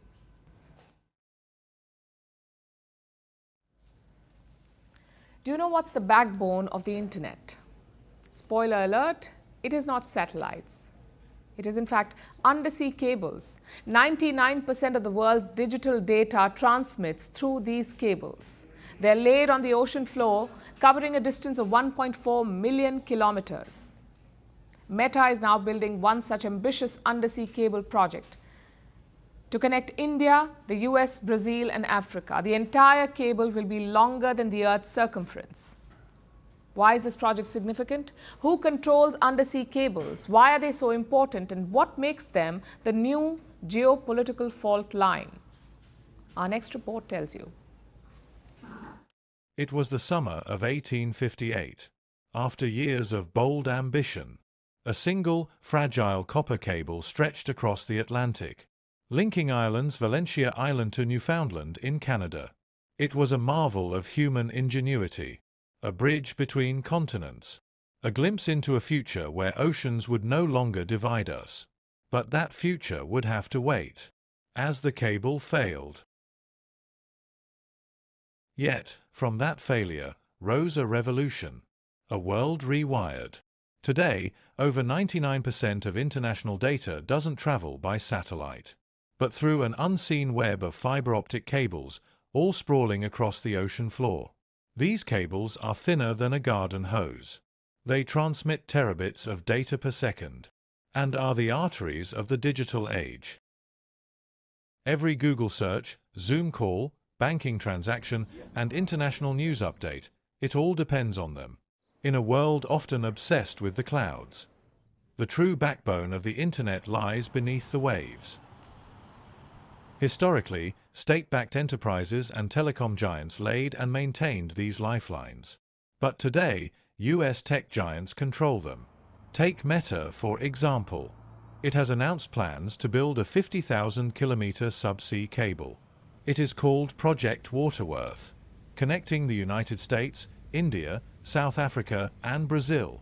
It's the world's longest underwater cable project. Once built, the entire cable is longer than the Earth's circumference. So it's a mammoth project. And Meta is not alone in this. Google, too, has 18 investments in subsea cables globally. Microsoft and Amazon, too, are investing heavily in submarine cables. Right now, there are 500 cable lines worldwide, covering 1.4 million kilometers. And they are present in every ocean of the world. That makes them vulnerable to disruptions. Some are human and natural, like in 2008 when 2 undersea cables were damaged near Egypt. It led to internet blackouts across West Asia.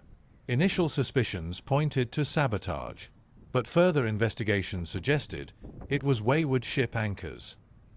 But these cables are also geopolitical fault lines. They can, and have been, tampered with.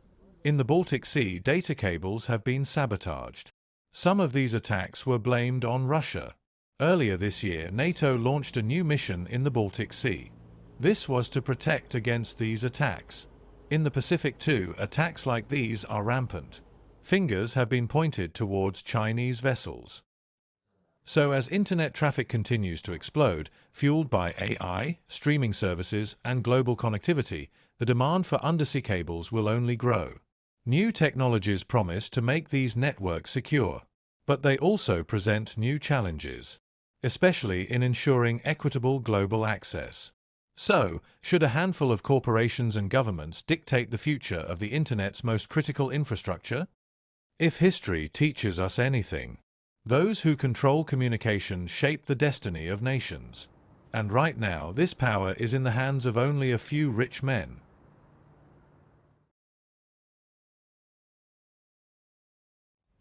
It's a big day for Pakistan. Multilateral cricket has returned to the country after 30 years. It's a long time to wait, especially for a cricket-crazy country like Pakistan. They're hosting this year's Champions Trophy. As we speak, the first match is underway. Pakistan are playing New Zealand in Karachi. It's a big test for the country, not just on the field, but outside the field as well. There are questions about security, about crowd participation, and about logistical capacity. Right at the toss, the first problem was apparent. The stadium was virtually empty. Remember, the hosts were kicking off the tournament. They're also the defending champions this time, yet a very small crowd. England's former captain, Michael Vaughan, also spotted this. Listen to what he said. Great to see the Champions Trophy being played in Pakistan. Have they forgotten to tell the locals it's on? Where is the crowd? Now, this was during New Zealand's innings. Things improved once Pakistan began batting, but going forward, this will be a worry. If fans do not turn up for Pakistan, would they turn up for Australia or England? And this is despite cheap tickets. The cheapest ones are being sold for $3. Compare that to the recent India-England series. The cheapest ticket was $17. That's almost 6 times more expensive. Yet Pakistan is struggling to fill stadiums. Clearly, it's a symptom of the economic problem. But it's also because of the security. In most provinces, the situation is bad, which is why matches are being played in just 3 cities, Karachi, Rawalpindi, and Lahore. More than 20,000 personnel will be deployed in these cities on match days. The army will also be on standby, and you can see why. Pakistan has seen a surge in terror attacks. More than 1,600 people were killed in such incidents last year. One attack was reported today. Gunmen killed 7 bus passengers in Balochistan. They stopped and boarded the bus, checked the ID cards of the passengers, took them to a nearby mountain and shot them dead. Such incidents are enough to scare the locals. Imagine what they must do to foreign travelers. Normally, such cricket events have a big foreign fan base. But don't expect that in Pakistan. Then you have the political chaos. Pakistan is hosting a major event after 3 decades. Yet their biggest cricket icon is in jail. I'm talking about Imran Khan. He sees the Champions Trophy as an opportunity, a chance to grab eyeballs. Reports say his party has planned protests on match days. We did not see anything today, but it remains a headache for the authorities. Of course, India will not be worried about any of this because Team India is not in Pakistan. All our matches will be played in Dubai, and that includes the semis and the final if we make it, which is a setback for Pakistan because India is the biggest draw in world cricket. If India had travelled, you may have seen bigger crowds, maybe even a large foreign fan presence. Either way, this is a big test for Pakistan. The cost of failure is huge. Pakistan last hosted an ICC tournament in 1996. International cricket left this country in 2009. That's when terrorists attacked the Sri Lankan team bus. After that, no team would travel to Pakistan. It took the country 1 decade to bring cricket back and almost 30 years to host a multinational event. So I repeat, this tournament is a major test. If it doesn't go well, Pakistan may get pushed to the sidelines even further. On paper, all such events may help your economy. It brings in much needed tourism and revenue. But you have to wonder if Pakistan rushed into this. Their domestic economy is weak, their security is abysmal, and crowd participation is low. Not what you expect from a host. And let's not forget the sports washing crowd. They have a lot to say normally. But they're silent about Pakistan, about a military state pretending to be a democracy. This is all the makings of a half-baked tournament. What can save it is the cricket.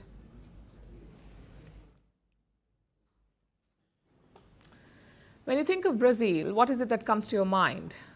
The Amazon rainforest, the carnivals. What about oil? It may sound strange, but Brazil is one of the world's biggest oil producers. It is the largest in South America and the 7th largest in the world, and now it is poised to join OPEC+. This is a group of major oil exporting nations. First, there's the Organization of Petroleum Exporting Countries, or OPEC. It has 12 members. It is a long-standing group. Then there is OPEC+. It has 10 more significant oil-producing nations, and Brazil is going to be part of this group now. What does it mean for the country and for the global oil production landscape? Here's a report. Brazil is South America's leading economy and its largest oil producer. This may surprise you, but in less than 2 decades, Brazil has gone from being a marginal oil producer to the world's 7th largest, with oil production of about 4.3 million barrels daily. This is 4% of the world's output. In fact, last year, crude oil was the country's top export. So now, Brazil is poised to join OPEC+, 2 years after the group extended an invitation. OPEC+ is a group of major oil exporting nations. First, there's OPEC, which has 12 members. It's the long-standing group set up to coordinate oil production. This includes Saudi Arabia, the largest producer in OPEC and the 2nd largest in the world, with about 11 million barrels per day. But it doesn't include the United States, which is the largest oil producer in the world, with nearly 22 million barrels per day. Then you have OPEC+, with 10 more significant oil-producing nations, with Russia by far being the largest. Now, this group will have 11 members, with Brazil's inclusion. This comes at a crucial time. OPEC's production has been declining. OPEC booked dips for both December and January, while output is rising outside the group, mainly in the United States. So Brazil's decision to join OPEC+ may have a major effect on the global oil landscape. It brings another major global oil producer under the umbrella of the oil cartel. It bolsters the group's ability to control the price of oil and influence global energy markets. And it helps Brazilian President Luiz Inácio Lula da Silva. He is in hot pursuit of increasing the oil production capability of what's already one of the world's biggest oil producers. He has ambitions of Brazil climbing to the number 4 spot from number 7 by 2030, with a production target of more than 5 million barrels per day. Being a part of OPEC+ helps Brasilia keep track of the global oil situation in times of the energy trade wars, and it helps match the country's growing importance in oil exports on the global stage. And there's another benefit which lies in the deal's fine print. Brazil may be the new OPEC+ member, but it is under no obligation to comply with the group's ebb and flow, because Brazil is taking on an advisory role. It doesn't have a binding commitment to price regulation or production cuts, unlike other members. So joining the oil cartel simply signals the country's evolution as an oil power and its message of do not be ashamed of being oil producers. That's not to say that Brazil's OPEC+ decision is not facing criticism, because its timing is a bit odd as well.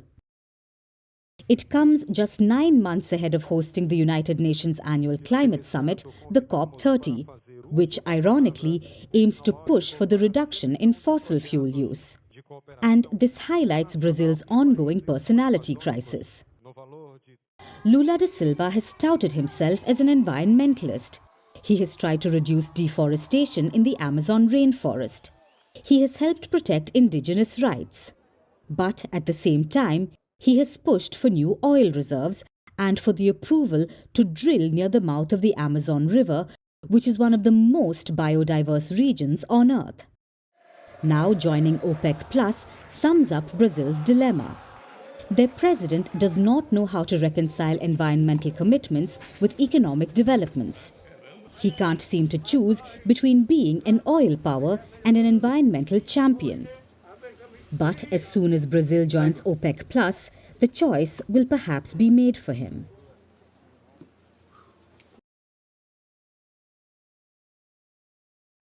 Our last story tonight is arguably the world's favorite spy.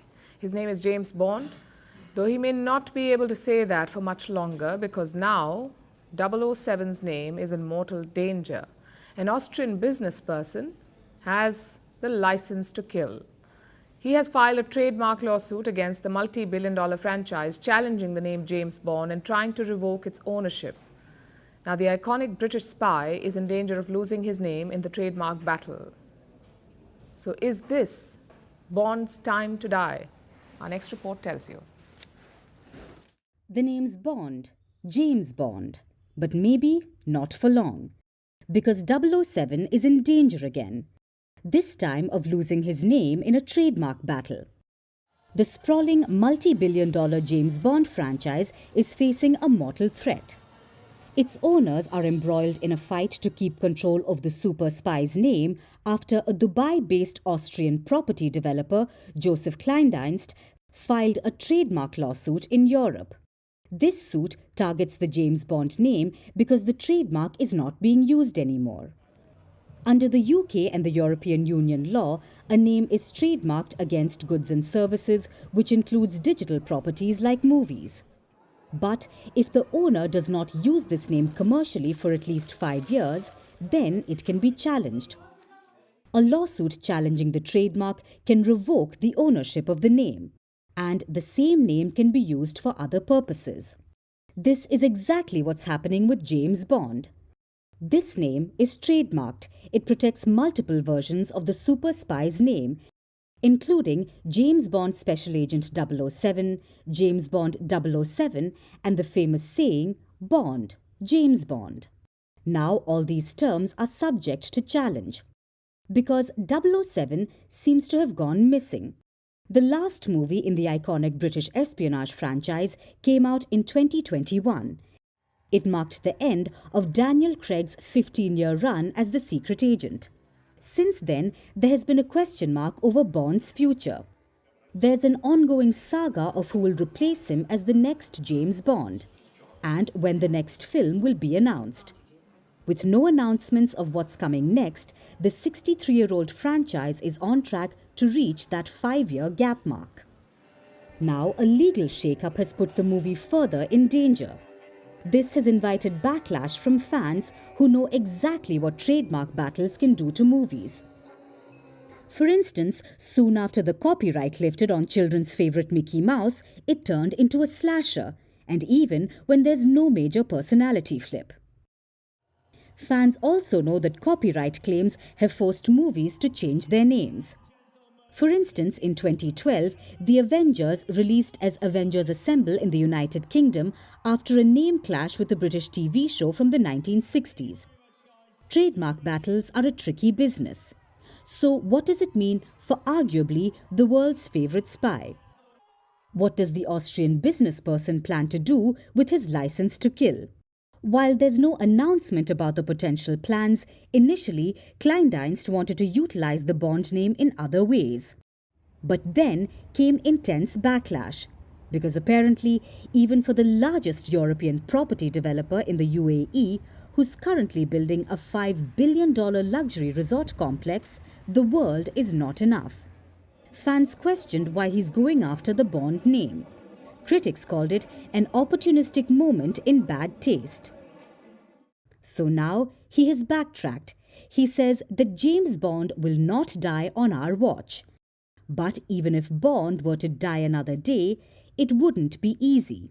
James Bond is one of the most recognizable names in cinematic history, so experts say it wouldn't be easy to take that away. This trademark battle won't have a straightforward route. But on the upside, it may push the movie makers to bring Bond back to the big screens. After all, never say never again.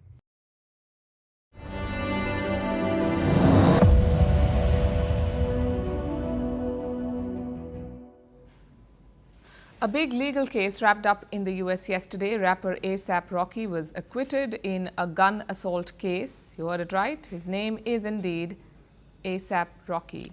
You may not know him, but I'm sure you know his longtime partner, Rihanna.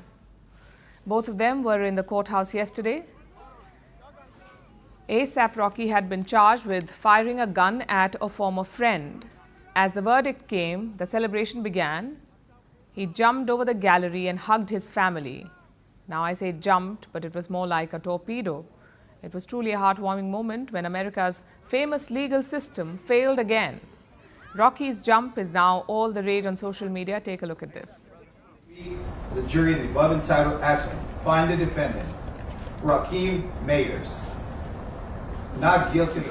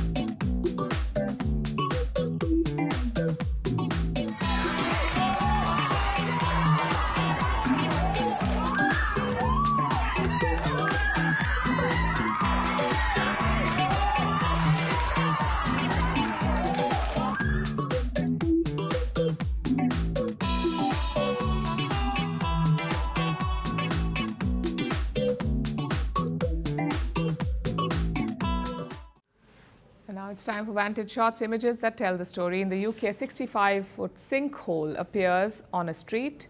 In Tasmania, more than 150 whales are found stranded on a beach. In the US, a car flies off an overpass onto a bus freeway. And finally, we are taking you back in history. On this day in 1945, US Marines captured the Japanese island Iwo Jima. This fueled a major battle during the Second World War. We're leaving you on that note. Thank you for watching. We'll see you tomorrow.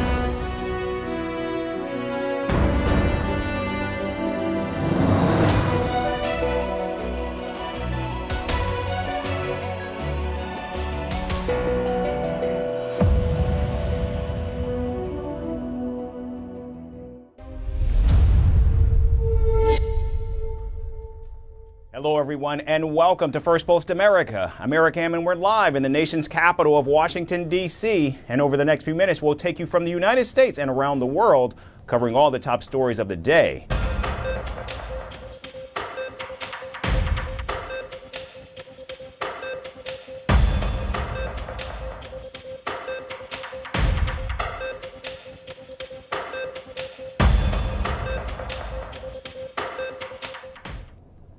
We begin in the United States, where President Donald Trump on Tuesday falsely accused Ukraine of starting the war with Russia that has killed thousands of people.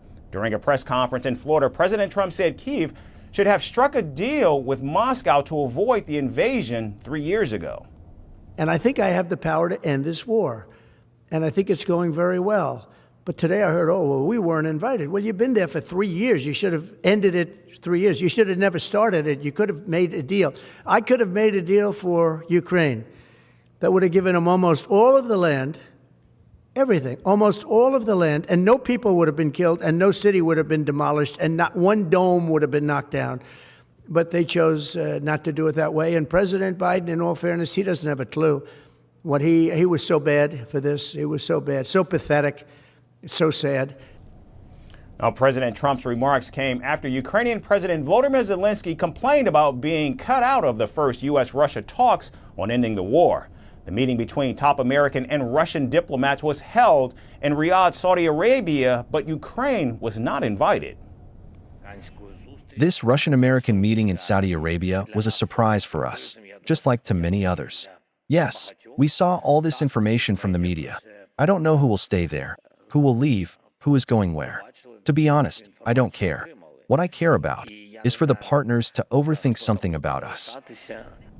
Clearly visibly upset with President Zelensky, the commander-in-chief increased pressure on Ukraine to hold elections, a demand that Russia has been making for quite a long time now. The Ukrainian president was elected in 2019 to a 5-year term, but has remained in office amid the imposition of martial law in his country when the invasion began. Well, we have a situation where we haven't had elections in Ukraine, where we have martial law, or essentially martial law in Ukraine, where the leader in Ukraine, I mean, I hate to say it, but he's down at 4% approval rating. And yeah, I would say that, you know, when they want a seat at the table, you could say the people have to, wouldn't the people of Ukraine have to say, like, you know, it's been a long time since we've had an election. That's not a Russia thing. That's something coming from me and coming from many other countries also. Meanwhile, European nations are concerned that President Trump is giving too many concessions to Russia only to secure a peace deal that he promised during his re-election campaign. However, the president has insisted that he wants to achieve peace and end the conflict, adding Russia also wants to end the bloodshed. Now, during Tuesday's press conference, President Trump also hinted at meeting Russian President Vladimir Putin by the end of this month. Russia talks, your impression of how they went today, and if you're perhaps more confident or less confident of a deal after what happened today? Well, much more confident. They were very good. Russia wants to do something. They want to stop the savage barbarianism. I mean, what's going on over there? It's soldiers are being killed by the thousands on a weekly basis. It's ridiculous. Now, quite frankly, it's becoming increasingly unclear how either side can achieve peace given the level of enmity and discord over these initial talks. President Zelensky and President Trump appear dug in on opposing views for ending the war, and should it continue, a Trump-Putin meeting might just be a summit that leads to nowhere.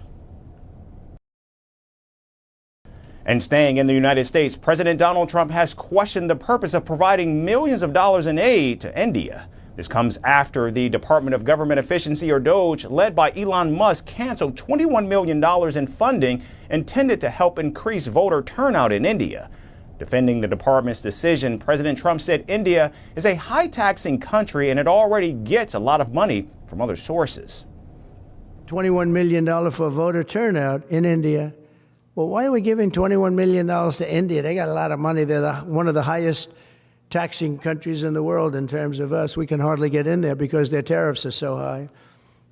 I have a lot of respect for India. I have a lot of respect for the Prime Minister. He just left, as you know, 2 days ago. But we're giving $21 million for voter turnout. It's voter turnout in India. What about like voter turnout here. We've done that, I guess. We did 500 million, didn't we? It's called the lockboxes. On Sunday, DOJ published a list of foreign aid programs funded by American taxpayers' money, saying that the funding for all of them was being scrapped.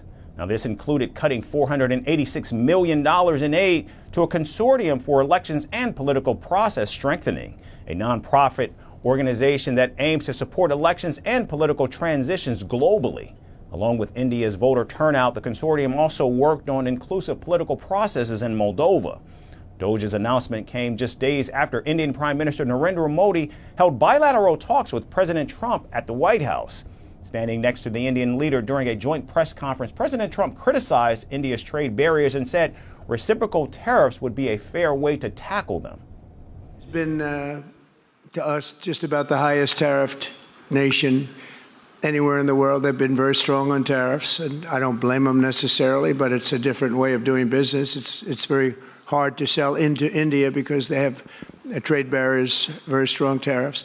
We are right now a reciprocal nation. We are going to, if it's India or if it's somebody else with low tariffs, we're going to have the same. We're going to have whatever India charges, we're charging them. Whatever another country charges, we're charging them. So it's called reciprocal, which I think is a very fair way.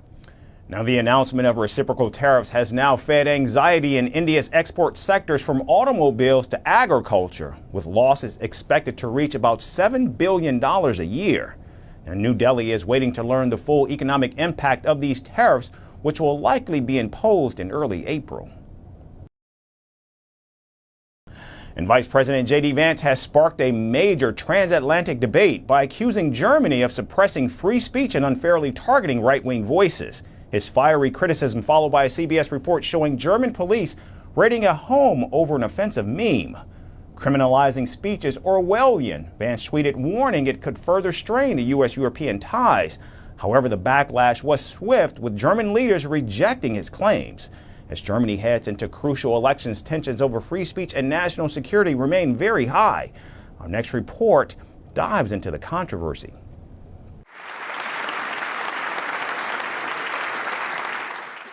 U.S. Vice President J.D. Vance has stirred controversy in Europe. His comments on Germany's free speech laws have triggered fierce debate. At this conference, of course, to discuss security. The U.S. Vice President claims Germany suppresses speech and unfairly excludes right-wing voices. And his remarks come just days before Germany's elections, adding fuel to an already heated political climate. But the controversy erupted after CBS aired shocking footage. The clip showed 6 armed officers raiding a home in northwest Germany. They confiscated a suspect's laptop and phone over a single meme. Soon after which, over 50 similar raids took place across the country, sparking outrage. Vance condemned the crackdown in a fiery tweet. Insulting someone is not a crime, he wrote. Criminalizing speech will strain US-European relations. This is Orwellian. His words resonated with many in the United States, where free speech laws are far more lenient. American conservatives called the raids dystopian and authoritarian. Germany's speech laws are among the world's strictest. Section 130 of the German Penal Code criminalizes incitement to hatred and Holocaust denial. Offenders face up to 5 years in prison. Chapter 14 punishes defamation and insults, including those against the dead. Sections 86 and 86A ban Nazi symbols and propaganda. The 2017 Network Enforcement Act forces social media platforms to delete hate speech quickly or face massive fines. But suppression of freedom of speech is not the only thing that Germany is suffering from. There has been an increase in racist attacks, which are being attributed to the rise in online hate. This hatred has always been there. Only people have not dared to say and express it so openly. And now they have a reason, something like that, where they justify themselves, perhaps to themselves and to others. With the election scheduled on February 23rd, tensions in Europe's largest economy have heightened. The AFD, partially classified as right-wing, has gained ground with 20.7% in second place. And even though the AFD is highly unlikely to take a share of power soon, the party has become a factor that other politicians just can't ignore. And even though the AFD is highly unlikely to take a share of power soon, the party has become a factor that other politicians can't ignore. It has even helped shape Germany's debate on migration. Illegale Migration und Rechtlosigkeit beenden. Ending illegal migration and lawlessness, deporting criminals and those who have entered the country illegally, restoring security in public spaces. Quite simply, enforcing law and order. I will repeat it once more. We want something to finally change in our country and for us to finally be able to live in safety again. We never want to grieve with a mother who has lost her son in such a senseless and brutal way ever again. Now, this debate over free speech has spilled across the Atlantic. Many see Germany's laws as a censorship nightmare. Meanwhile, in Germany, officials argue they are protecting democracy from extremism. This democracy was questioned earlier by the U.S. Vice President for the whole of Europe. He spoke of the annualization of democracy, and, if I understood him correctly, he compared conditions in parts of Europe with those in authoritarian regimes. Ladies and gentlemen, that is unacceptable. However, social media erupted with opposing views. On X, users denounced the raids as Nazi-style policing, while some even called for the US to reconsider its alliance with Germany. As Germany heads to the polls, the debate rages on. Vance's remarks have deepened the divide between Europe and Washington. Whether his words will leave a lasting impact remains uncertain. But one thing is clear. Germany's fierce battle over free speech, democracy and sovereignty is far from over.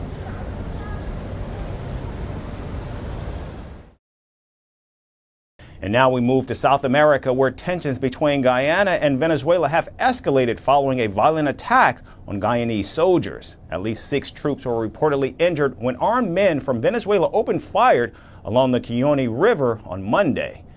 After the incident, Guyanese authorities stated the attackers were suspected Venezuelan gang members. However, it remains unclear whether any of the assailants were injured or killed. The wounded soldiers, however, were swiftly airlifted to Guyana's capital, Georgetown, for urgent medical treatment. The force remains committed to protecting its borders and will take all necessary measures to address any threats to national security. Now, in response to Guyana's allegations, Venezuela's foreign minister accused the Guyanese officials of fabricating what he called a false, hostile, and malicious narrative. He further went on to call it a false flag operation and fake news aimed at manipulating public perception and distracting from supposed violations of international law. This is a false, hostile, and malicious narrative about an alleged attack against Guyanese troops. The information is a false flag operation and fake news designed to manipulate public opinion and divert attention from the violations of international law. The attack comes amid a long-standing dispute between the two nations over the Essequibo region. Venezuela has claimed ownership of the oil-rich region since the late 19th century. However, Guyana has maintained control over the region since gaining independence from Britain in 1966. We have a historical reason for this. We have the documents on the dispute over the oil-rich region of Guyana, which Caracas claims as its territory, and these documents were officially sent and delivered today to the International Court of Justice, Monday, April 8, 2024, early in the morning. We are not taking anything away from anyone. We are recovering from a fraud and dispossession, from a dispossession with fraud. Venezuela's leader, Nicolas Maduro, has repeatedly voiced his intent to annex Essequibo, even hinting at the possibility of using force. His rhetoric has fueled concerns about the potential for an armed confrontation between the two South American neighbors. And we have proven information that in the territory of Guyana, temporarily administered by Guyana, they have installed secret military bases of the Southern Command, military nuclei of the Southern Command and nuclei of the CIA. To prepare aggressions against the population of Timorimo, to prepare aggressions against the population of the south and east of Venezuela, and to prepare for an escalation against Venezuela. And now with Guyana vowing to defend its borders and Venezuela rejecting responsibility for the latest attack, tensions between the two nations have reached a boiling point. The question now is what happens next? And our final story is about a master class on cheating death. Welcome to the Don't Die Summit, the brainchild of tech millionaire turned biohacker Brian Johnson, who has declared an all-out war on mortality. From biological age testing to algorithm-designed meals, the event promises longevity hacks, drawing thousands of eager attendees, including the Kardashians. With summits in San Francisco, Singapore, Los Angeles, and now New York, this movement has the wellness industry buzzing. Here's everything you need to know about the quest to never die.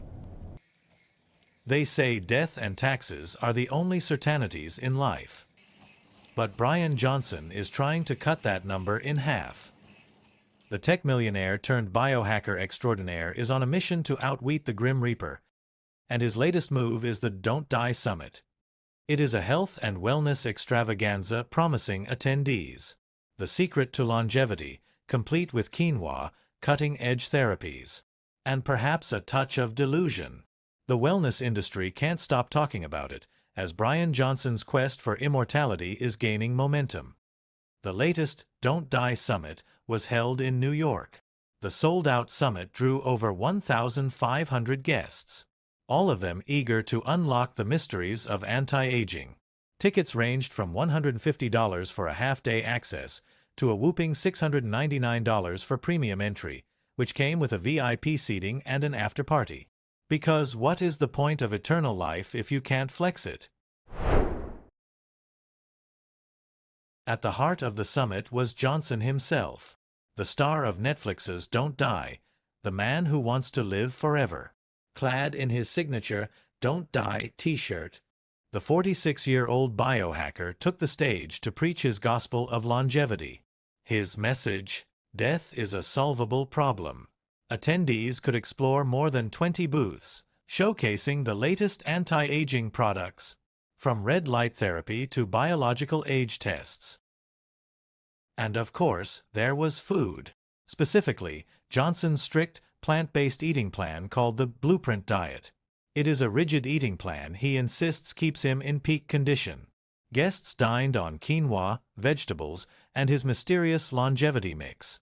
It is a bright pink elixir that promises energy, metabolism support, and vitality.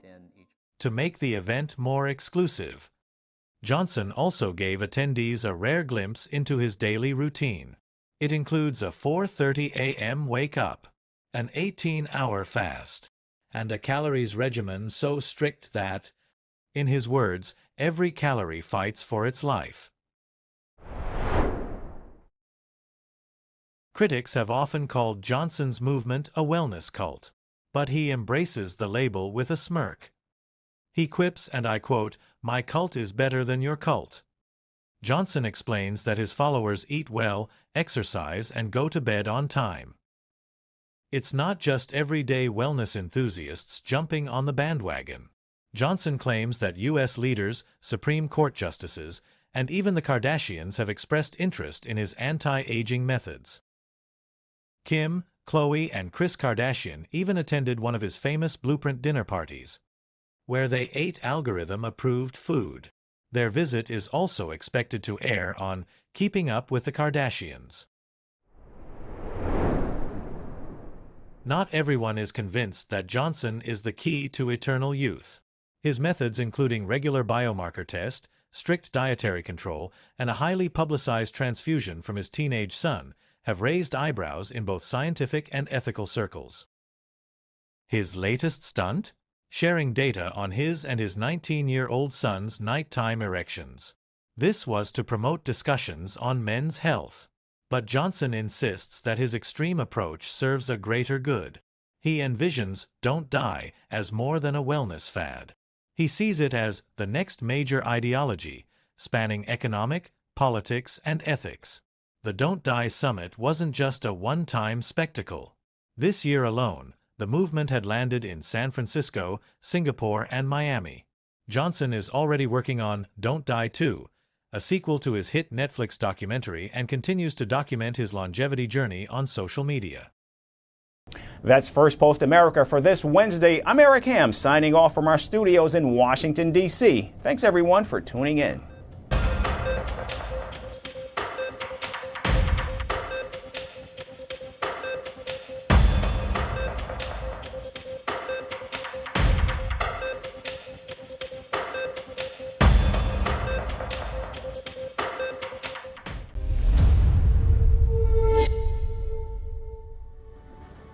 Hello and welcome to Firstpost Africa, where we get you the top stories from the continent and from across the world.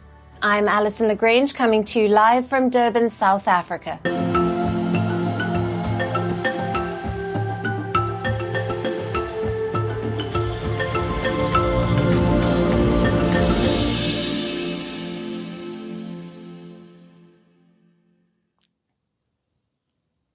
Hello and welcome. Our top focus remains on the volatile situation in the Democratic Republic of Congo. Amid the recent advances of the M23 rebels in the mineral-rich east, the peacekeeping troops that were deployed to assist the Congolese armed forces have reportedly begun withdrawing amid a total breakdown of law and order. In a blow to Kinshasa, Burundi has reportedly begun pulling out its troops from the DRC's east. This is just days after the Rwandan-backed M23 rebels captured the city of Bukavu in the South Kivu province. Burundi had deployed around 10,000 soldiers in the South Kivu province to support the Congolese forces. However, they failed to defend the city of Kavumu amid the advances of the M23 rebels and began the withdrawal as the Rwanda-backed forces progressed toward Bukavu. But Burundi's military has dismissed reports of the troop pullout, saying their soldiers were continuing with the mission in the DR Congo's east. Meanwhile, the M23 rebels also continued their advance further south, and they entered the town of Kamanyola, some 50 kilometers away south of Bukavu, which was captured on Sunday following the occupation of Nyabibwe and Kavumu. Intense fighting also ensued in the Lubero territory. Now it lies north of the city of Goma, which was taken over by the rebels in January. Reports suggest that the rebels are now heading toward Butembo, another major city in the DR Congo's east, which is roughly 200 kilometers from Goma. The DR Congo's neighbor Uganda has also sent troops to the eastern town of Bunia, the capital of the Ituri province, to fight local militias who have been committing massacres in eastern Congo. Uganda's troops already stationed in the province have been fighting alongside the DRC forces against an Islamist group that has been linked to the Islamic State group. But its latest involvement has further complicated the situation in the DRC. Fears are growing on the conflict becoming a larger regional war. The DRC's President Felix Tshisekedi met with his Angolan counterpart João Lourenço in Luanda to discuss the deteriorating situation and possible solutions to the conflict. President Felix Antoine Tshisekedi is coming to Luanda to analyze the current situation in the Democratic Republic of the Congo. We know that this is a situation of concern to the continent following the meeting of the African Union Peace and Security Council held in Addis Ababa, which was devoted to this conflict. International pressure has also been mounting over Rwanda. The United Kingdom summoned Rwanda's envoy and asked Kigali to immediately withdraw its defense forces from the DRC. Meanwhile, Rwanda has also suspended its development cooperation with Belgium, accusing it of leading efforts to block Kigali's access to international funding. Last week, the European Parliament also passed a resolution urging the suspension of European aid to Rwanda, including a key minerals agreement. Kinshasa has long accused Rwanda of stealing vast amounts of minerals from its east. Still, it calls for international sanctions on Rwanda have not been fully successful. Will Kinshasa succeed in garnering support for its cause, or will Rwanda give up its support for the M23 and withdraw its troops? Now, to discuss more on this, we have with us Regan Miviri, a conflict analyst at Ebuteli Institute, who is joining us live from Beni in the DRC. Welcome to First Post. Thank you. Now, what are the implications of Burundi's army withdrawing from the eastern DRC, especially in light of Uganda deploying its forces in Bunia? Does this signal a shift in regional alliances or military strategies? Yes, I'm not sure that is really a big shift, but of course it's a development, a new development in this conflict, and we think that this will de-escalate the tension between Burundi and Rwanda. But still, the conflict, the M23 crisis and the conflict between Rwanda and DRC will remain. So that is just, I think, a position which is depending on the situation on the ground. I think that FRDC, the Congolese army, has withdrawn in some places, so the Burundian couldn't fight alone, so they withdraw as well. So I think it's much more that, but I think Rwanda will still backing M23. And Uganda is playing a double role. While they're still fighting against ADF, they are also doing some activities which we can consider that they are unilateral. But still, for now, it looks like they didn't involve themselves in fighting against the national army in DRC, like in Bunia. Right, right. And with the M23 rebels capturing Bukavu and pressure mounting on Rwanda to cease its alleged support for the group, how likely is Kigali to change its stance? What impact could diplomatic or economic measures have on Rwanda's involvement in the conflict? If we just see the past, we will see that the pressure has bear fruits in the past. You remember when Obama decided that he just threatened Rwanda that he will withdraw the economic cooperation with Rwanda, and Rwanda decided to withdraw his support to M23. But for now, it's still just words and statement. No one has decided to cut ties when it's come to economic cooperation with Rwanda. Rwanda was the first to decide to suspend the cooperation with Belgium, but no one, the UK, the US, and the European Union, they all have said that Rwanda should withdraw his support to M23, and all the Rwanda troops should pull out from DRC territory. But that's not enough. It's just words. What can change this situation is really economic sanction when it's come to Rwanda, and that perhaps can change the mind on the other side of the border in Kigali. Right. And the UN Human Rights Office has accused the M23 rebels of executing children in Bukavu. How does this incident impact the broader human rights and security situation in the region? And what measures can be taken to hold the perpetrators accountable? Yes, I think that is really one of the important questions that we should be addressing here. I think the human rights situation has worsened in DRC in general, and in Goma and Bukavu in particular. So these zones where the rebel group has control. So it's not just about killings; it's also rape, it's also robbery, and all these things. So a lot of reports coming from Goma and Bukavu has confirmed this violation of human rights, and I think it would be important that the international community and the UN in particular may have like a right stand on this and make sure that these incidents are documented, but also measures are taken. Measure in this situation, measure can be individual sanction.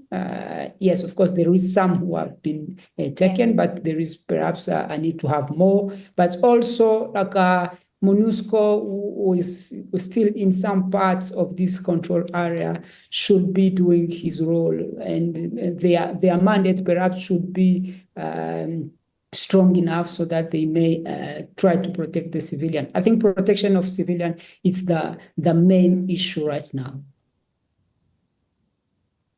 Right. Thank you very much for being with us on First Post Africa. Thank you.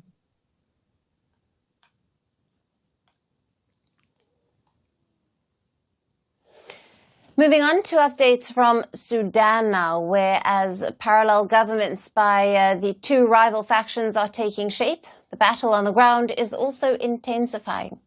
In the latest, reports say that the Sudanese paramilitary RSF has killed more than 200 people in a 3-day assault in the south of Khartoum. These attacks were in the White Nile state villages of Al-Qadaris and Al-Kilwat. The army-backed government has put the death toll at more than double that figure. The army says that 433 people have been killed, including children. The RSF massacre and the killings have been reported by the Emergency Lawyers Network, which has documented human rights abuses in nearly 2 years of the brutal civil war. Between the army headed by General Al-Burhan and the RSF headed by Hamdan Dagalo, the network claims hundreds more were wounded or missing and feared drowned after the RSF opened fire on villages as they attempted to flee across the White Nile. They also claim that the RSF fighters had subjected unarmed civilians to executions, kidnappings and looting. The White Nile state extends from just south of Khartoum to the South Sudanese border. It is currently divided by the warring parties. The army controls the south, including the state capital of Rabak, as well as 2 major cities and a key military base. The RSF holds northern parts of the state, including the villages that were attacked. Last week, the RSF attacked famine-stricken camps in the Darfur region. The survivors of the attack claim the RSF had turned the site into a killing field, with bombs falling on houses and bodies on the streets. The Zamzam camp, which is home to between 500,000 to 1 million people, is witnessing an exodus, with displaced Sudanese fleeing again after the RSF offensive.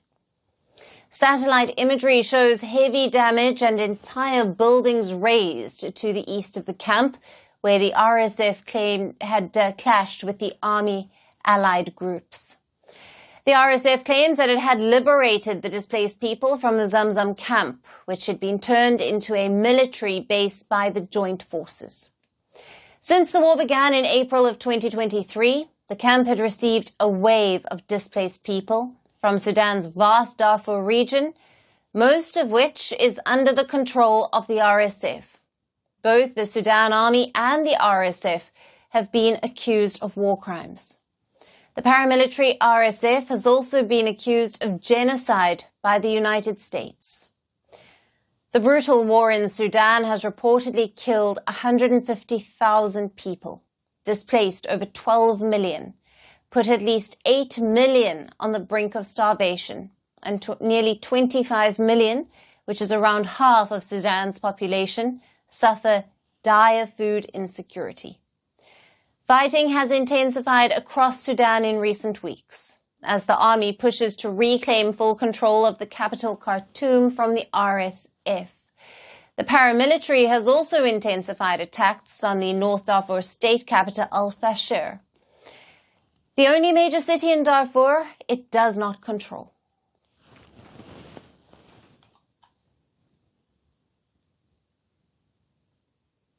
And now turning our attention to East Africa, where pressure is mounting over Uganda to free a prominent opposition leader who has been in detention since last year.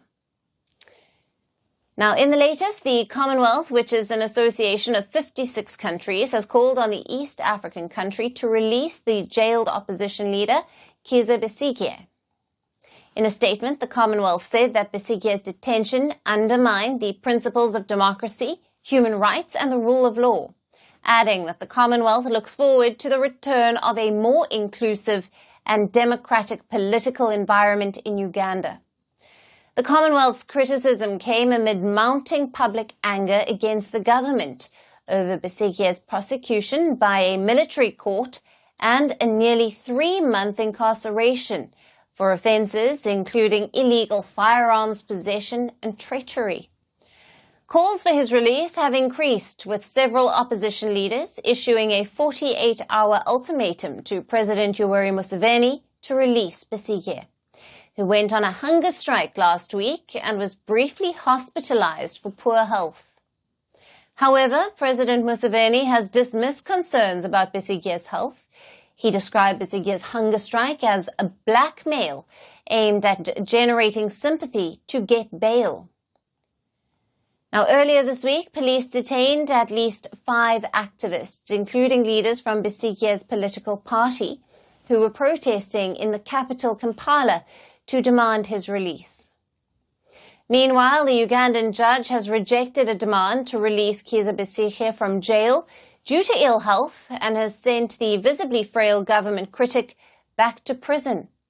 Now, Kizza Besigye is a member of the Forum for Democratic Change, or the FDC, who ran to become president 4 times but lost every time. Besigye is a trained physician and was once the personal doctor of President Museveni. He is also a former military officer and was once a close ally of Museveni. However, later he turned into one of his biggest critics. Besigye has faced dozens of arrests since he joined the opposition over 25 years ago. In November last year, Besigye made headlines when he was detained in neighboring Kenya in what senior Kenyan foreign affairs officials described as an abduction. He was subsequently brought home and put under detention after a trial in the military court. Critics of Museveni have argued that Besigye's detention is the latest example of hardening authoritarianism ahead of an election next year, in which the president is expected to stand again. 80-year-old Museveni has ruled Uganda with an iron grip since 1986, but rights groups and international watchdogs have repeatedly accused his government of suppressing the opposition and human rights abuses, including torture and extrajudicial killings. The government has denied these allegations time and again.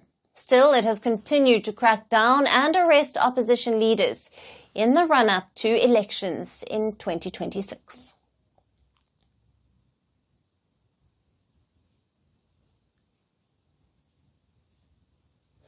For our final story, we shift focus to South Africa. In a move that could deepen a rift with the United States, South Africa could possibly turn to Russia or Iran to achieve its nuclear power goals. South Africa's Minister of Mineral and Petroleum Resources said that the country is open to nuclear energy bids from Russia and Iran as part of its plan to expand the civilian nuclear power capacity, and that Pretoria cannot have a contract that says Tehran or Moscow but must not bid.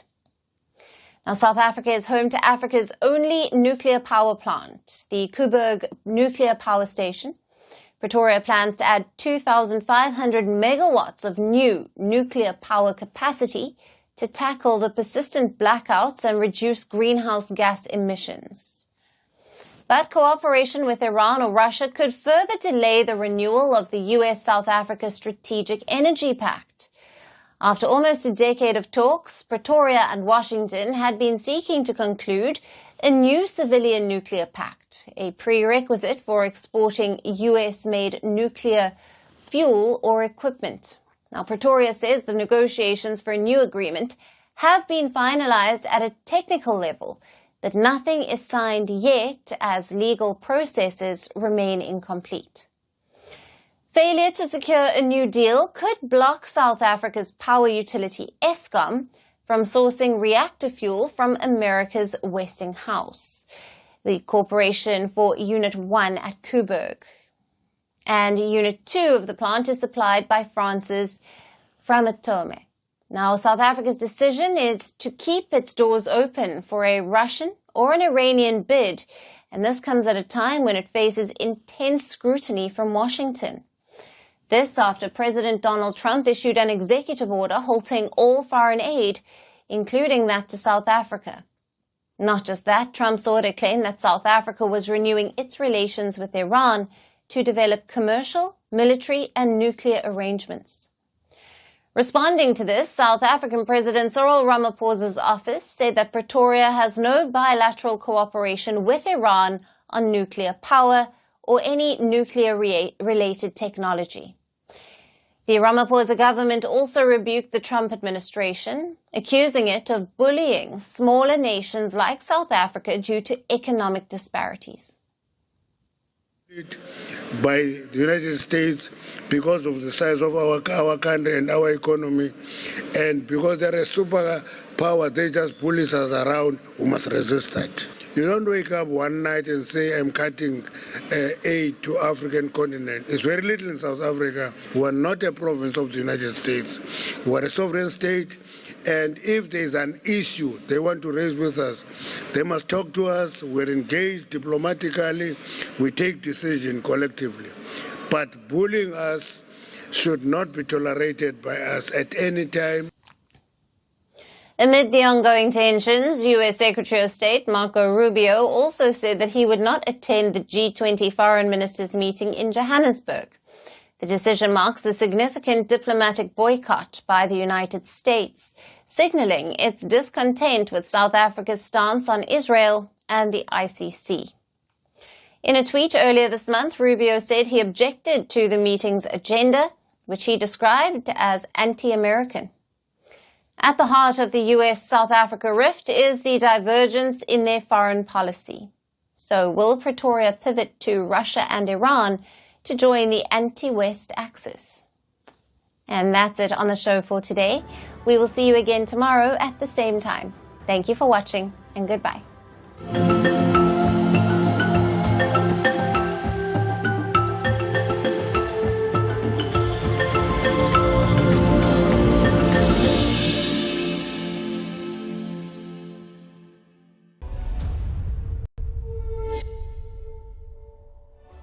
Hello and welcome to Firstpost. You're watching Vantage with me, Alison LaGrange.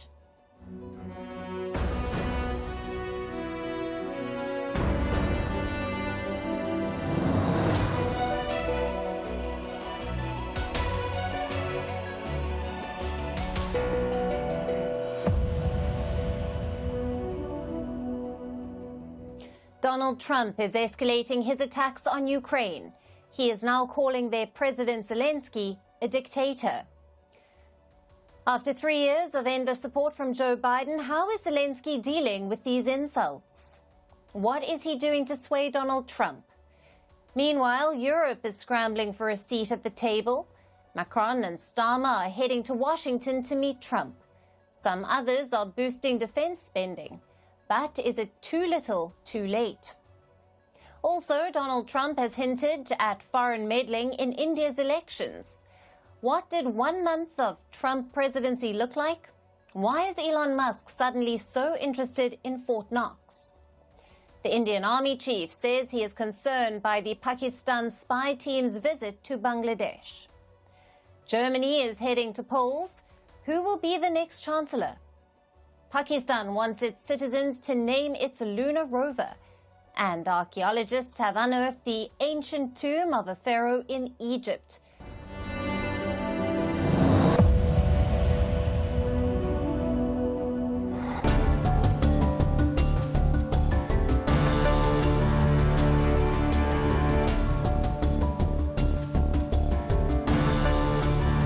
A dictator without elections. Zelensky better move fast or he's not going to have a country left.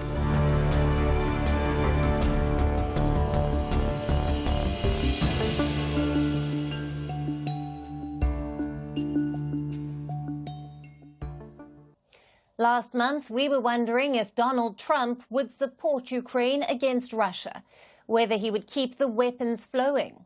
A month later, and we are asking a different question. Will Trump ever stop attacking Zelensky? That's how much things have deteriorated. Yesterday, the US president launched another attack on him. Let me quote what he said. A modestly successful comedian, Volodymyr Zelensky, talked the United States of America into spending $350 billion to go into a war that couldn't be won. A dictator without elections, Zelensky better move fast or he is not going to have a country left. This message will likely haunt Zelensky. Under Joe Biden, he was a star, a symbol of Western opposition to Russia. But Trump is calling him a dictator. He is mocking him as a modestly successful comedian. Later in the day, Trump also addressed a conference in Florida. There, he repeated his attacks. Listen in. I love Ukraine, but Zelensky has done a terrible job. His country is shattered, and millions of people have unnecessarily died. And you can't bring a war to an end if you don't talk to both sides. You got to talk. They haven't been talking for 3 years. So we hope to see a ceasefire soon and to reestablish stability in Europe and the Middle East. Trump says Zelensky has done a terrible job. These remarks are coming in the middle of a momentous period in the war. Last week, President Trump spoke to Vladimir Putin. This Tuesday, U.S. envoys met Russian officials in Riyadh. They agreed to work toward ending the war, and that too without Kiev at the table. All of this has raised concern in Ukraine and Europe. They fear Trump and Putin will cut a deal by themselves, basically exclude Kiev and Europe from the talks. In that context, Trump's comments will worry Zelensky even more, because Trump isn't just talking about politics. He seems to personally dislike Zelensky. How is the Ukrainian leader responding to that? Well, he can't hit back at Trump. After all, the U.S. is Ukraine's biggest military donor. So Zelensky is being diplomatic. He says American pragmatism will come through, that the choice is between Putin and peace. I rely on Ukrainian unity, on our Ukrainian courage, on our relations with partners, on our European solidarity, and on America's pragmatism, because America needs success just as much as we do. Success brings us together. Our unity is the strongest safeguard of our future, a future not with Putin, but with peace. And this is a choice for the whole world, especially for the strongest nations, to stand with Putin or with peace. The right choice is peace. Zelensky isn't opposed to talks per se, but he seems to have two problems. One, that Ukraine isn't at the table, and two, that Russia is being given the upper hand. Zelensky's advisor made that clear. He feels the U.S. is letting Russia dictate terms. To me, the concept of peace through strength, which the American administration promotes, sounds strange when today, in Riyadh, they are demonstrating peace through weakness. This contradiction is quite odd, and therefore, peace through weakness in relation to Russia, for Europe and the United States, is impossible. So what is Zelensky's plan? He's making a last-ditch effort to sway Trump. A U.S. special envoy is visiting Kiev. His name is Keith Kellogg. Unlike other Trump advisors, he is more conventional. Kellogg has already met Zelensky's advisors. He met the president just a short while back. Zelensky's plan is to take the U.S. envoy to the front lines, to show him how Kiev is fighting hard. The battlefield scenes may sway Kellogg, but Trump seems set on his path. Over in Russia, Putin will be enjoying all this. Not only is the war coming to an end, it is ending on his terms. Yesterday, Putin was all praise for Trump. To be honest, I am surprised at the restraint of the newly elected President of the United States, Trump, in dealing with his allies who have behaved in such a, frankly, caddish manner. He's still being quite modest in their relations. They're not shutting themselves off. Do they want to sit here at the negotiating table and mediate between Russia and the United States? Well, probably not. So why the hysteria here? Hysteria is inappropriate. On the battlefield, Putin is making gains. Yesterday, Russian drones attacked the city of Odessa. They targeted the region's power grid. Almost 90,000 people were left without electricity. The city of Kherson was also bombed yesterday, and today air raid sirens were heard in Kiev. The capital skies lit up with explosions. Take a look.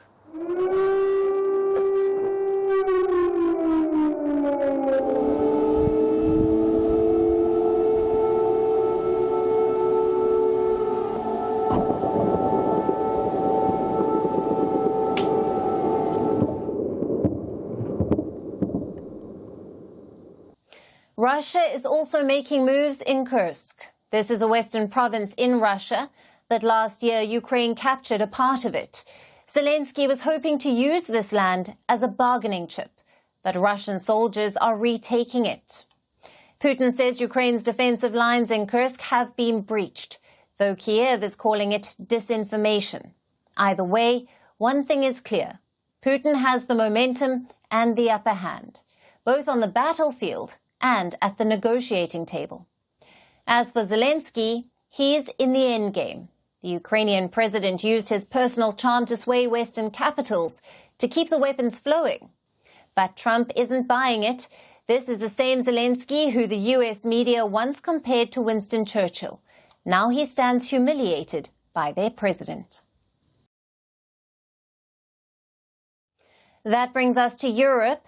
Like Ukraine, Trump left out the Europeans as well. European leaders are trying to reclaim their place now. They could be making some progress. Next week, Emmanuel Macron and Keir Starmer will travel to Washington, D.C. They are the leaders of France and the UK. So Europe finally has an opening with the US. It has been a difficult week for the bloc. President Macron has hosted 2 emergency meetings in 3 days. The first one happened on Monday. A dozen European leaders participated in the talks, along with the chiefs of NATO and the European Union. Yesterday, Macron gathered a wider group of European nations. Leaders from 18 countries attended. Macron issued a statement afterwards. He said France and its allies are on the same page. They want Ukraine and Europe to be included in any peace talks. Europe has a chance to make its voice heard. The U.S. National Security Advisor has spoken. His name is Mike Waltz. Now, Waltz says that European leaders will have a say in the process. So what could be Europe's ask? Which issues will they push forward? Let's look at Macron's statement from yesterday again. It offers some clues. Let me read out a section for you. Peace must be lasting and accompanied by robust and credible guarantees. The security concerns of Europeans must be taken into account. Macron highlights 3 key issues. First, he wants lasting peace. Any deal with Russia must guarantee a complete end to the war. Second, he calls for credible security guarantees.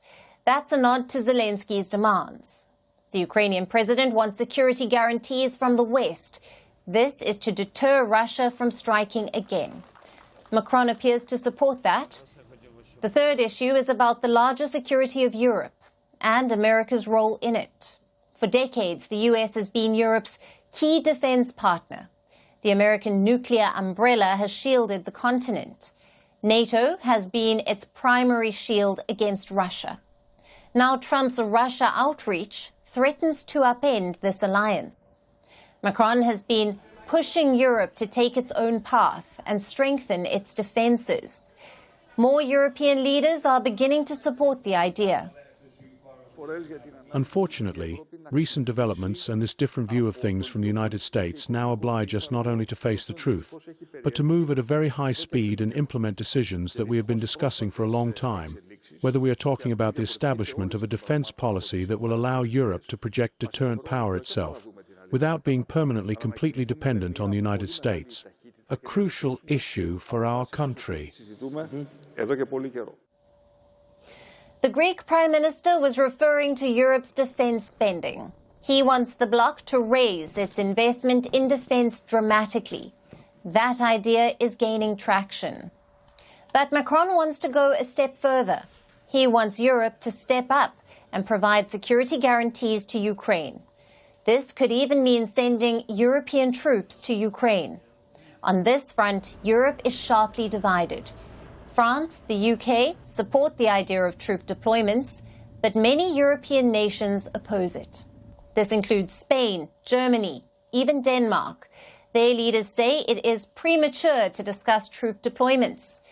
Italy's Giorgia Meloni seems to have dismissed the idea entirely. She called it the most complex and least effective option. Donald Trump, on the other hand, has no objections. He says if Europe decides to send troops to Ukraine, he wouldn't stand in the way. Well, if we have a peace deal, I think having troops over there from the standpoint of Europe, we won't have to put any over there because, we're very far away. But having troops over there would be fine. I would not object to it at all. Trump may raise this again when he meets Macron and Starmer next week. How will they respond? Can they show a united front? Or will Europe's internal divisions be exposed once again? The clock is ticking for Europe to find common ground. So Europe has a lot on its plate. Its leaders are in a huddle. Some are heading to Washington, but some have adopted a different strategy. You see, for years, Europe depended on the US as its security guarantor. Those guarantees seem to be gone. So European nations are boosting their defense spending. Like Denmark, it has allocated $7 billion to buy more weapons in the next 2 years. The Danish Prime Minister also has a slogan for it. She wants her military to buy, buy, buy. So Europe wants to be self-sufficient. But is it too little too late? Buy, buy, buy. That's Denmark's new mantra. And what's on the shopping list? It's military weapons. Denmark is ramping up its defense budget, allocating an extra 50 billion kroner for the next 2 years. That's around $7 billion. Last year, defense spending made up 2.4% of Denmark's GDP. Now, the Danish PM wants to push it to 3%. We are allocating 50 billion kroner over the next 2 years with a message for the Chief of Defense. Buy what can contribute here and now to a stronger defense and thus to stronger deterrence. Denmark has spent decades cutting its defense spending. But last year, that changed. It allocated over $26 billion for defense spending over a 10-year span. But now, Denmark has decided that isn't enough, it needs more, and it needs it quickly. This is a bold move, but why the need now? Denmark has been under a lot of pressure. First, there was the Russian invasion of Ukraine. The war is at Europe's doorsteps. It has spooked European nations. Then came Donald Trump's plan to take control of Greenland. It is a part of the Kingdom of Denmark. There are also fears of US cutting security support to Europe. So all of this has left Denmark on edge. It wants to boost its own defense to the highest level in over half a century. We are facing an aggressive Russia that is rearming, and which may be getting ready to attack other countries. And we are in the most dangerous situation for many, many years. Therefore, because of the threat from Russia, in order to defend Denmark and avoid war, we are now embarking on further rearmament. And it's not just Denmark. Finland is also stepping up its defense spending. In 2025, it plans to allocate $6.8 billion to defense. By 2032, that figure could rise to $11.5 billion. If it does, Finland will be spending 3.3% of its GDP on defense, far exceeding NATO's 2% target. In November last year, Finland also hosted a large-scale NATO artillery exercise. This was its first time doing so since joining the military alliance in 2023. Finland, joined by troops from several NATO nations, took part in military drills in the Arctic forests of Lapland. The aim is to show that we are ready to react to any situation, that we are training to react to any crisis situation in the face of our strategic competitors, whoever they may be. And this is just the beginning. With Russia's aggression looming and uncertainty in transatlantic ties, Europe is rethinking its defense strategy. Support from the U.S. can no longer be taken for granted under the Trump administration. As President Trump has made abundantly clear, he believes that our European friends must play a bigger role in the future of this continent. We don't think, you hear this term, burden sharing, but we think it's an important part of being in a shared alliance together that the Europeans step up while America focuses on areas of the world that are in great danger. So, the idea is to become less dependent for security on the United States and prop up its own defense forces. Denmark and Finland are just two examples, but across the continent military budgets are rising and alliances are being reinforced. The message is clear: Europe is arming itself for a new era of uncertainty. The question is, will it be enough? India has featured heavily in Trump's first month as president, whether it's hosting Prime Minister Narendra Modi, or threatening tariffs, or cutting dubious funding. Yesterday was more of that. Trump was addressing a conference in Florida. There, he once again talked about U.S. aid funding to India. Around $21 million had been set aside for India, apparently to boost voter turnout. But Trump hinted at something more sinister. He suggested the Biden administration was trying to meddle in India's elections to try and get someone else elected. Listen to this. And $21 million for voter turnout in India. What do we need to spend $21 million for voter turnout in India? Wow, $21 million. I guess they were trying to get somebody else elected. Well, we ought to tell the Indian government, because when we hear that Russia spent about $2 in our country, it was a big deal, right? They took some internet ads for $2,000. This is a total breakthrough. $21 million for India elections. Trump is calling it a breakthrough. He says he may tell the Indian government about it. But what exactly is the funding row? It began with a post by Elon Musk's Doge agency. Doge stands for the Department of Government Efficiency.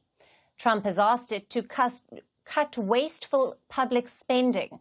As a part of that, Doge is targeting U.S. aid. It has cut funding programs to several nations. Last week, it cut $21 million to India, money that was allegedly meant for increasing voter turnout. Now Trump has given it a different twist. He is suggesting election interference. He hasn't given any proof to back this claim, nor is it clear who got this $21 million in India. But it does track with what Prime Minister Modi said last year. In a campaign interview, Modi accused powerful outsiders of meddling in India. Let me quote what he said. "I can see there is an attempt by some in the world to influence our elections. They are not just giving their opinions, but are trying to influence our polls. But they will not be successful." Now, Trump is hinting at the same. In India, this has triggered a political storm. Parties are accusing each other of enabling foreign interference. So what's needed is a probe, an investigation to find out who got the U.S. funds, how it was spent, and what impact it had, because foreign meddling in elections is a serious issue. As for Trump, he isn't doing this out of love for India. It's political mileage for him. A, he can pin foreign meddling charges on Biden, and B, he can claim to cut wasteful spending. So don't mistake Trump's intentions, because just days ago he was railing against India. Over what? His age-old grievance, tariffs. Trump had given a joint interview with Elon Musk. Both men were discussing Tesla's entry into India. We have been hearing about this for a long time, but tariffs remained a barrier. Musk wanted to import his cars to sell in India, but tariffs on luxury EVs was at 110%. So New Delhi asked him to manufacture or assemble in India, and Trump took offense to that. Let me quote what he said. "It's impossible for him to sell a car in India. Now, if he built the factory in India, that's okay. But that's unfair to us. It's very unfair." So Trump says a Tesla factory in India would be unfair. He wants Musk to make in America instead. And these comments come at a crucial time. Tesla has just posted job listings in India. Reports say that they are opening showrooms in New Delhi and Mumbai. But it's not clear how they will operate. Will they import cars to sell, or will they make vehicles at local plants? A lot of people were already asking this question, but Trump's remarks have just made it more complicated, and also a bit unfair, because India has shown willingness to engage with Trump. The government has slashed tariffs to appease him. Earlier, imported luxury EVs were taxed at 110%. Now they are taxed at 70%. Despite this concession, Trump doesn't seem happy. He is stirring the pot to keep India on its toes, both politically and financially. Donald Trump has been in office for a month now. It certainly doesn't feel that way. Since his return, Trump has pushed through a flood of executive orders, decisions, and policy shifts. The speed of his actions has been dizzying, sometimes even difficult to keep a track of. But how are his decisions playing out on the ground? Do Trump supporters approve of his first policy moves? How are Americans reacting to his second term? The first polls are in, and Trump's approval rating has slipped. It has been a busy month for Donald Trump. I, Donald John Trump, do solemnly swear. He's turned decision-making into a reality TV spectacle. The golden age of America begins right now. One that is often broadcasted straight out of the Oval Office in the White House. It has become a familiar sight. Trump sitting in his office, surrounded by a large stack of executive orders. As the cameras roll, Trump's staff secretary, Will Schaaf, sets the stage. That's a big one. He places one folder after another before the president while narrating what's about to unfold. The first item that President Trump is signing is the rescission of 78 Biden-era executive actions, executive orders, presidential memoranda, and others.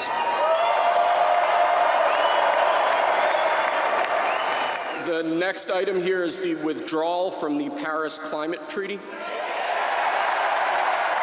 This next item is a directive to the federal government ordering the restoration of freedom of speech. We have a list of pardons and commutations relating to events that occurred on January 6, 2021. And then, with the dramatic stroke of his Sharpie, Trump signs the order into law. Could you imagine Biden doing this? I don't think so.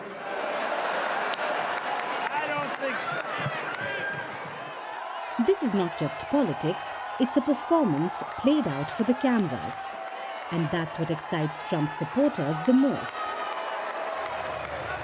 Trump's first month in office has upended Washington and strained America's relationship with its allies. But how do Americans feel about his decisions? The reaction is mixed. Trump's approval ratings have fallen. 51% of Americans don't approve of his leadership. A month ago, that number was just 41%. Some of Trump's key policies still have support, like immigration. His tough stance on immigration has 47% approval. On foreign affairs, 44% of Americans approve of Trump's approach. But domestic issues are hurting him. Inflation and rising prices remain Trump's biggest challenge. You notice some of the prices going up, food prices going up. He did make those promises that food prices would go down before he entered office. So yeah, I just think that having tariffs, it's not good for trade, and he's not promoting the economy in any regard for the working class or anybody aside from the upper 1%. So many Americans who elected him really wanted him to do something about the high prices that they experienced at the store, and his agenda so far has been focused on other things. It's still early days for the Trump administration. He has 4 more years in office. So there's plenty of time for a comeback or course correction.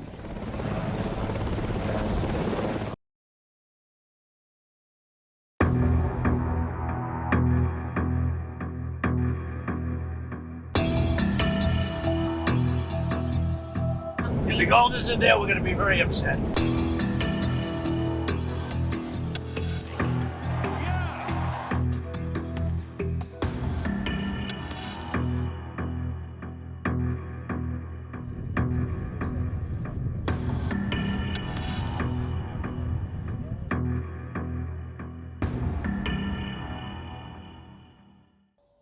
Our next story is wrapped in mystery, a $425 billion mystery.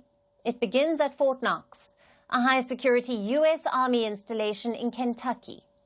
But the real intrigue lies next door, the United States Bullion Depository. It is one of the most secure vaults on the planet. Inside it is over half of America's gold reserves, a staggering 147 million troy ounces of gold. Now, a troy ounce is a unit of measurement for gold. It is a little heavier than a standard ounce. So Fort Knox holds around 147 million troy ounces. That's 59% of the U.S. Treasury's total reserves, all locked away, unseen for decades. But the new Trump administration has a question. Is all that gold still there? Going to Fort Knox to make sure the gold is there. Are they going to? You know that we're going to go into Fort Knox. Do you know about that? Sir. How was that bad, bump? Are they going to eliminate more national security positions, civilians there? We'll see what happens. But one of the things we do want to look, I mean, we hope everything's fine with Fort Knox, but we're going to go to Fort Knox, the fabled Fort Knox, to make sure the gold is there. Where would the gold have gone? Brought up. If the gold isn't there, we're going to be very upset. Fort Knox holds over half of America's gold. Trump isn't sure it's still there. So he is sending his best buddy, Elon Musk. He wants Musk to investigate if the gold is still at Fort Knox. And what does Musk say? Well, this is an issue close to his heart. He's posted multiple times on X about Fort Knox. He's even asked for an audit, asking U.S. officials to check how much gold is there. But the question is, where would it go? Why does the U.S. keep its gold at Fort Knox? What are the conspiracy theories surrounding it? And why is Trump suddenly interested? Let's look at it one by one. For nearly a century, Fort Knox has been synonymous with impenetrability.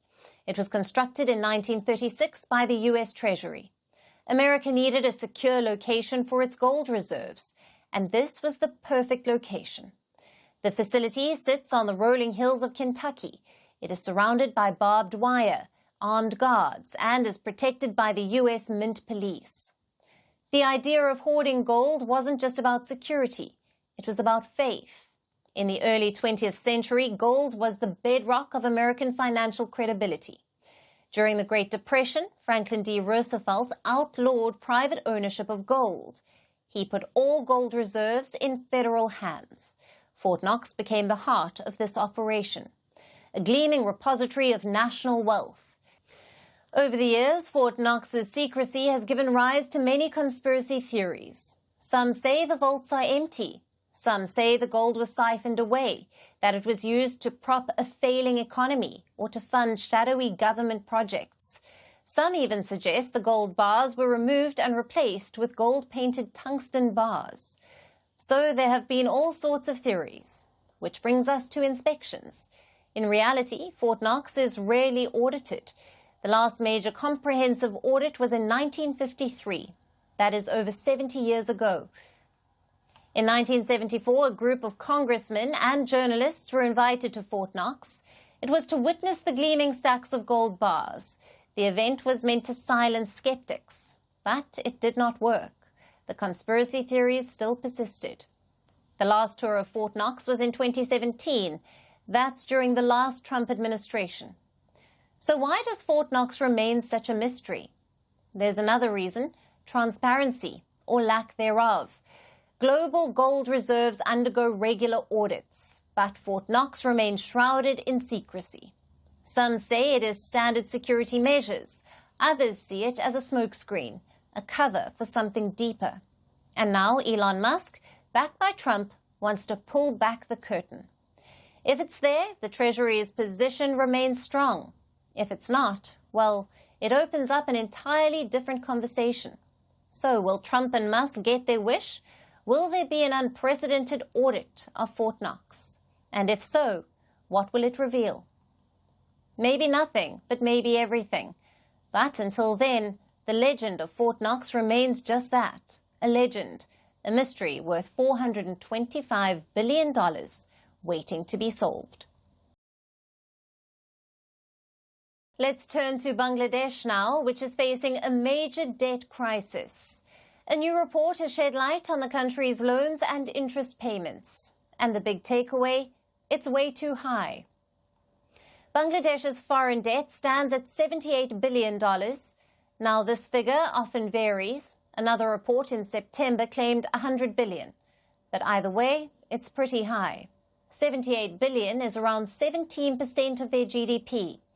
This rising debt also means bigger interest payments. You must put aside more money to service your debt. In 2023, Dhaka paid $4.7 billion to lenders, and this is taking money away from other sectors. Just look at the spending last year. Almost 17% of national revenue was set aside for debt repayment. Only 3% was allocated to health, and only 11% to education. This is not ideal for any country. It shows debt is taking up a huge chunk of Bangladesh's budget. So what's the solution? Ideally, you need to kickstart your economy. You need to expand economic activity. But Bangladesh faces several hurdles. In November last year, the World Bank cut its forecast for Dhaka, that too by almost 1.7%. Ratings agency Moody's also downgraded the country from stable to negative. Even government officials are worried. In December, the planning advisor said a recession was likely. He blamed it on low private spending. To make things worse, the political situation has not stabilized. Street violence is still being reported. On Tuesday, students clashed at a university in Khulna. Around 150 of them were injured. Such chaos is bad for the economy.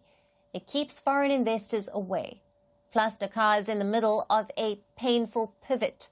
It is moving away from India to other partners like China and Pakistan.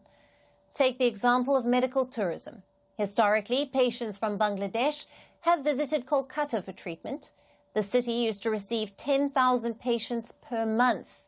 But now Dhaka is looking at China. Talks are underway with the government in Beijing, and reports say the first batch of patients could travel by March. And this is clearly a political decision, because India is a lot closer than China. Even culturally, it's a more suitable destination. Yet Dhaka is asking China for help. And for defense, they are reaching out to Pakistan. Last month, Pakistani spies visited Bangladesh. They traveled to regions close to India's northeast, including the famous Chicken's Neck. This is a small slice of land that connects northeast India to the rest of the country, so it's strategically very important. And Pakistani spies visited a nearby location, the district of Rangpur, which is just 130 kilometers from the Chicken's Neck. India's army chief has reacted to this visit. He called the trip concerning. I had used the word epicenter of terrorism for a particular country. Now that countrymen, if they go to any other place and they happen to be our neighbor, As far as I'm concerned, I should be concerned about it. That they should not be able to use that soil to kind of send terrorists to India. Dhaka must get its priorities in order.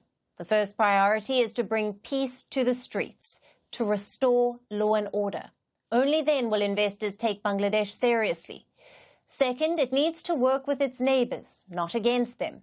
India and Bangladesh share a 4,000-kilometre border. They are also major trading partners, so it benefits Dhaka to cooperate with New Delhi.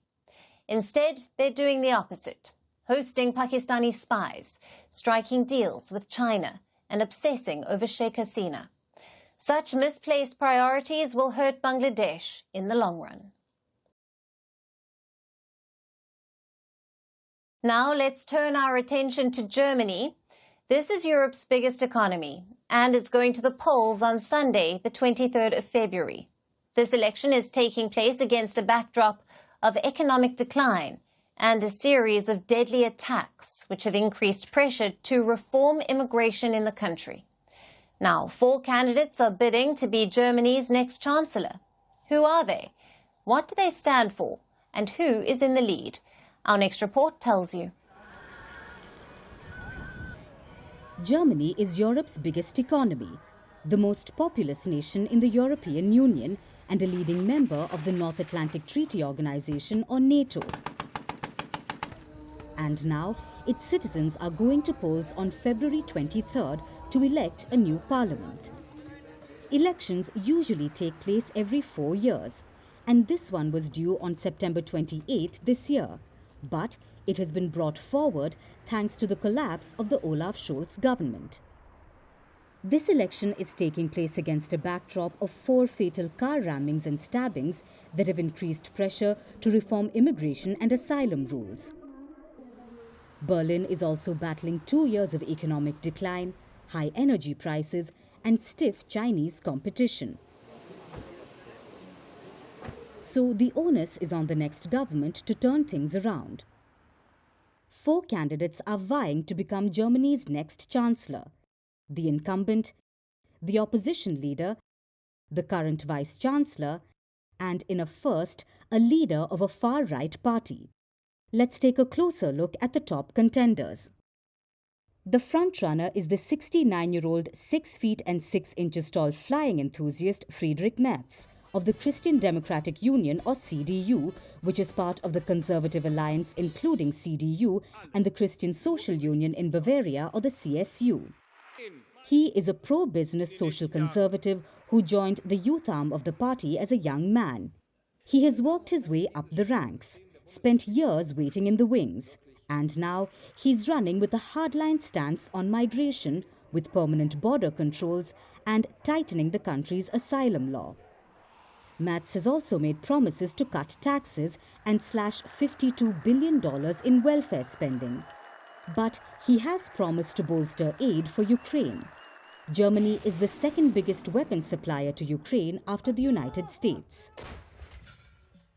Then comes someone who could be the kingmaker. 46-year-old Alice Weidel is the first candidate of the Alternative for Germany, or AfD, since the party was created in 2013. She is a far-right anti-immigration leader who is an economist by training. She wants to end sanctions on Russia. She enjoys good ties with Moscow, so unsurprisingly wants to end aid for Ukraine. Weidel has become popular with young voters on TikTok and gained widespread support over her hardline promises of mass deportations. One such admirer is tech billionaire and Donald Trump's close advisor, Elon Musk. The next contender is the incumbent. 66-year-old Olaf Scholz from the Social Democratic Party of Germany, or the SPD, has been the chancellor since September 2021, leading an unpopular coalition which collapsed in November. Now, Scholz wants a second chance to boost the economy by bolstering investment and raising the minimum wage. He has backed faster deportation of failed asylum seekers, and while he supports Ukraine, he says it can't come at the cost of German citizens. But his vice-chancellor, who is also a contender, has a different opinion.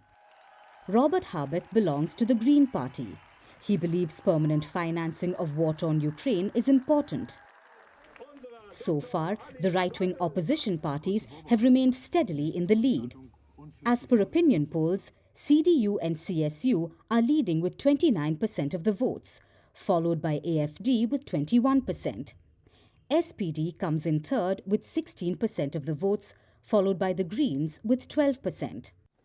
In a few days, we will know which way Germany will swing: left, right, or remain centred.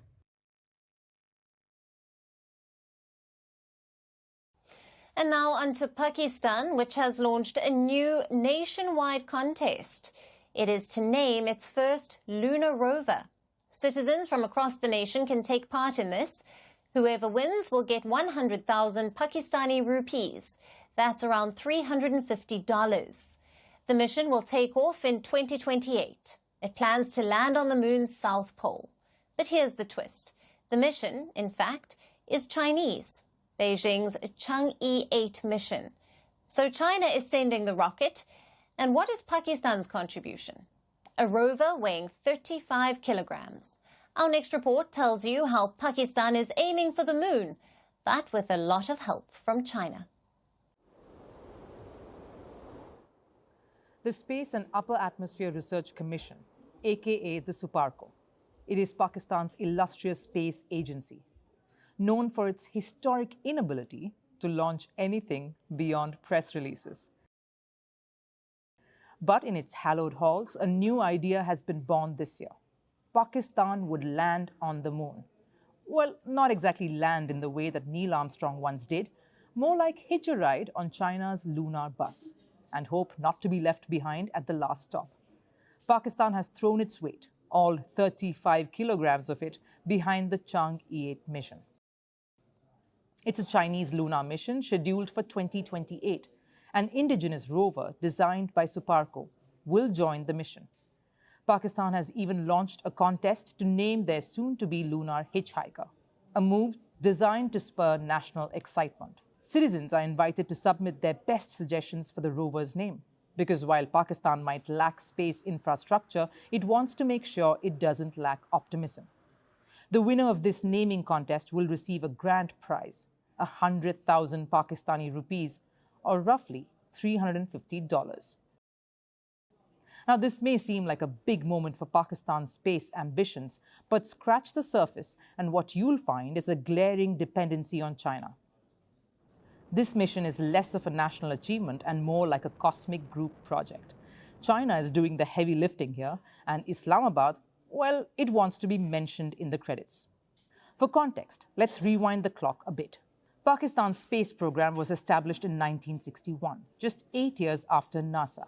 Back then, it had the potential to become a regional powerhouse.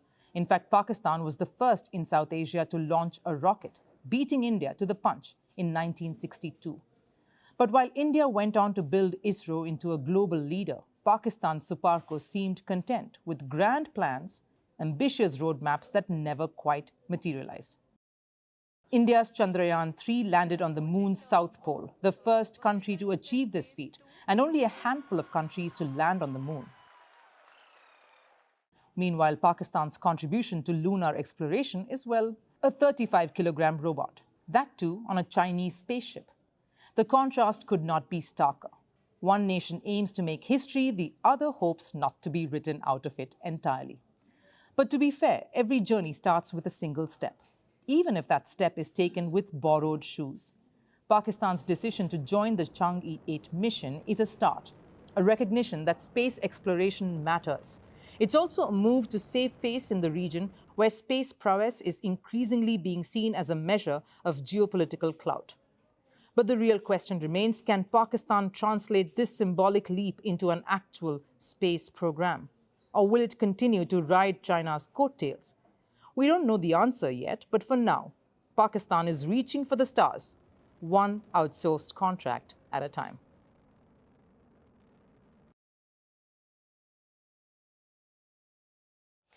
Let's shift our attention to Egypt, where archaeologists have made a fascinating discovery.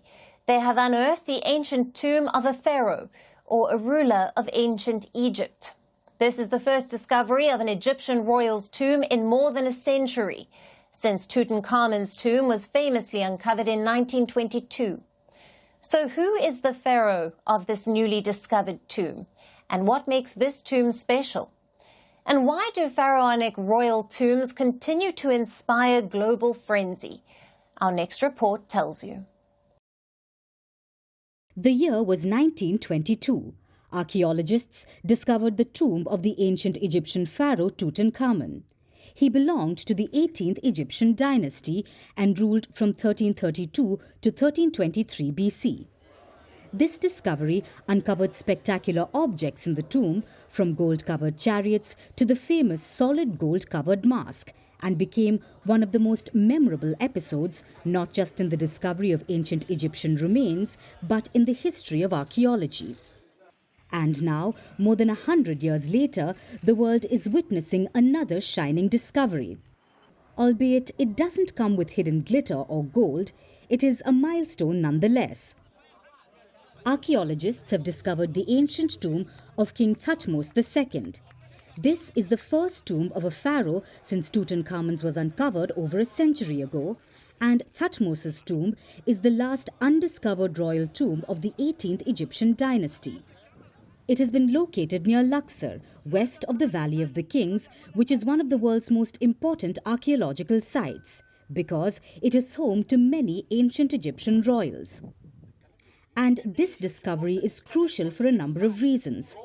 Thutmose was an important leader. He lived nearly 3,500 years ago, and he's an ancestor of King Tut.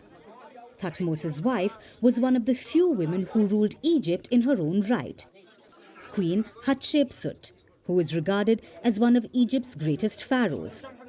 Thutmose's mummified remains were uncovered 2 centuries ago, but his original burial site was never located until now. Because this tomb happens to be in a fascinating location, an area which has long been associated with the resting places of women. According to archaeologists, the tomb flooded soon after the king's burial, which damaged most of its contents. But some antiquities have been recovered, including funerary furniture, painted ceiling parts that are still intact, and a large staircase, along with a wealth of knowledge about a period of history that archaeologists know very little about. Thutmose's tomb will undeniably join the league of ancient Egypt's wonders that inspire media frenzy and booming tourism. Year after year, pyramids and ancient artifacts draw hordes of tourists to the country. Last year, 15.7 million tourists visited Egypt, curious to know more about the civilization of mummies that flourished for thousands of years. So, the once-in-a-century discovery of Thutmose's tomb adds to the magic of this ancient kingdom. And it is undeniably an extraordinary moment for Egypt and Egyptology, which continues to fascinate the world. And now it's time for Vantage shots, images that tell the story. South Korea and the United States conduct a joint aerial exercise in the Korean peninsula. People leave candles and flowers outside the Rome hospital where Pope Francis is hospitalized with pneumonia. And in a dramatic rescue, a police officer and a firefighter saves a woman trapped in a burning car. Finally, taking you back in history. On this day in 1913, Australia started building its new capital, Canberra. The city was chosen as the capital as a compromise between rivals Sydney and Melbourne. Canberra was a fully planned city. Its development was delayed by the 2 world wars and the Great Depression. Leaving you on that note, thank you for watching. We will see you tomorrow.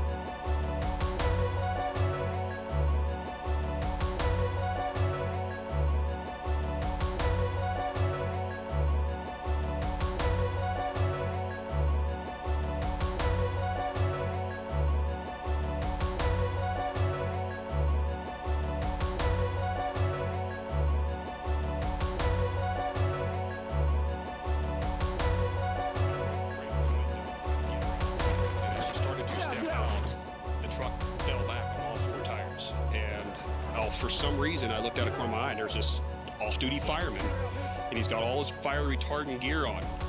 And I'm like, what? You know, and there's no truck around. And so I go up and I'm like, dude, go get her out. And so he got her out of the truck. Anybody else in there? We got to get her out of that scene. And I picked her legs up, he grabbed her torso, we walked her to the median to get her away from the fire.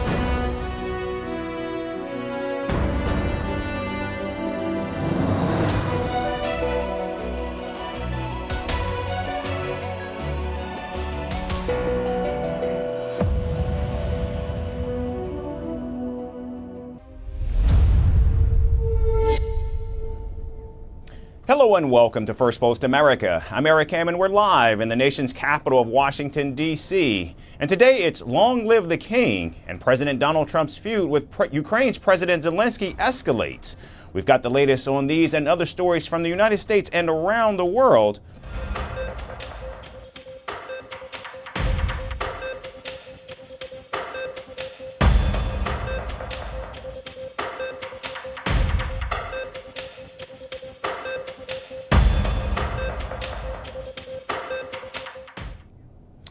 We begin in the United States, where a war of words has erupted between President Donald Trump and Ukrainian President Volodymyr Zelensky.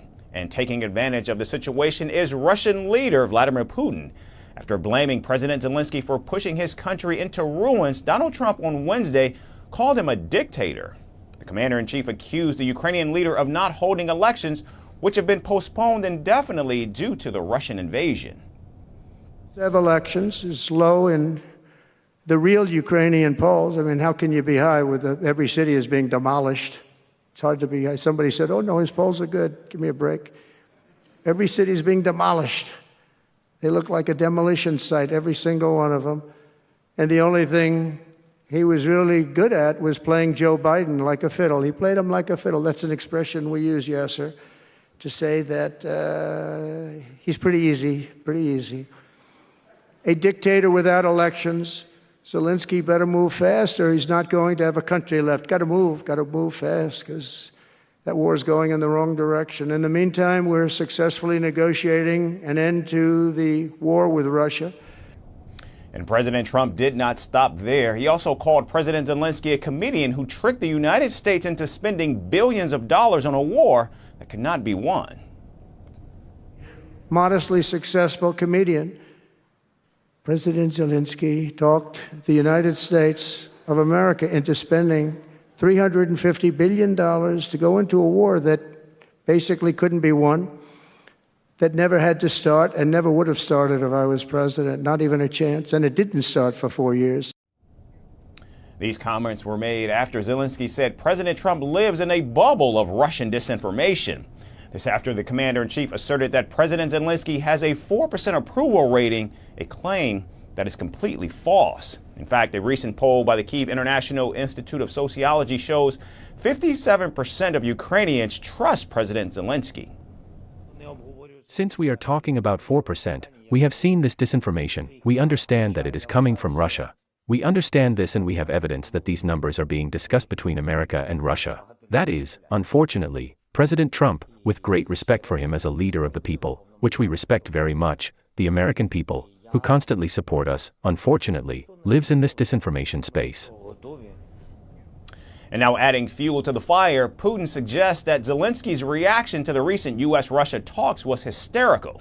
Notably, the meeting between American and Russian officials in Saudi Arabia has angered the Ukrainian leader, who is now openly criticizing President Trump's approach. But even Putin has now said that Ukraine will not be excluded from the negotiations. Well, why get hysterical here? Hysteria is inappropriate. As for the negotiation process, President Trump told me during a telephone conversation, and I can confirm that, of course, the United States assumes that the negotiation process will take place with the participation of both Russia and Ukraine. No one is excluding Ukraine from this process. Therefore, there is no reason for such a reaction to the Russia-US meeting. And Vladimir Putin has also added that he would like to meet President Trump soon, and also noted that the Ukrainian settlement could take up to half a year. President Trump's latest back and forth with Zelensky, however, and his closeness with Putin have made one thing clear. No matter how much optimism Ukraine voices on the global stage, Russia now holds all the cards at the negotiating table. And staying in the United States, the Trump administration has added 8 drug cartels, including 6 from Mexico, to the list of foreign terrorist organizations. The designation is part of President Donald Trump's plan to wage war on the drug cartels. After the cartels were added to the list, the commander-in-chief vowed to oversee the total elimination of the drug gangs. And according to the State Department, the gangs that have been declared as foreign terrorist organizations include the deadly MS-13, the Sinaloa cartel, the Jalisco cartel, and the Tren de Aragua, among others. Meanwhile, the Pentagon has confirmed that it has in fact deployed the MQ-9 Reaper spy drone to track cartel activity inside Mexico. These drones have already flown several times over Mexico and can be equipped with payloads to carry precision strikes. Pentagon officials say the designation of the gangs as foreign terrorist organizations could lay the groundwork for direct U.S. strikes against the cartels and their drug labs. Now, Mexico says it is in fact aware of the American drones flying over its airspace, and President Claudia Sheinbaum has confirmed that her office gave the approval for these flights. These flights are part of a coordinated operation. Here is the Admiral Secretary. They are collaborations between the U.S. and Mexican governments and have been done for many years and many times that request, or rather, all times it is at the request of the government of Mexico, of collaboration of information in order to address security conditions. First of all, there is nothing illegal. What we have is a collaboration and cooperation that has been going on for many years, not just now. These drone flights come days after the U.S. Air Force flew multiple manned missions near the Mexico border using spy planes. Meanwhile, security experts are saying that the Trump administration is open to deploying the Marines to Mexico to crack down on the cartels. Eventually, we may see operations by the U.S. Marines, for example, to capture a kingpin, do drone attacks, or attack a laboratory, if this is possible. I don't like to use this word, but it starts to seem like an extortion. They have the tools to force Mexico to implement certain measures that are of my interest. So technically, I think the designation has many deficiencies, and it's still not clear what exactly they want to use the designation of criminal groups as terrorist organizations for. Also, many Mexicans are showing support for the Trump administration's stance. On one hand, it's good what Trump will do. On the other, it's not good that Mexicans allow him to do it. We should address it from home. Another thing is that, if somebody wants to take drugs, it's their life. But we can't let these cartels boss us around us because as Mexicans, they're trampling us and many of us allow them to do so. Now it remains to be seen just how far the Trump administration is in fact willing to go to fight the drug cartels and whether that would involve deploying boots on the ground in Mexico, which would be a first since the year 1848 during the Mexican-American War. And staying with Donald Trump, the president believes it is impossible for Tesla to sell cars in India. President Trump said that the EV maker's potential plan to build a factory in India would be unfair to the United States. His remarks came as he sat with Tesla CEO Elon Musk to give a joint interview to Fox News. And President Trump called out India's high tariffs on imported cars, especially electric vehicles. Now, during the interview, the commander-in-chief acknowledged that Musk has the right to set up a Tesla factory in India. However, he did insist that such a move would harm the U.S. in the long run. Every country in the world takes advantage of us, and they do it with tariffs. It is impossible to sell a car practically. As an example, India. Now, if Musk built the factory in India, that's okay, but that's unfair to us. It's very unfair. Meanwhile, Musk said that India charges about 100% import duties on electric vehicles. And it's also worth noting that the Tesla CEO has long criticized India's tariffs on cars, which are meant to protect domestic automakers. However, New Delhi has recently introduced new policies for electric vehicles, which reduce the import duty to 15% if a foreign automaker invests at least $500 million and builds a local factory. Musk met Indian Prime Minister Narendra Modi during his visit to the United States last week. And following the meeting, Tesla posted job advertisements for 13 mid-level roles in India. According to reports, Tesla has already identified locations for its showrooms in New Delhi and Mumbai. And the conversation around Tesla entering the Indian market comes against the backdrop of President Trump's reciprocal tariffs.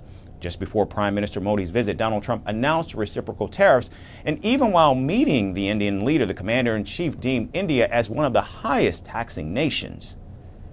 You've repeatedly called India a big abuser of trade and said it is really difficult to do business in India because of tariffs. You announced reciprocal tariffs today. I am hoping you can speak about what kind of reciprocal tariffs India can expect. So, frankly, it no longer matters to us that much what they charge, because whatever they charge, I had discussions with India in the first term about the fact that their tariffs were very high, and I was unable to get a concession. So we're just going to do it the easy way, and we're just going to say whatever you charge, we charge. And I think that's fair for the people of the United States. And I think it's actually fair for India. Now, only time will tell if President Trump's repeated criticisms of India's tariff policies and his push to levy reciprocal tariffs will trigger a broader trade conflict between the two nations, or if India will lower tariffs in order to placate the president. President Donald Trump has always loved grand gestures, but this time he's crowned himself, at least symbolically. In a social media post, he killed New York City's congestion pricing plan and declared himself, quote, the king. Even the White House doubled down, posting an image of the president wearing a golden crown. Critics exploded with warnings of authoritarianism while supporters reveled in the spectacle. How far will the U.S. president take his regal ambitions? Our next report delves deeper into the political storm Trump has just unleashed.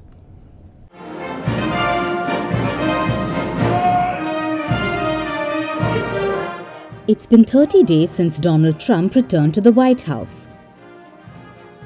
Each day, the US leader has stirred some or the other controversy. From cracking down on illegal immigration to reshaping the federal government, Trump has issued several controversial pardons. And once again, the US president has found himself at the center of a new controversy. This time, it's not policy or scandal, it's his self-proclaimed coronation. On Wednesday, the president thundered across Truth Social, "Congestion pricing is dead. Manhattan and all of New York is saved. Long live the king." The White House, not to be outdone, doubled down. They posted a mock Time magazine cover, Trump grinning beneath a golden crown, the New York skyline at his back. And it's not a surprise that the reaction was instant. Outrage spread like wildfire. Critics saw it as another step towards authoritarianism. However, his supporters saw it as classic Trump.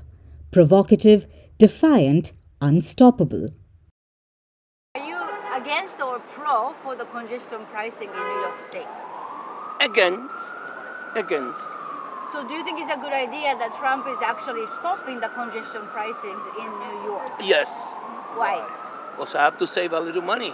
Because I got grandkids, I got kids, and I have to retire in a couple of years. So we like to have a little more money in the bank. Democrats also wasted no time to protest. And New York Governor Kathy Hochul declared that she was ready to fight and even raise money to upgrade aging subway and bus systems. President Donald Trump tweeted, "Long live the king." I'm here to say New York hasn't labored under a king in over 250 years. And we sure as hell are not going to start now. The streets of this city where battles were fought, we stood up to a king, and we won then. And we will, in case you don't know, New Yorkers, we're in a fight. We do not back down, not now, not ever. And with that, the battle lines were drawn. New York's Metropolitan Transportation Authority even launched a lawsuit to save the congestion pricing plan. Feels like the commuters of our city and our region are now the roadkill on Donald Trump's revenge tour against New York. And I have to say this to Secretary of Transportation Sean Duffy. It's not the real world, Sean. It's real life for New Yorkers, and don't you forget that.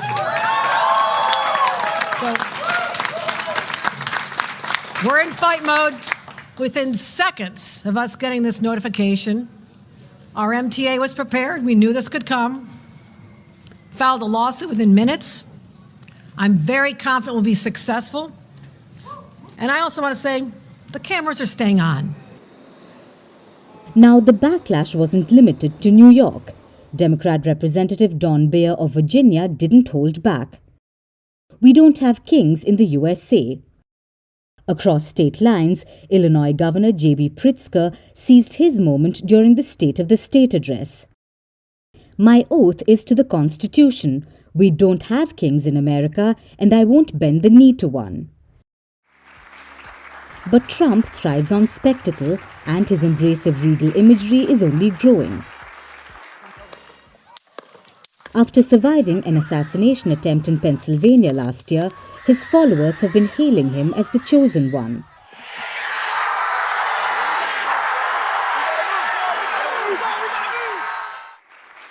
Trump, too, has been embracing the kingly status.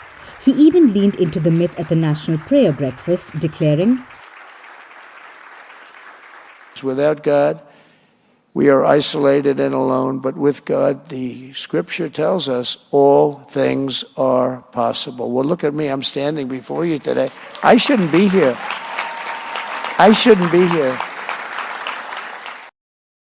The monarchy metaphors keep piling up. Just days ago, Trump posted a spin on a Napoleon quote. "He who saves his country does not violate any law." His power grab isn't just symbolic. Trump has already taken action to tighten his grip on Washington. He has signed executive orders asserting control over independent agencies. He has even sought to purge thousands of civil servants. We hope they come out tonight, frankly. While his supporters cheer, his critics sound the alarm. The stage is set for a historic showdown. The only question is, who will wear the crown when the dust settles? And finally, Alice Weidel, the leader of Germany's far-right AfD, has been secretly engaging with Chinese officials. Reports suggest that she met China's former ambassador to Germany once every month for several years, raising concerns about foreign influence. Weidel's deep connections to China, including her years living and working there, fuel the speculation. And with the election around the corner and the AfD gaining ground in national polls, the implications are increasingly serious. Our final report details the murky ties between Alice Weidel and China. Alice Weidel, leader of Germany's far-right AfD, has a secret. For years, she held off the record meetings with China's ambassador to Germany. These clandestine encounters have raised alarm bells in Europe, raising questions if Weidel is merely curious about China or is she a groomed ally. Investigative reports from German newspaper Bild expose a troubling pattern. Weidel allegedly met Wu Ken, China's former ambassador, once a month. Their meetings took place in a secluded Berlin residence, fortified with fences and guard dogs. And surprisingly, these meetings were also absent from Weidel's official calendar. When confronted, Weidel admitted to the meetings, but downplayed their frequency. She claimed they happened maybe once in 9 months. However, reports suggest Wu met her more often than German foreign ministry officials. Now Weidel's ties to China stretch back decades. She started learning Mandarin at 14. She later lived in China for 6 years, working at the state-owned Bank of China, and her doctoral thesis focused on China's pension system. Weidel's meetings with Wu Ken have also sparked concerns about foreign influence. Weidel has also repeatedly met other far-right allies in Europe. The most recent was Hungarian Prime Minister Viktor Orbán, who hosted the AfD leader in Budapest. Meanwhile, Russia too has long backed European far-right movements, with Putin himself courting far-right European leaders. But if Weidel has been influenced by Beijing, The implications could be immense. It's no secret that AfD is no stranger to controversy. The party's links to neo-Nazi groups have led to widespread condemnation. Even France's far-right National Rally cut ties with AfD.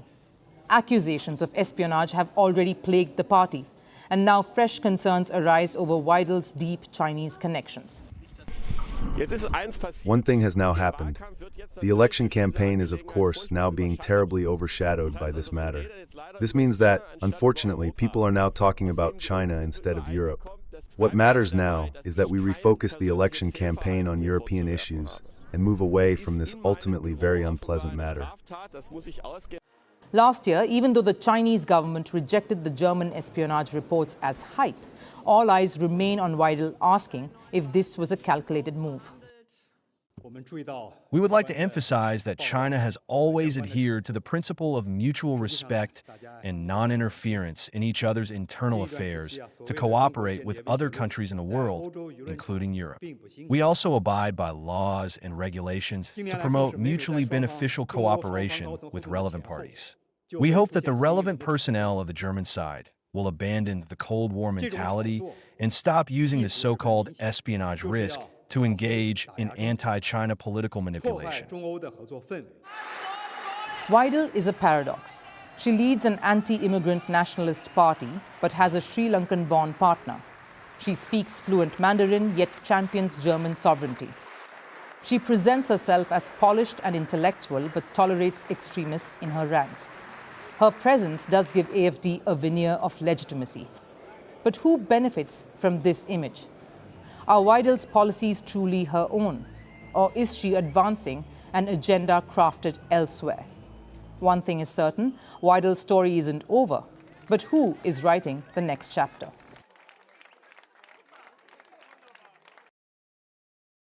That's First Post America for this Thursday. I'm Eric Ham, signing off from our studios in Washington, D.C. Thanks, everyone, for tuning in.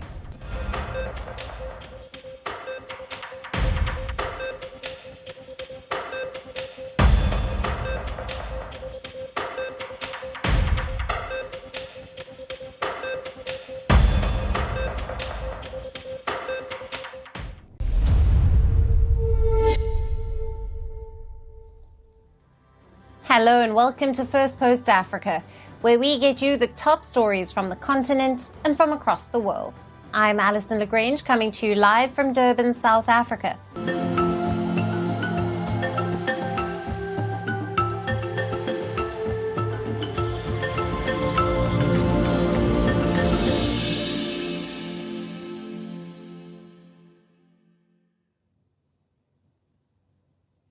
Hello and welcome.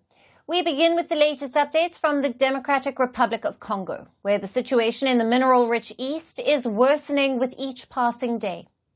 In the latest, the DR Congo has asked Chad for military support to aid its fight against the Rwanda-backed M23 rebels in the east. Reports indicate that the DRC's regional integration minister met with Chad's president, Mahamat Idris Deby Itno, to seek Ndajama's assistance, both militarily and diplomatically, in the conflict. However, the actual details about the discussions have not been disclosed by either side. Reports suggest that N'Djamena is considering to support Kinshasa, but Chad has yet to officially confirm. Now, Kinshasa's latest push to garner support for its cause comes as volleys of gunfire rang out in eastern border town amid clashes between the allied forces supporting the DRC and the Rwanda-backed M23 rebels. The M23 has been moving further south toward the town of Uvira, which shares a lake border with Burundi. Since they seized South Kivu, province's capital of Bukavu, over the weekend, and reportedly entered the Kamanyola town earlier this week. The rebels' advances have caused a major panic among the residents of Uvira, who reportedly described scenes of looting, bodies lying on the streets, and DRC soldiers fleeing on boats across Lake Tanganyika. Moreover, the crisis has also fueled a sense of worry and anxiety in Kinshasa, which is roughly 1,600 kilometers away from the conflict zone. Residents of the DRC's capital city are looking to move their families abroad, amid open talks of a coup against the president. The government must take its responsibilities, review the functioning of the army, which appears to show bias, and restore the chain of command. For example, we note that Bunagana was taken without any effort, as was Minova. It is clear that the chain of command is not performing up to its responsibilities. Meanwhile, the M23's unprecedented territorial gains and capture of valuable mining areas have stoked fears of a wider regional war. The UN Security Council urgently met on Wednesday and called for decisive steps to avert the crisis from further blowing up. Yet at the Security Council's meeting, the DRC sharpened its criticism of the international community for their inaction and urged them to hold Rwanda accountable for its actions. The time for theoretical debates is over. It is now time to uphold the very principles that define this institution: peace, security, and respect for international law. International law that is universal and applies to all, even while seeking African solutions. Standing by silently while civilians are killed is not a solution, and certainly not an African one.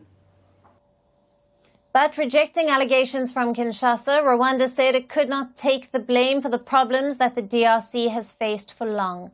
Kigali further said that the claims that mineral resources were fueling this conflict are false and insightful. Rwanda cannot take the blame for the problems that DRC has faced endemically. As President Kagame stated in Addis Ababa, and I quote, "We have our own problems to deal with. Congo is too big for Rwanda to carry on its back," end of quote. Meanwhile, the U.S. Secretary of State Marco Rubio has also spoken with his Angolan counterpart and discussed ways to find a peaceful end to the conflict that has killed thousands and displaced millions of people.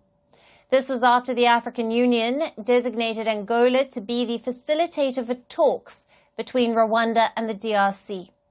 The international community has mostly used the same rhetoric since the beginning of the latest offensive, with countries empathetic on dialogue and the rebels' withdrawal, but stopping short of financial and diplomatic pressure on Kigali, as was the case in 2012 when the M23 took Goma before pulling out. Will their approach remain the same this time? Now, to discuss more on this, we have with us Musa Ndunge, an international affairs expert who is joining us live from Johannesburg, South Africa. Great to speak with you. Thank you for being with us on Firstpost. Thank you so much for having me, Alison, and thank you to the viewers. Musa, what does the DRC's request for military support from Chad signal about the severity of the M23 insurgency, and how might this impact the regional security dynamics? Well, you know, the request from the DRC for Chad's involvement in this conflict signals that the DRC government sees that the way this conflict is going is not in a way that would support their particular interests and really the interests of the people of the DRC.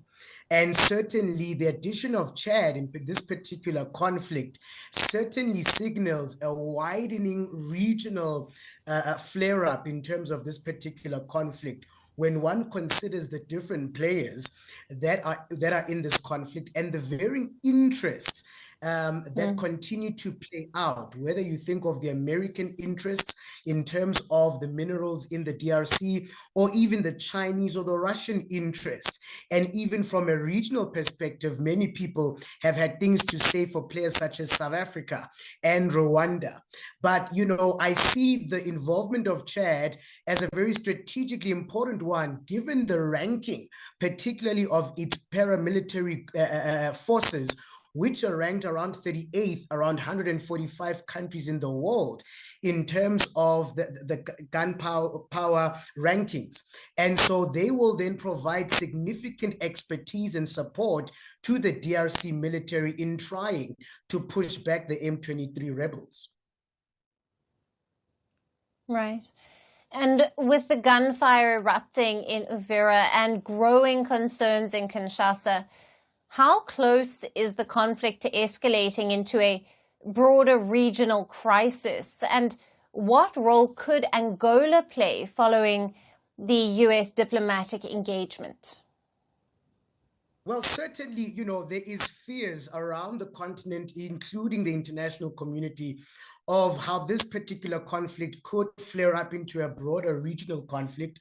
We know the importance of Central Africa, of East Africa in terms of not only continental trade, but as well as global trade as well, and including the sort of trade routes that are very critical to global trade. And so a broader regional conflict is certainly one of the risks that are happening in terms of this conflict. And the issue here is how certain powers within the region are sort of positioning themselves. You clearly see that the rivalry between Uganda as well as Rwanda is a factor in how both these two countries have positioned themselves on opposite sides of this particular conflict. Then you include South Africa in the mix and Southern Africa, and the fact that you've had this confusion between having two regional sort of peacekeeping forces operating in the region. And then thirdly, Alison, is the issue of understanding what is required in terms of the kind of military support needed pertaining this particular conflict. While you and I are having a conversation about peacekeeping, what in actual fact should be happening is peace enforcement. And Angola's role has been one both of providing a political solution to this particular problem, but I think their role could go a bit further in perhaps providing sort of a military support, especially given the failures of the Kenyan military intervention that was supposed to hold Eastern DRC, but has failed and led to the need for a SADC peacekeeping force to be called upon in terms of the conflict. Musa, it's always great to have you on the show. Thank you for being with us and your valued insights and analysis on the latest out of the DRC. Thank you so much.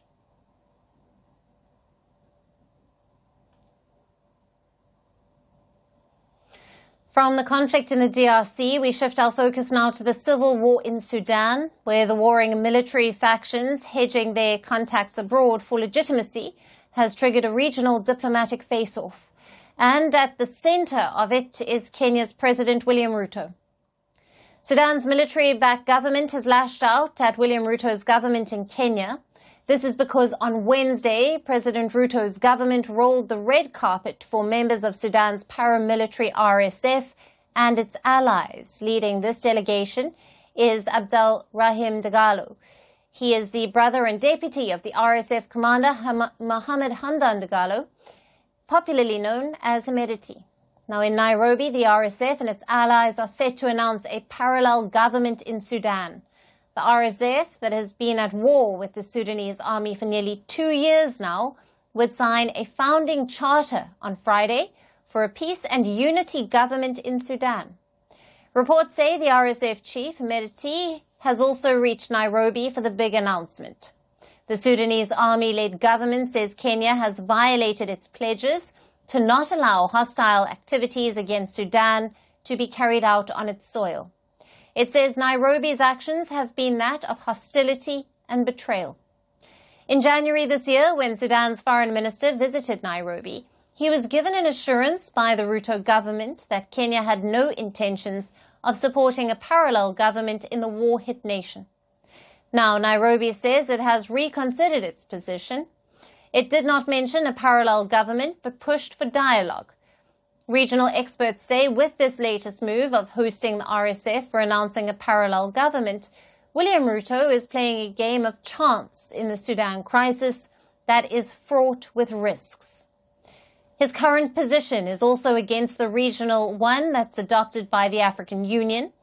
for dialogue between the Sudanese army and the paramilitary RSF without outside interference. Time and again, talks of a ceasefire have failed. The warring generals have shown little interest in a long-term ceasefire. Last week, the UAE, accused of backing the RSF with arms, turned around and called for a truce at a conference with the African Union leaders and the UN chief Antonio Guterres. The UAE had pushed for a humanitarian ceasefire during the Muslim holy month of Ramadan. The ceasefire call was backed by the UN chief Antonio Guterres. Sudan is being torn apart before our eyes and is now home to the world's largest displacement crisis and famine. As we near the holy months of Ramadan, it is time for an immediate cessation of hostilities. And the international community must come together to stop the flow of weapons and the bankrolling of bloodshed. Even Kenya's William Ruto pushed for sustainable peace on the sidelines of the African Union summit. But the Sudan Army Chief, Burhan, rejected the gestures, saying it violated the country's sovereignty. The Sudan Army Chief had previously opposed Kenya's role in mediation, accusing its president, William Ruto, of bias. Kenya dismissed these claims. But then last year, President Ruto hosted RSF Chief Medeti at the State House in Nairobi. He also shares a long-time friendship with the RSF leader. At the moment, the winds of change have been in favor of the Army Chief Burhan, with his forces gaining momentum in the fight for the capital of Khartoum. He has also rejected the possibility of the formation of a rival government. Outside solutions won't be forced on Sudanese people. I'm sending a message to the African Union and the United Nations. The Sudanese people won't accept imposing any government, and they won't accept having Hamdok or any other person. Those who want to rule Sudan should come and fight with the Sudanese people. The preference goes to those fighting now. Those who can rule Sudan and protect it, they have the priority. Those traitors of the outside forces and speak in the name of the Sudanese people, they cannot come and they won't come. They don't dare dreaming of ruling this Sudanese state. Experts fear if the RSF forms a parallel government, it will further prolong the conflict and encourage international interference, pushing Sudan into a situation similar to that in Libya and Yemen.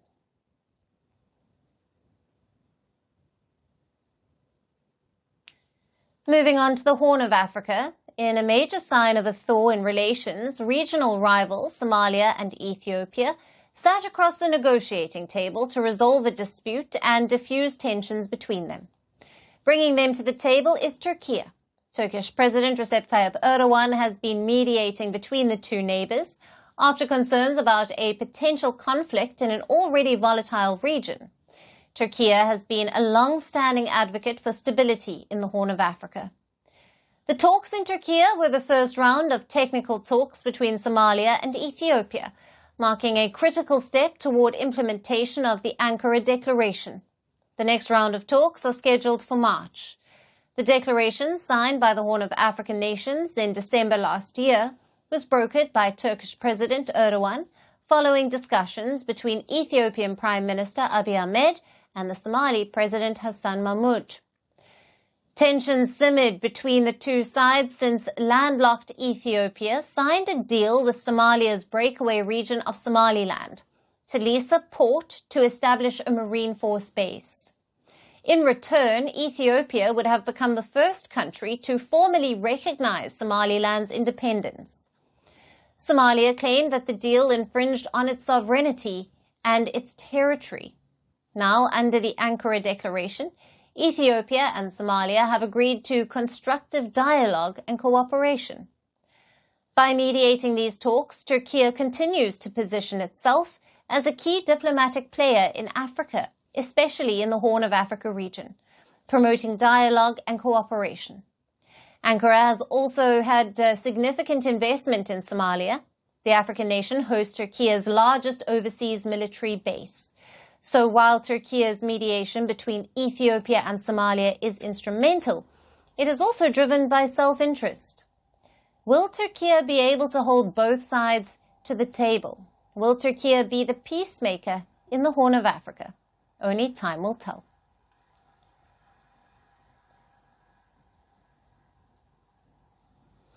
And for our final story today, let's turn our attention to West Africa, where Nigeria has filed a lawsuit against cryptocurrency exchange platform Binance. Abuja is seeking to compel Binance to pay over $79 billion for the economic losses it says were caused by the company's operations in the West African country. Moreover, Nigeria is also seeking $2 billion in tax dues from Binance. The Nigerian authorities have alleged that Binance has significant presence in the country and was therefore liable to pay corporate income tax to the government. The authorities are seeking a court declaration that Binance pay income taxes for the years 2022 and 2023. Additionally, reports suggest that they also want a 10% annual penalty on all unpaid amounts and are also requesting a nearly 27% interest rate on the unpaid taxes based on Nigeria's lending rate. But for now, Binance has not responded to the lawsuit and allegations from the Nigerian authorities. The company has previously said that it was working with the authorities to resolve the tax liabilities. Binance has already been facing 4 counts of tax evasion in Nigeria. This was after the Bola Tinubu-led government last year cracked down on the crypto industry for fueling demand for US dollars on the black market, and fears that cryptocurrency was being used to finance terrorism. The charges on Binance include non-payment of value-added tax and company income tax, failure to file tax returns, and complicity in helping customers evade taxes through its platform. Separately, the company is also facing money laundering charges in the West African country. Binance has denied all of these charges and has been contesting them. It announced in March last year that it was stopping all transactions and trading in the Naira. Now, this came after authorities blamed the world's largest crypto exchange for Nigeria's currency woes and detained 2 of its executives. Meanwhile, in a separate development, a member of Nigeria's House of Representatives has also filed a defamation case against Binance executive, further worsening the company's woes. The member has accused the executive of falsely implicating him and 2 other lawmakers in a $150 million bribery scandal, damaging his reputation. The executive reportedly alleged that Nigerian officials sought personal gains from the Binance dispute. However, the Nigerian government has dismissed these accusations as baseless. Besides, Nigeria is not the only country where Binance is facing scrutiny. The United States is also investigating the laws that the company has fouled. The founder of the world's largest crypto exchange was sentenced to 4 months in prison last year in the US for allowing criminals to launder money on his platform. So as the pressure mounts from multiple frontiers, it remains to be seen how Binance will navigate these legal challenges. Moreover, the outcome of these cases could also have a far-reaching implication for the future of the crypto industry that is still gaining its foothold in emerging markets like Africa. We will continue to bring you more updates on this only at Firstpost. And that's it on the show for today. We will see you again tomorrow at the same time. Thank you for watching and goodbye.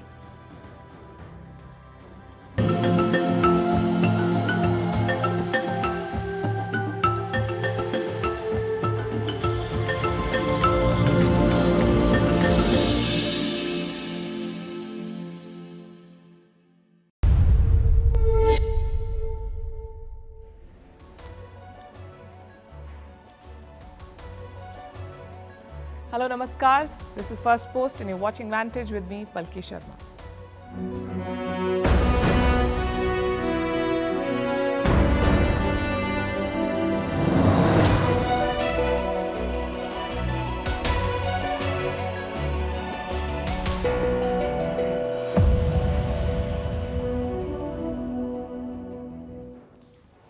Donald Trump is on attack mode. His target is the president of Ukraine, Volodymyr Zelensky. Trump is calling him names and blaming him for starting the war. And Elon Musk has joined the tirade. He's pulled out an old photo shoot of Zelensky, the one with the Vogue magazine. Musk says Zelensky was busy clicking pictures when Ukrainians were dying. What explains this offensive? Is it a pressure tactic or just old-fashioned bullying?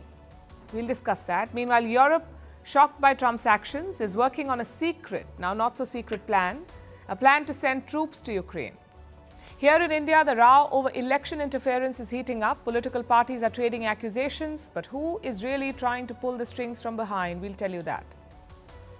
Back in Europe, Germany will vote on Sunday in an election that could define the country's future. We'll explain. Also in focus, does India even need Starlink? Why have French troops left their last base in the Ivory Coast? What's the hostage mix-up that is threatening the fragile Gaza ceasefire? Will Pope Francis resign due to poor health? And should parents bring their children to work?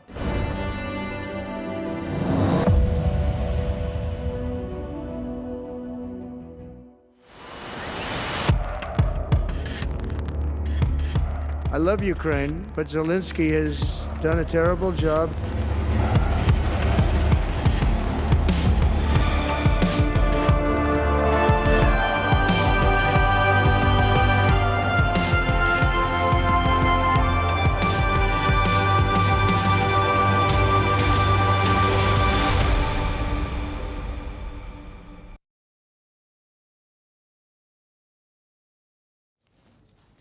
We knew President Trump would have a difficult equation with Ukraine, but this bad, I don't think anyone predicted it.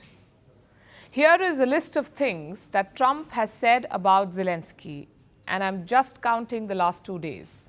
A dictator without election, a terrible leader, and a modestly successful comedian. This is not criticism. This is an all-out attack, and Zelensky will be haunted by it. Last year, he was dealing with good old Joe Biden. No criticism, no questions, no insults. But Trump is unleashing on him. He is effectively blaming Ukraine for starting the war. Listen to the contrast. This guy has to his very soul is who he says he is. It's clear who he is. He's willing to give his life for his country. And all the folks that came with him today. A dictator without elections. Zelensky better move fast or he's not going to have a country left. Got to move fast, because I love Ukraine, but Zelensky has done a terrible job. His country is shattered, and millions of people have unnecessarily died. And there's no let-up. Trump's allies and advisors are also joining in. Look at Elon Musk's post. He says Ukrainians despise Zelensky. He also pulled out an old Vogue photo shoot. Musk says Zelensky was clicking pictures while Ukrainians were getting killed. Trump's national security advisor also trained his guns. He had 2 messages for Zelensky. First, Trump is losing patience with you. And second, sign the mineral deal. Listen in. Look, President Trump is obviously very frustrated right now with President Zelensky. The fact that that he hasn't come to the table. Our own Secretary of Treasury personally made the trip to offer the Ukrainians what can only be described as a historic opportunity. That is for America to co-invest with Ukraine in their minerals, in their resources, to truly grow the pie. You know, rather than enter into some constructive conversations about what that deal should be going forward, we got a lot of rhetoric in the media that was incredibly unfortunate. And what deal is that? Trump had earlier proposed a barter. Ukraine gives up its trillion-dollar mineral wealth, specifically 50% of it. And what will they get in return? Well, that part does not have a lot of clarity. Some reports say Trump promised military aid. Others say it is compensation for the aid already given. And a few reports also say it is for U.S. security guarantees, basically a post-war commitment. Trump officials met Zelensky in Munich to discuss this plan. They say he agreed to sign it, but later in public, Zelensky said no. He said the deal does not serve Ukraine's interests. Yet, Trump is not giving up. He is putting pressure on Ukraine at global forums as well. Monday marks 3 years of Russia's invasion. And to mark it, countries are drafting a UN General Assembly resolution. Around 50 countries, they're co-sponsoring this resolution, but reports say that the US has refused so far. Why? Because the resolution condemns Russian aggression. Washington is doing the same at the G7, the group of 7. They're planning a call on Monday, but there is no consensus on the joint statement. Again, the issue is the use of the term Russian aggression. Reports say Trump wants it removed from the draft. He's also considering sanctions relief for Russia. All these actions raise a couple of questions. Number one, why is Trump attacking Ukraine? I mean, it's one thing to push for a peace deal. It's entirely different to put the blame on Zelensky. And number two, how is Zelensky responding? Some Trump allies see a method to the madness. They say it is a pressure tactic, that Trump is looking to shock the Europeans into action. And if that's the idea, it has worked partially. Europe has held 2 emergency summits. A few countries have also agreed to deploy soldiers in Ukraine. It could also be a tactic to arm twist Kiev, both for peace talks and for the mineral deal. Right now, Zelensky is saying no to both. But if he sees Trump cutting a deal with Putin, he may change his stance. He may agree to come to the table. That's a possible logical explanation to Trump's attacks. Or maybe he just does not like Zelensky. You see, Trump and Zelensky share a tricky past. In 2019, both of them had an official phone call. And during this call, Trump asked Zelensky to investigate Hunter Biden, the son of Joe Biden. Hunter had some business dealings in Ukraine, so Trump, who was president then, he wanted to get some dirt on Hunter Biden. But the whole thing backfired, and Trump ended up being impeached for that call. It was seen as abuse of power. Once he left office, things became worse. Trump kept saying that he could end the war in 24 hours. Zelensky clapped back. He said Trump does not understand the conflict. So my point is, there is enough bad blood here, certainly enough for a classic Trump revenge story. Which brings us to our second question. How is Zelensky reacting to all of this? He hosted Trump's special envoy yesterday. His name is Keith Kellogg. Zelensky and Kellogg were slated to hold a press conference, but they cancelled it at the last moment. In public, Zelensky is still hopeful, though. He says Ukraine needs strong agreements with the US. We need strong agreements with the United States, agreements that will truly work. I gave instructions to work swiftly and very sensibly. Economy and security must always go hand in hand, and the details of the agreements matter. The better they are structured, the greater the results. Now, it's not clear what Zelensky told Kellogg. Did he agree to the mineral deal? Did he offer a counter deal? Or did he reject it again? We'll know once Kellogg is back in America. But whatever happens, one thing is quite clear. Zelensky does not have a friend in the White House. In fact, he's pretty close to having an enemy.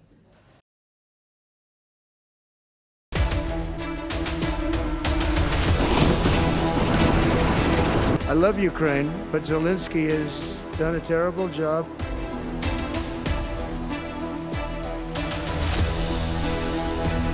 He is the elected president of a free system. It is very clear to me that the Ukrainian president is a democratically elected president.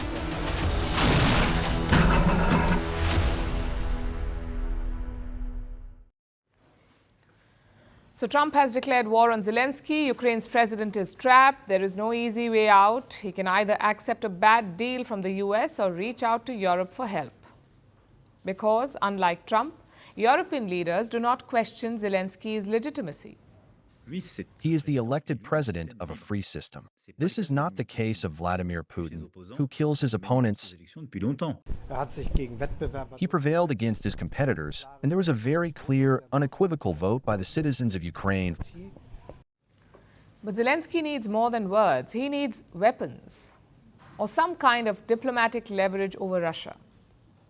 Can Europe step up to defend Ukraine? Can Brussels take control of its own defenses? Just a few weeks ago, this seemed unthinkable. For decades, European and American defenses have been inseparable. But as Trump intensified his attacks on Zelensky, Europe began working on a plan to deploy troops to Ukraine and take matters in their own hands. The details remain scarce, but France and the UK are leading this effort. They're conducting assessments. They're exploring what a potential peacekeeping mission could look like.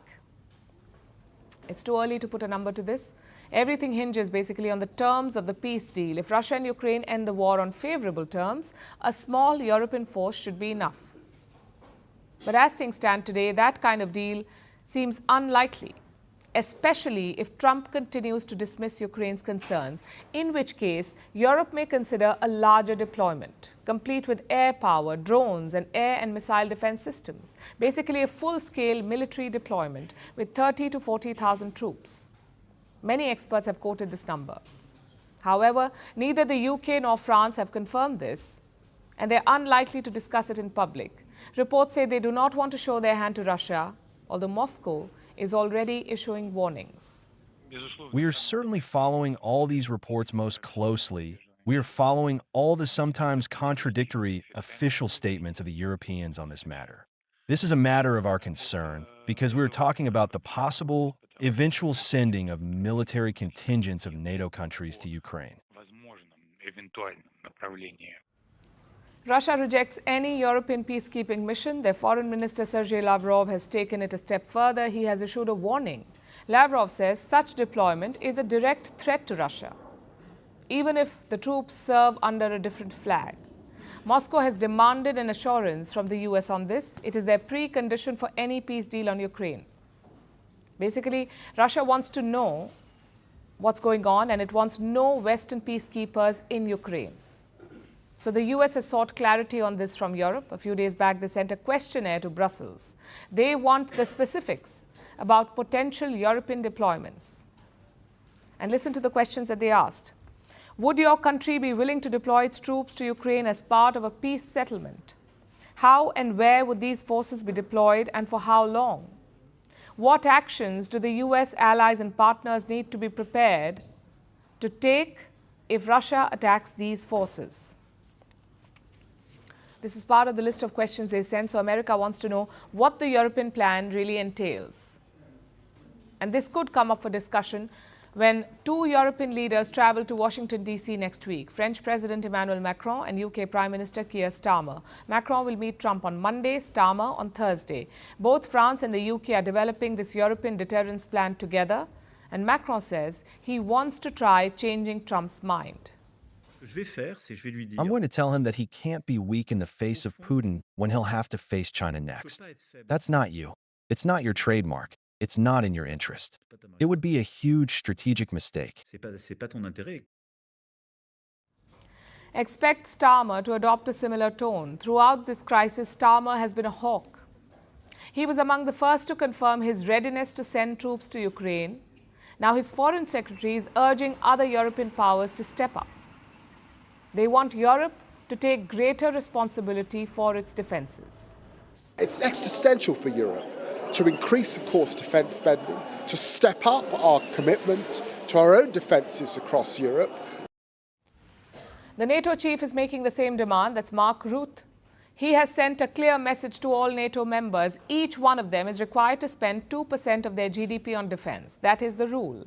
But some countries fall short every year. They do not spend up to 2% of their GDP on defenses. Now, Rutte wants them to step up. I'm happy that now 23 countries are spending the agreed 2%. But it's also true that there are still a few countries not spending 2%. I tell them, if you do not react to my phone calls, you might get phone calls from a very nice man in Washington who might be less, well, let's say, having less of a time, has more time limit, I guess, on what he wants to achieve. No prizes for guessing. Rutte is referring to Donald Trump here. Trump has shaken up the entire continent. The NATO chief's statements also highlight the bloc's biggest weakness, their internal divisions, their difference of opinion. Not everyone in Europe wants to send troops to Ukraine, and these differences were on full display this week when Paris hosted two emergency summits. Countries like Italy and Germany were reluctant to deploy their militaries, so Macron, Starmer and Rutte may step in as consensus builders. They will try to persuade their counterparts, convince them to change their minds, ideally before they face Trump next week. In the United States, they've got a new FBI director. His name is Kash Patel, popularly known as Kash Patel. He will become the 9th director of the FBI, the Federal Bureau of Investigation. Now, usually FBI director appointments are a breeze. They're confirmed by a majority of votes. But Kash Patel's appointment was controversial, and that's because of his old statements. He said he wants to dismantle the FBI and take the agency out of Washington. Critics say he will make it a Trump-controlled bureau. But Kash Patel has rubbished all of this. He says his job is to restore trust in the bureau. Our next report tells you more.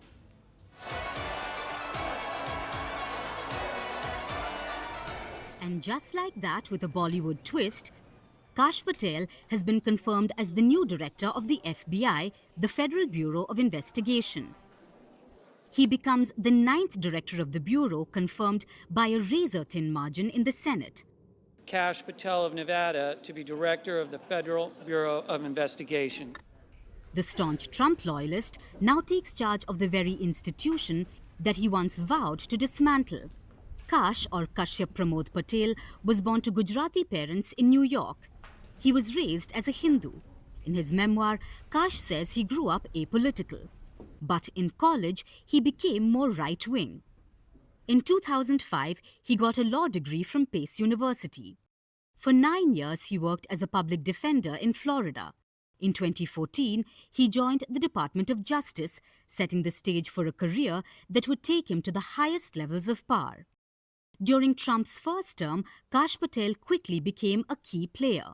He advised the Director of National Intelligence, then rose to become the Chief of Staff to the Secretary of Defense. Even after Trump's term ended, Kash Patel remained loyal. He wrote 2 children's books talking about how Trump was cheated in the 2020 polls. He's also on the board of the Trump Media Technology Group, the company behind Truth Social, which is Trump's social media platform. But there's another book of his that has made a lot of noise. It's called Government Gangsters. In this book, Patel suggested limiting the authority of the FBI, firing the top ranks, moving the headquarters out of Washington, and reducing the General Counsel's office within the FBI. He also wants to go after the so-called deep state, calling it the most dangerous threat to democracy, which made his appointment controversial. That set the stage for intense grilling during his Senate confirmation hearing. But Kash says his previous comments were taken out of context. He believes that the FBI has lost trust and he aims to restore it. Due process must be provided without bias to all Americans. And if we cannot provide due process to the worst, then there can be no due process for anyone. And our constitutional republic fails. The FBI has around 37,000 employees, including 13,700 special agents. It also has 350 satellite offices and over 60 foreign offices in 200 countries. Usually, the FBI is an institution above political influence. But critics believe Kash Patel's appointment makes it a Trump-controlled bureau, which is why he was confirmed by a very narrow margin. The Senate voted 51-49 to confirm. To put it in context, the last few FBI directors were confirmed by at least 90 votes. And at the same time, the FBI has lost the trust of many Americans who fear the agency has become politicized. This President Kash Patel has spent his career working in criminal law and national security. So the biggest challenge for Kash Patel will be proving that he can lead the FBI impartially. The agency's legitimacy relies on public perception. If he is seen targeting political opponents or dismantling key investigative functions, he risks eroding confidence in the Bureau. Meanwhile, his focus is on curbing bureaucratic inefficiencies, which may lead to a more streamlined and effective agency. So, Kash Patel's tenure is said to be one of the most closely watched in the Bureau's history.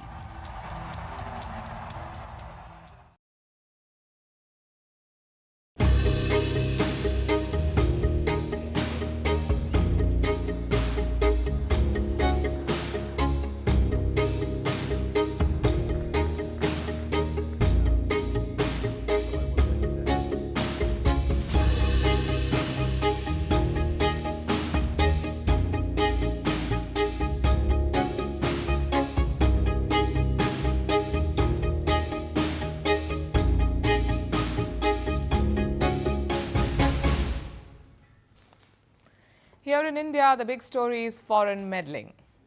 Are foreign players interfering in Indian affairs, especially our elections? The controversy began over the weekend. Donald Trump cancelled US aid funding to India, around $21 million of it. Apparently, it was used to boost voter turnout. But Trump hinted at something more. He suggested that the previous Biden administration was meddling in India. And cue the politics. The BJP and the Congress party are accusing each other of enabling this. Meanwhile, a new report says that the money was not even allocated to India, that it went to Bangladesh. Now, amid all of this, it's easy to lose track of the real story. The real story is not who benefited from this meddling. That comes later. The real story is who meddled and how. First, some basic facts. Election interference is not earth-shattering anymore. Unfortunately, it's commonplace, and a big reason for that is the internet. With one click, you can create an army of propaganda bots, you can unleash them on social media, you can spread fake news against the party you dislike, and a lot of countries do it. But one country specializes in it, and that is the United States of America. In the past, they would get their hands dirty, the likes of CIA would lead interference operations abroad. Nowadays, it's more tacit. The US has been accused of creating a web of meddling agencies. These can be rights organizations, or media groups, or think tanks, or research organizations. These agencies push reports against certain countries. And who funds them? In a lot of cases, it is USAID. That is America's premier aid-giving agency. It's the same one that Trump is now gutting. Now, USAID is linked to many foundations and organizations. Reports say among them is the Henry Luce Foundation. Henry Luce was an American media mogul. He founded the Time and Fortune magazines. The foundation itself funds a lot of programs, and some of them do look dubious. Like $385,000 to Sciences Po American University. To do what? To publish a report named Indian Muslims at a Time of Hindu Majoritarianism. This grant was given in March 2020. Here's another one, $360,000 to Human Rights Watch. Again, what for? For a report titled Countering Religious Violence in Myanmar, Indonesia, and India. This one too was given in 2020.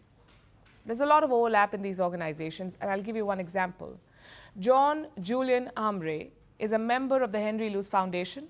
He is also the CEO of CSIS, which is the Center for Strategic and International Studies. And guess who gave $7 million to CSIS? USAID. Another example is Terence Adamson. He is on the board of the Henry Luce Foundation. He is also linked to another group called the ATF, the Asia Foundation. And USAID gave them $240 million. I've got one more example. This one involves the Open Society Foundations, the one run by George Soros and his family. Among the many OSF fellows is Arunima Bhargav. She also served as chair of the US Commission on Religious Freedom, the same commission that has been blacklisting India since 2020. Now, do you see the trend here? There is clearly an elaborate web. The same set of people, the same set of talking points, all of it connected to US government agencies and US aid. Their game plan is clear. Use so-called research papers or articles, undermine the legitimacy of India's democratic process, and question India's secular fabric. This seems to be the American playbook. But it's not just the Americans. Even China has allegedly tried to meddle. Last year, Microsoft published a report. They said China would likely use AI to interfere in India's elections. So meddling is certainly happening. Maybe the effect is too small to see it, or maybe they have hidden their tracks well. Either way, we need to fight it. And don't expect Donald Trump to do it for you. He doesn't care about India's elections. He's doing it for his own politics. He's doing it to pin foreign meddling charges on Joe Biden. So the action must be taken at home. Political parties in India need to change their approach to election meddling. The question should not be who benefited. The question today should be, who did it and how do we stop it?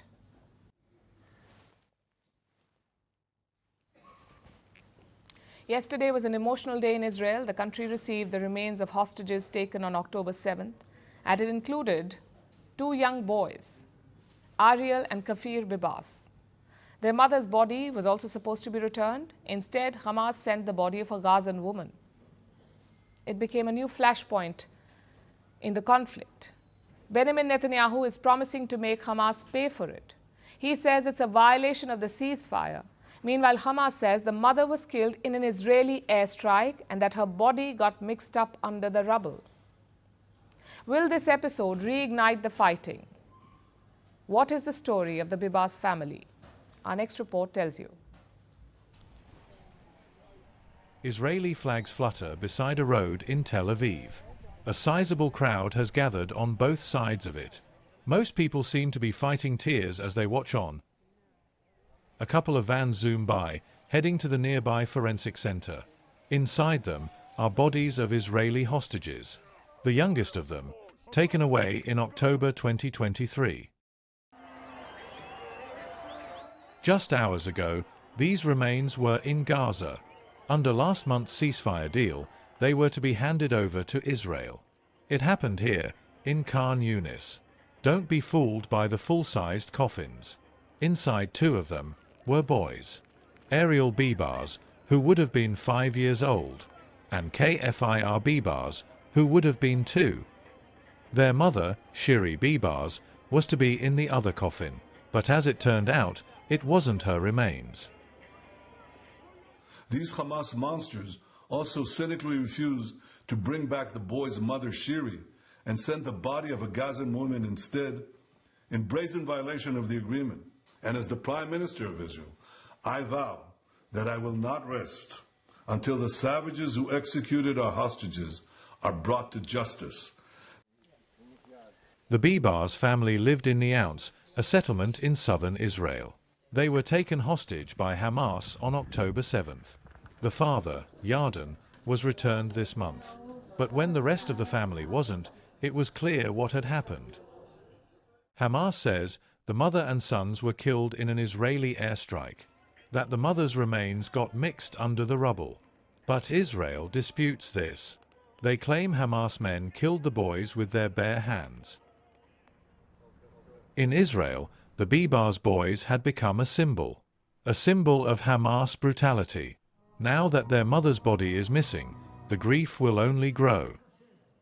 It really hurts because once they are dead, and we really hope that they won't be dead, that they will come back. And now it's like they make a joke of us. This is what I feel, because the children are true, they are the children, and the mother, they just sent a body, and it's so painful.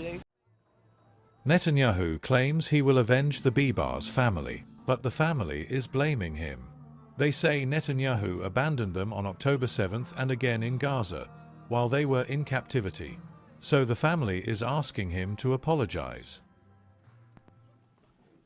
But the Prime Minister is thinking politics. With Donald Trump on his side, Netanyahu is spoiling for confrontation. He is supporting the plan to evacuate Gazans, to turn the Strip into a resort town. But Arab nations have vowed to fight it. They are meeting today in the Saudi capital of Riyadh. The main agenda is to oppose Trump's plan to reaffirm their commitment to the two-state solution. As the politics plays out, grief will take a backseat. But the Bibas family story should serve as a reminder, not just of the brutality of October 7th, but of how fragile this ceasefire is.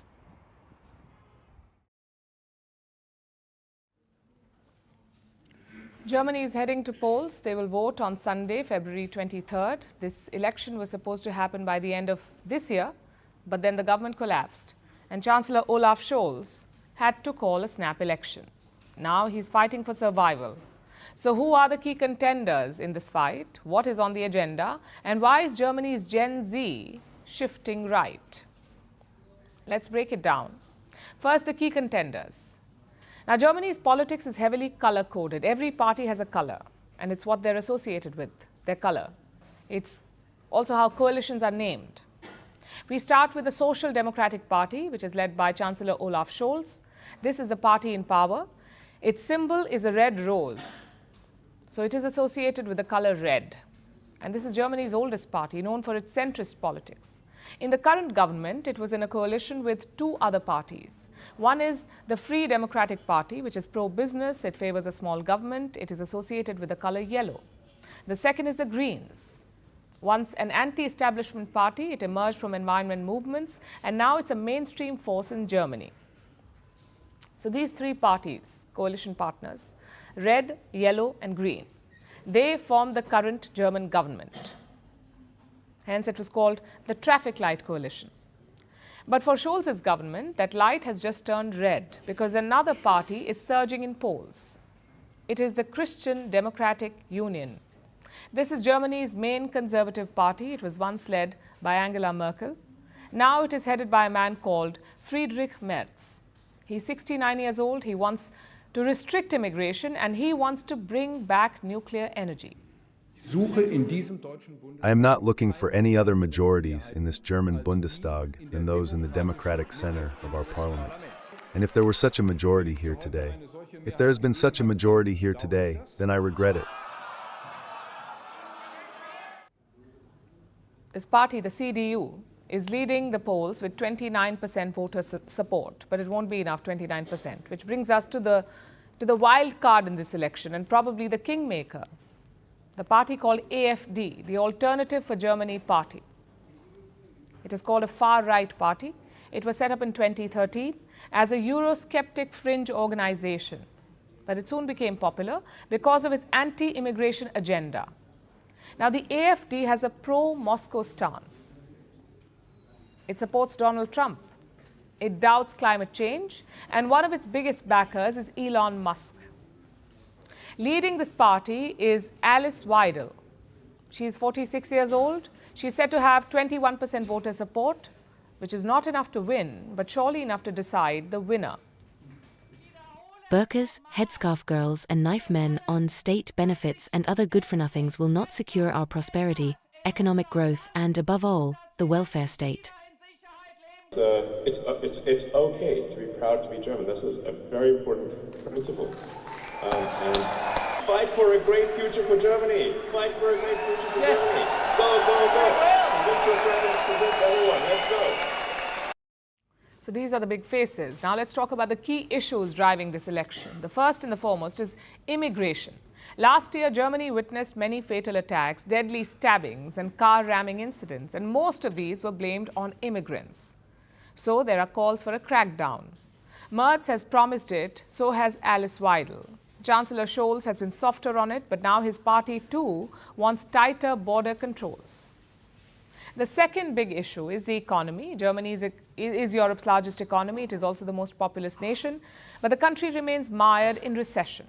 Growth is slow, investment is lackluster. So all parties have plans for this. The Conservatives want corporate tax cuts. Scholz wants income tax cuts. There's also talk of an inheritance tax. We represent, in terms of economic weight, 27% of the Eurozone, together with France, almost 50%, and that's a lot. And it's clear that if it doesn't work well in those two countries, if they don't work well together, it means that the European Union can't really move forward. So economy is quite a big issue, which brings us to the last big one, the Ukraine war. Germany is Kiev's second biggest military backer after the United States. All mainstream parties support Ukraine. Merz wants to send Kiev the Taurus missiles. These are capable of hitting Russian territory. Scholz is more cautious. He doesn't want to do anything that will antagonize Moscow further. Meanwhile, the AfD has a different stance. It wants to stop all arms deliveries. So immigration, economy, Ukraine. These are the issues that will decide the polls. And the big vote bank is Gen Z. During the last election in 2021, the Greens were the top party for the youth. This time things are a little different. Gen Z is backing the Christian Democratic Union, or CDU, followed by the AfD party. So what explains this pivot to the right? It's TikTok. AfD is big on the app. It uses TikTok to rally support, and that explains its growing popularity among the youth. Plus, there's immigration. You see, most of the AfD support comes from East Germany. And this region has long been homogeneous. They've not seen a lot of diversity. But the growing number of immigrants is changing that, and the locals seem to be uncomfortable with it, which is why the youth are backing the party that opposes immigration. But here's something I must add. Polls say that 30% of German voters are undecided. Most of them are the youth. Unlike their parents, they don't have solid party loyalties. Well, things have been a bit chaotic with our government recently, and I think that maybe with how should I put it, no more grand coalition, the party, that party, that party, but maybe one or two who then form the government. So right now, Germany is at a crossroads. This election could determine its future. Will the voters stick with the centrists? Will the conservatives take back power? And what role will the far right play in shaping Germany's future? This Sunday, the world will be watching.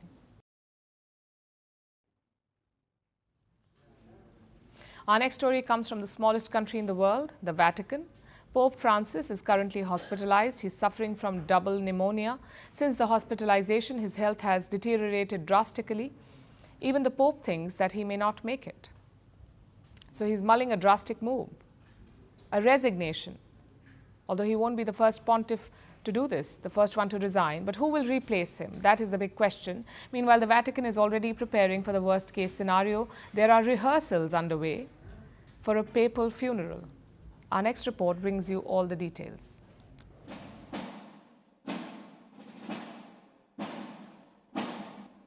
This is the world's smallest army, the Vatican Swiss Guards. They have one sole mission, to protect the Pope. But this week, these guards are secretly rehearsing for something else, a funeral.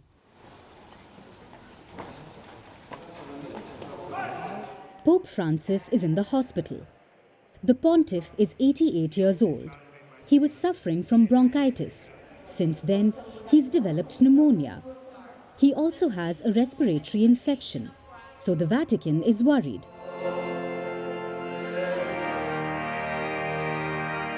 Reports suggest the Swiss Guard is rehearsing and preparing for a papal funeral. Why? Because even the Pope thinks he may not make it, that he will not survive this hospital visit. So clearly, the Vatican is preparing for the worst-case scenario. However, that hasn't stopped their work. Business goes on as usual, and for now, the Pope is taking decisions and calls. But he's also floated another idea, resignation. He could quit if he is impaired. Now, this wouldn't be a first. Popes have resigned in the past. In recent centuries, only one pontiff has done it. It is Pope Benedict XVI. He stepped down in 2013 due to concerns about his health. He was the first Holy See to resign in 600 years. It paved the way for Pope Francis's election. Pope Francis, in fact, already wrote a resignation letter. It was in 2013, shortly after he was chosen. He was worried about his health then. His concerns remain the same. Now a pope has to resign via a letter. It's submitted to the College of Cardinals. However, there's no need for approvals. Under the canon law, it should be done by free will. If they fear any fraud, the resignation can be rejected. Which brings us to the process of selecting a new pope. It's done in a private gathering at the Vatican called the conclave. Technically, any Roman Catholic male can be elected pope. But who elects this pope? It's the College of Cardinals. When a new pope has to be selected, every cardinal under the age of 80 travels to Rome. Once they are in the Vatican, the process starts. The voting happens at the Sistine Chapel. Each of them is given a ballot. They must write the name of the candidate they want to choose. However, they can't elect themselves. If a cardinal receives over 2/3 of the vote, he becomes the pope. If no one gets the vote, it continues for days until and unless a new pope is chosen. Now, the process itself is very secretive. Voting happens behind closed doors. The cardinals can't talk to anyone but themselves. There are no phones or cameras. No one is allowed inside the Sistine Chapel. But once a vote is done, ballots are burned with a chemical. If the smoke coming out is white, a new pope is chosen. If the smoke is black, that means no decision has been reached and the voting continues. The smoke is for the world to remain updated with the proceedings behind the closed doors. So as the Vatican prepares for every possibility, a recovery, a resignation or a final farewell, one thing is certain. Whether in life or in death, the legacy of Pope Francis will be written soon, and the future of the Church may be about to change.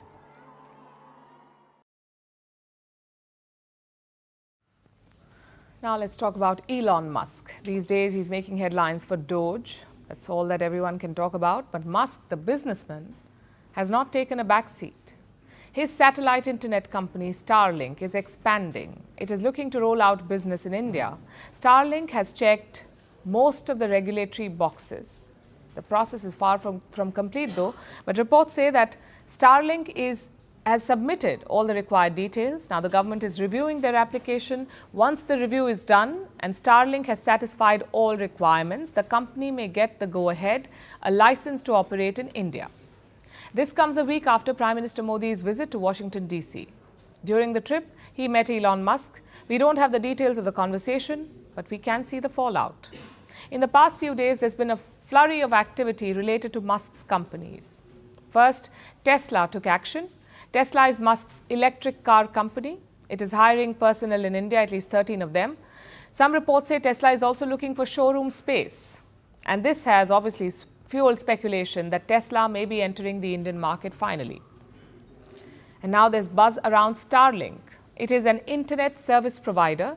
Instead of using cables, it works on satellites. Starlink has thousands of satellites orbiting the Earth. It works almost everywhere. All you need is a clear view of the sky. Users connect to Starlink through a special dish. It works like satellite TV, but for the internet. So it sends and receives signals from Starlink satellites in space. And here's what you have to do. First, you set up the dish. Then you connect your devices to it, and then you can be online. Starlink promises high internet speed, somewhere between 20 to 220 Mbps, which means potentially Starlink can download a song within seconds, a movie in around 5 minutes, and a large video game in about an hour. So it's basically promising the internet superhighway.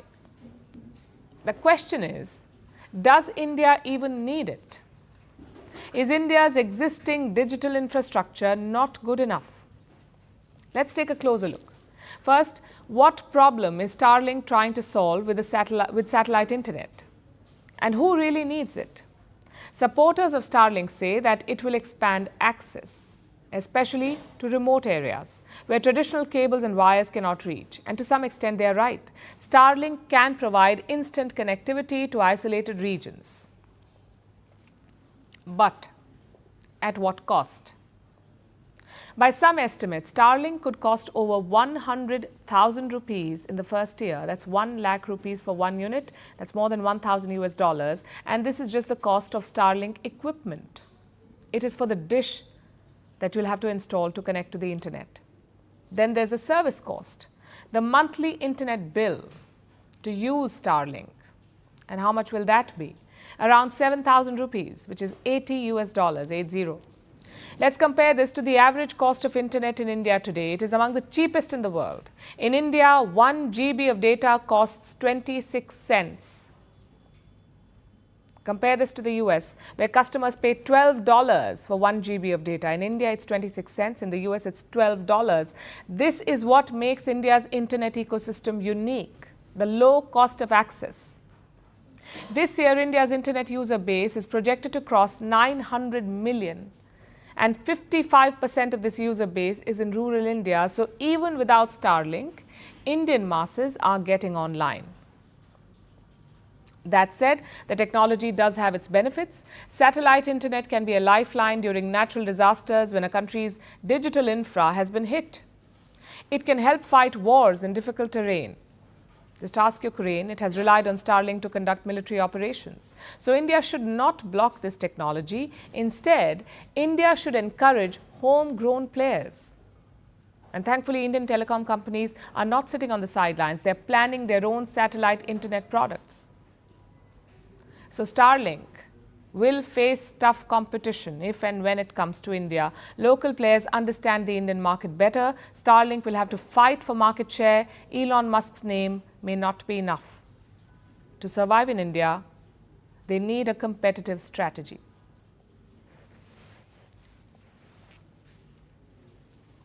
Now let's turn our attention to Africa, specifically to the Ivory Coast in the west. This country is home to about 29 million people, along with French military bases. But that last part is set to change because the French troops are leaving. Paris has lost its last military base in the country and by proxy, another stronghold in the region. After Mali, Niger, Burkina Faso, Chad and Senegal, the French military has been forced to leave the Ivory Coast. What does that mean for France's African ambitions? And why has the Ivory Coast expelled French troops? Our next report tells you. This is Côte d'Ivoire, or in English, the Ivory Coast. This West African country is a former French colony. It became independent in the year 1960. This year, it decided to kick out French troops from the country. It told the French forces to withdraw and now, the Ivory Coast has finally done it. It has officially taken control of the last remaining French military base in the country, and shut the door on French military ambitions in Africa. But the Ivory Coast insists that it remains a staunch French ally. While the forces will withdraw, some 80 French servicemen will continue to stay in the country. Why? To apparently advise and train the Ivorian military.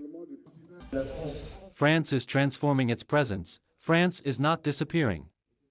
80 French soldiers, forming the core of an inter-army military detachment, will become, in a way, part of the French military for disciplinary needs and for training purposes. This act marks a new stage in the relationship of friendship and strategic cooperation between our two nations. But this is a major blow to Paris. It has lost yet another stronghold in Africa. After Mali in 2022, Niger and Burkina Faso in 2023, Chad in 2024, Ivory Coast, now, in 2025, and Senegal by the end of this year. Now, French military presence in Africa will soon be limited to only 2 countries. In Djibouti with 1,500 troops, and Gabon with 350 soldiers. France has been asked to leave more than 70% of African countries where it had troop presence, which is a far cry from its troop stations since colonial times. You see, France was once a major colonying power. It maintained stronghold in West and Central Africa. It controlled several countries in the region, and by proxy, millions of African people. But during the 1960s the empire broke up. Though, France maintained its presence in the region by maintaining control of the military bases. For decades, it stationed thousands of troops across the region, but a few years ago a broader change erupted and transformed the region's engagement with Paris. It started when 3 countries were hit by military coups: Mali, Burkina Faso, and Niger. As a string of governments toppled, ruling military juntas replaced them and they started kicking the French troops away. Soon, other former French colonies joined in, with sharp criticism of France. Partially, for political gains, the Ivory Coast is heading to polls this year, in October. While there is no formal decision yet, their president, Alassane Ouattara, has signaled that he wants to run again, for a 4th term. So he may be leaning into the anti-France sentiment to rally public opinion. But either way, this is a setback for Paris, which has, for decades now, maintained military bases across Africa, to continue its influence over the region. So looks like Paris' colonial pet project in Africa is finally dismantling.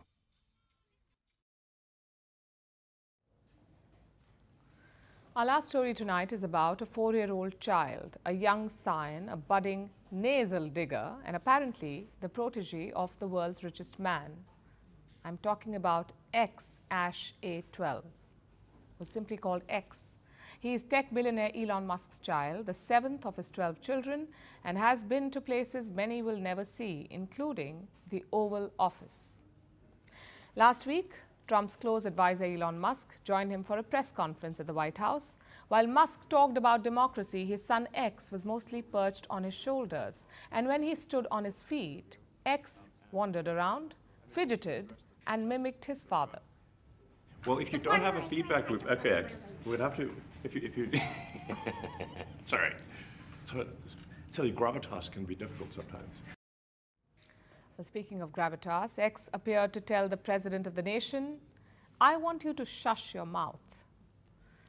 And at one point, X picked his nose, then wiped it on the desk, US President Donald Trump's desk, what's called the Resolute desk. It has been used by 8 US presidents in the Oval Office. Now, it's very normal for a child to pick his nose. What's not so normal is for him to be around a president while doing it. And not just any president, a known germaphobe. So it's not surprising that Trump has sent the desk away and replaced it with another one. But the desk debacle aside, ever since Musk started leading DOGE, the Department of Government Efficiency, he has made frequent appearances with mini Musks.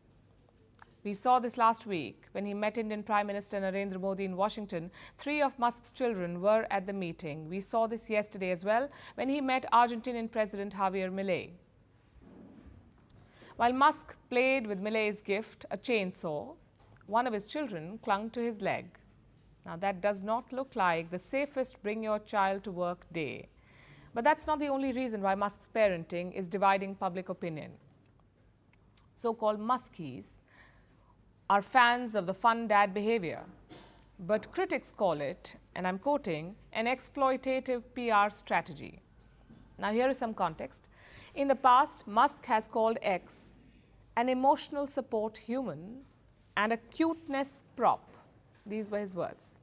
X's mother, Grimes, has repeatedly and publicly said that her young son, and I'm quoting, should not be in public like this. That's what the mother has said. Yesterday, she posted on the platform X, urging Musk, and I'm quoting again, to respond about their child's medical crisis. Also, Musk's transgender daughter from his first wife has cut ties with him after calling him an absent and cruel father. So this turn of events is surprising, and experts have thoughts about these fun dad appearances. They say it is to make Musk seem more personable. And this is a transparent, popular strategy. Like in 2017, when former internet darling Justin Trudeau brought his 3-year-old son to office and somehow found time for a game of hide and seek between all the work.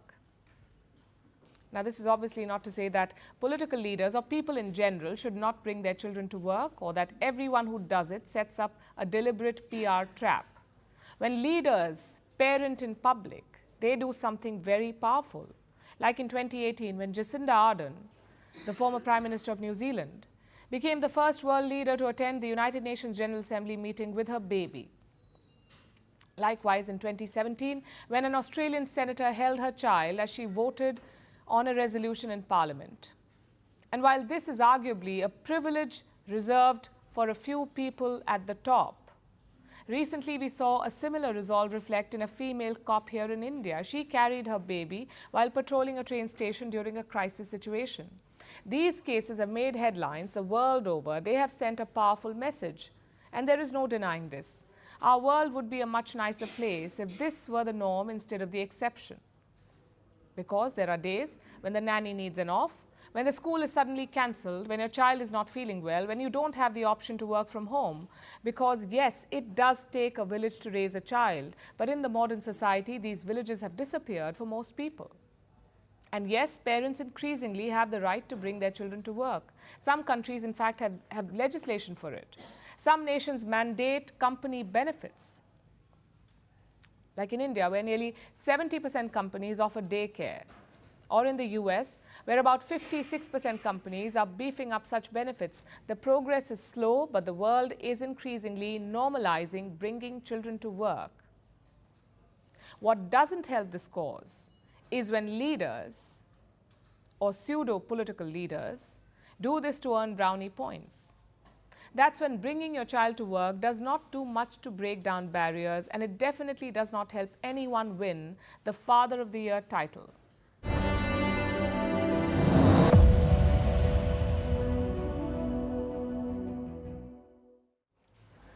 Here in India, political symbols are quite common and quite powerful too. Parties and leaders are often associated with these symbols. It looks like it's catching on in the West too. And the symbol is a chainsaw. It was first popularized by Argentina's President Javier Milei. Chainsaw equals cuts in public funding. That is the message here. And yesterday, Milei gifted the symbol of austerity to Elon Musk. I mean, it's a perfect gift for Musk. Nothing screams austerity like a man worth $400 billion. Take a look.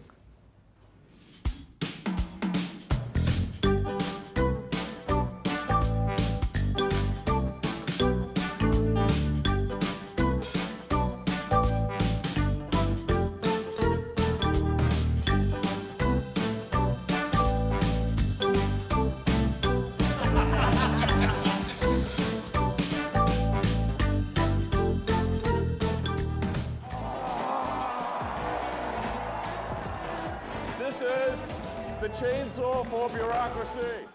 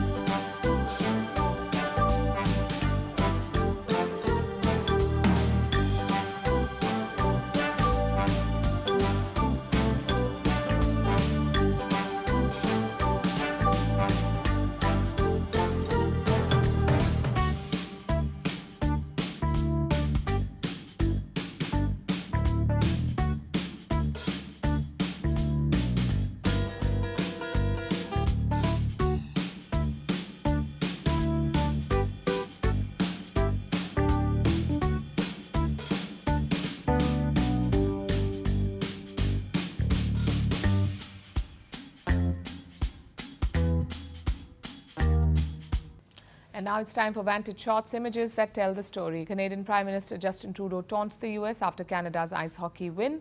A humanoid robot walks a robotic dog at the Global Developer Conference. And on Earth, you may put on your pants one leg at a time, but in space, astronauts do it a little different.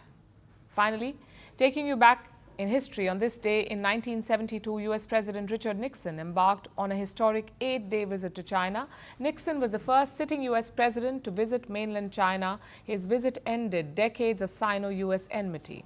We're leaving you on that note. Thank you for watching. Have a great weekend.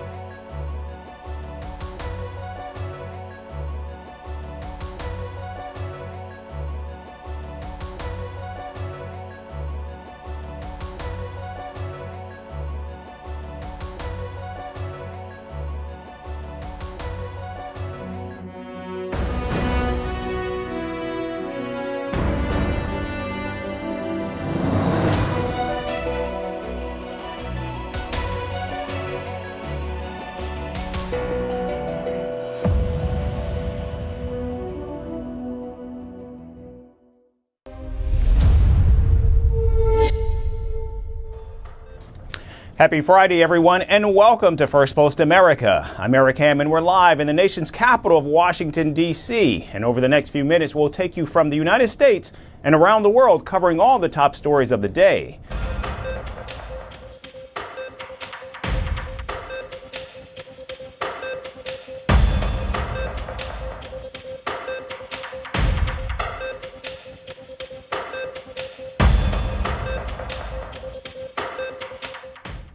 We start at the White House, where President Donald Trump has threatened the BRIC nations with 150% tariffs if they try to undermine the U.S. dollar. The commander-in-chief added that the group was trying to de-dollarize world trade in an attempt to collapse the much stronger U.S. economy. President Trump further claimed that after he threatened 100% tariffs, the BRIC nations broke up. You know, the BRIC states, there are like 6 of them. And they were trying to destroy our dollar. They were going to say, you know, they wanted to create a new currency. They probably wanted to use the yuan. China, they wanted to use the yuan. And Biden said, well, this is a tough situation. There's not much we can do about that. We can't help that. I said, oh, we can help it. So when I came in, the first thing I said is any BRIC state that even mentions the destruction of the dollar will be charged a 150% tariff. And we don't want your goods, we don't want to partake. And the BRIC states just broke up. I don't know what the hell happened to them. We haven't heard from the BRIC states lately. And now, without providing any evidence, President Trump boasted that he has stopped the BRICS from launching its own currency, which he claims was meant to replace the U.S. dollar. We haven't heard from the BRIC states lately, but he said that wasn't much we could do about it. There was a lot. It took once, literally. They said, sir, what about the BRIC states? They're going to take over the dollar, the sanctity of the dollar. They're going to create a new currency to rule the world. I said, no, they're not. They said, yes, they are, sir. They said it. I said, no, they're not. Tell them 150% tariff, plus we're not going to do business with them, and that includes China. Now, the BRICS was launched by Brazil, Russia, India, China, and South Africa as a counter to the Western G7 bloc. However, it's now grown in size and includes countries like Egypt, Ethiopia, Indonesia, Iran, and the UAE. And since the COVID-19 pandemic, the nations have been conducting bilateral trade amongst themselves in their own currencies instead of the U.S. dollar. China and Russia have even floated the idea of a BRICS currency several times, but have never received a consensus on the issue. This is because India, which is a founding member of the BRICS, has repeatedly said it has good relations with the United States and has no interest in replacing the dollar. Now, the latest threats by President Trump comes just less than a week after he first threatened 100% tariffs on all BRIC nations. The BRICS nations, I think that's breaking up very rapidly. We said that if they're going to go and do anything to undermine the dollar, that includes China. I don't even know that they're a member of BRICS, but they had a few nations get together to try and play cute. And I said, we're going to put a 100% tariff on every one of those nations. And at the mere thought of saying that, I think that's all broken up. That idea has no longer sailed. Now, that would be a terrible thing for our country. It would be bad for the world. They wanted to undermine the dollar. 6 nations got together. They wanted to undermine the dollar. Now, only Brazil has in fact threatened to hit the United States with retaliatory tariffs. However, if BRIC nations do in fact retaliate President Trump's threats, it could lead to a severe trade war between the United States on one side and Russia, India, China, Brazil, and the UAE, which is about 40% of the global GDP, on the other side. And now moving to Capitol Hill, the Senate on Thursday confirmed Kash Patel as the new director of the Federal Bureau of Investigation, or the FBI. The 44-year-old, whose nomination sparked fierce opposition from Democrats, was approved by a 51-49 vote. 2 Republicans, senators, including Susan Collins and Lisa Murkowski, voted not to confirm Patel. Meanwhile, Democrats warned that the new FBI chief would seek retribution against President Donald Trump's enemies. Patel claims he respects law enforcement, but his words and actions just demonstrate his disdain for the FBI. He has said on day one he plans to, quote, shut down the FBI headquarters, and he's falsely claimed that the FBI, quote, was planning the January 6th event for a year beforehand. There is no truth to that statement, Mr. President, and he is casting aspersions on the FBI that are undeserved. However, Kash Patel has in fact denied any plans to pursue political vendettas, downplaying his previous remarks about law enforcement officials whom he called, quote unquote, criminal gangsters for investigating President Trump. Has confirmed Kash Patel to be the next director of the FBI. The vote in the Republican-controlled Senate came despite Democratic concerns about Patel's relative lack of management experience compared to his predecessors, as well as concerns that he might look to operate as a Donald Trump loyalist and use the powers of the FBI to go after adversaries of the president. Republicans, for their part, see Patel as the right person at the right time for this job, and they say that his leadership is needed to reform the FBI. And now in a post on social media platform X, Patel has now vowed to rebuild the Bureau and hunt down those who seek to harm Americans.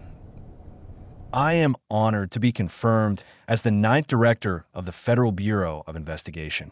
The FBI has a storied legacy, from the G-men to safeguarding our nation in the wake of 9/11. The American people deserve an FBI that is transparent, accountable, and committed to justice. The politicization of our justice system has eroded public trust, but that ends today. My mission as director is clear. Let good cops be cops and rebuild trust in the FBI. Working alongside the dedicated men and women of the Bureau and our partners, we will rebuild an FBI the American people can be proud of. And to those who seek to harm Americans, consider this your warning. We will hunt you down in every corner of this planet. Mission first. America always. Let's get to work. Born in New York, Kash Patel is the son of Indian immigrants and has served in several high-level positions in President Trump's first administration, including as a member of the National Security Council. Now he replaced Christopher Wray, who was appointed as the FBI director during President Trump's first term.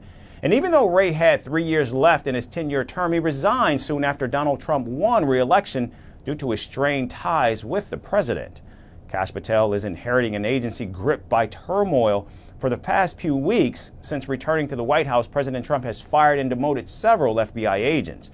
In fact, some of these agents were involved in the cases where President Trump was prosecuted for seeking to overturn his 2020 election laws and mishandling classified documents. And now it remains to be seen if the new FBI director will in fact keep his promise of rebuilding the agency, or will he act as a puppet for President Trump's ambitions. And staying in Washington, Elon Musk met Argentina's President Javier Milei at the Conservative Political Action Conference here in the nation's capital on Thursday. The highlight of their meeting was Milei gifting Musk a chainsaw, symbolizing the world's richest man's role in the Trump administration.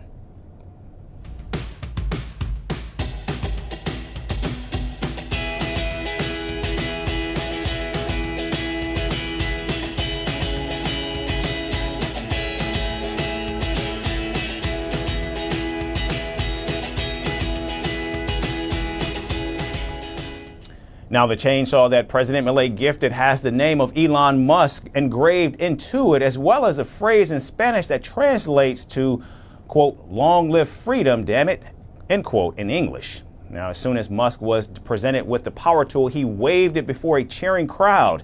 Milei famously wielded the chainsaw during his successful presidential campaign back in 2023.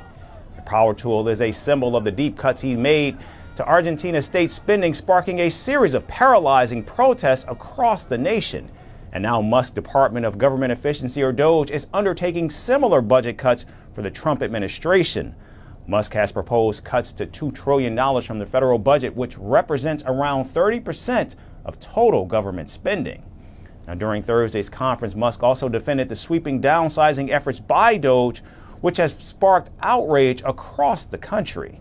He said the mass firings by the Trump administration have been done to keep programs like Medicare and Social Security operational. Question.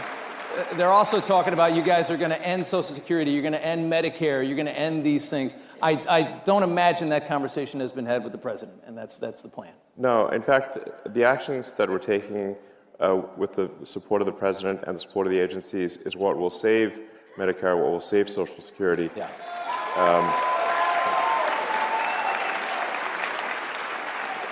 And because if the country goes insolvent, if all the money is just spent on paying interest on debt, there's no money left for anything. Yeah. So that's the reason I'm doing this, is because I was looking at the big picture here, and it's like, man, our debt's getting out of control. The interest payments, the interest on the national debt now exceeds the entire Defense Department budget. It's $1 trillion a year in Yes. interest. Just to carry the money that we owe is $1 trillion a year. Yes. That is unbelievable. And rising rapidly. So like, I mean, a country is no different from a person. Country overspends, country goes bankrupt. Same as a person who overspends goes bankrupt. So it's not like optional to solve these things. It's essential. And Doge keeps an account of every dollar saved on its website, and it now claims to have saved at least $55 billion to date for the taxpayers. On October 7, 2023, over 300 Israelis were taken hostage by Hamas. Amongst them were members of the Bibas family, 32-year-old Cherie Bibas, her 4-year-old son Ariel, and 9-month-old baby Kafir. All were abducted from their home. Over a year later, the two infants have been returned, but in coffins. However, their mother remains missing. Hamas claims to have returned Cherie's body, but Israel says it's not her. So where is she? And is she still alive? And if not, why is Hamas refusing to return the mother's body? Here's the story with more.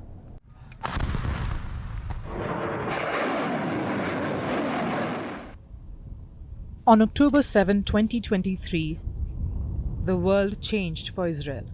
The morning sun had barely risen when Hamas militants stormed into homes, tearing families apart. Chaos and horror spread like wildfire, and among the kidnapped were Cherie Bibas, her husband Yarden, and their two sons, Ariel, just 4 years old, and Kafir, a 9-month-old baby. A video later surfaced, Cherie clutching her children, her face frozen in terror, wrapped in a blanket as armed men dragged them away. Months passed, filled with desperate prayers and with posters of the Bibas family plastered on walls. They asked to bring Bibas back. And finally hope flickered, but the darkness never lifted. Yarden was released on February 1st after 484 days in captivity. However, his boys and his wife were not. Still, he clung on to hope. Then came February 20, the day of the handover. Hamas delivered 4 black coffins. Naturally, there were no joyful reunions, no relief, but just unbearable grief. The remains of 2 children and 2 elderly men.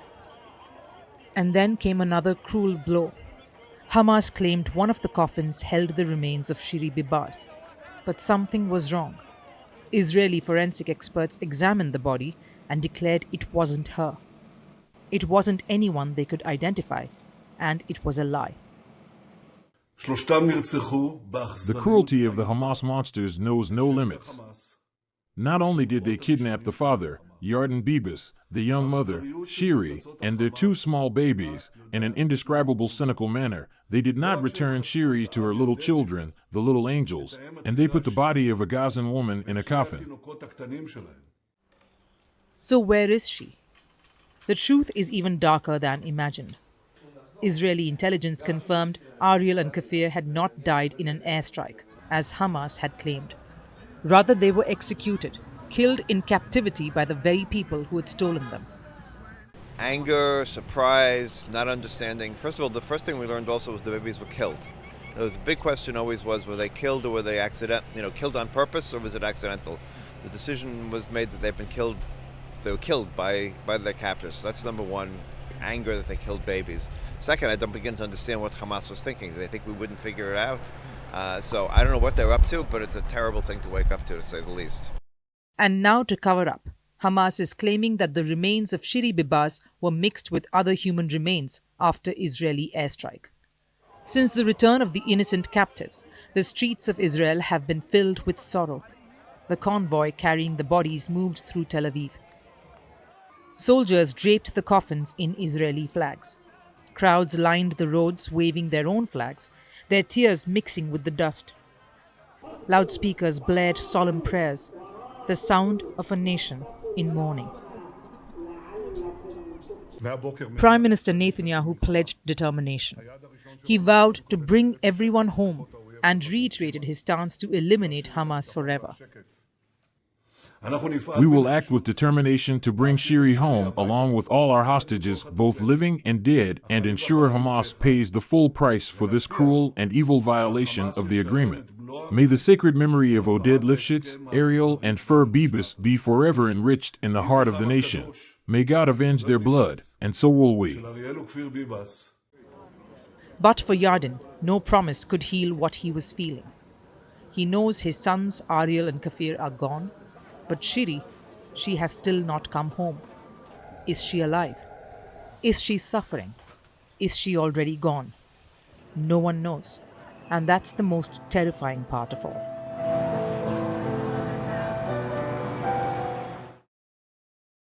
And finally, we head to Europe. Germany stands at a political crossroads as it heads to the polls on Sunday. A once left-leaning youth driven by climate activism and social justice is now shifting rightward. Economic instability, migration concerns, and geopolitical tensions have reshaped Gen Z's priorities.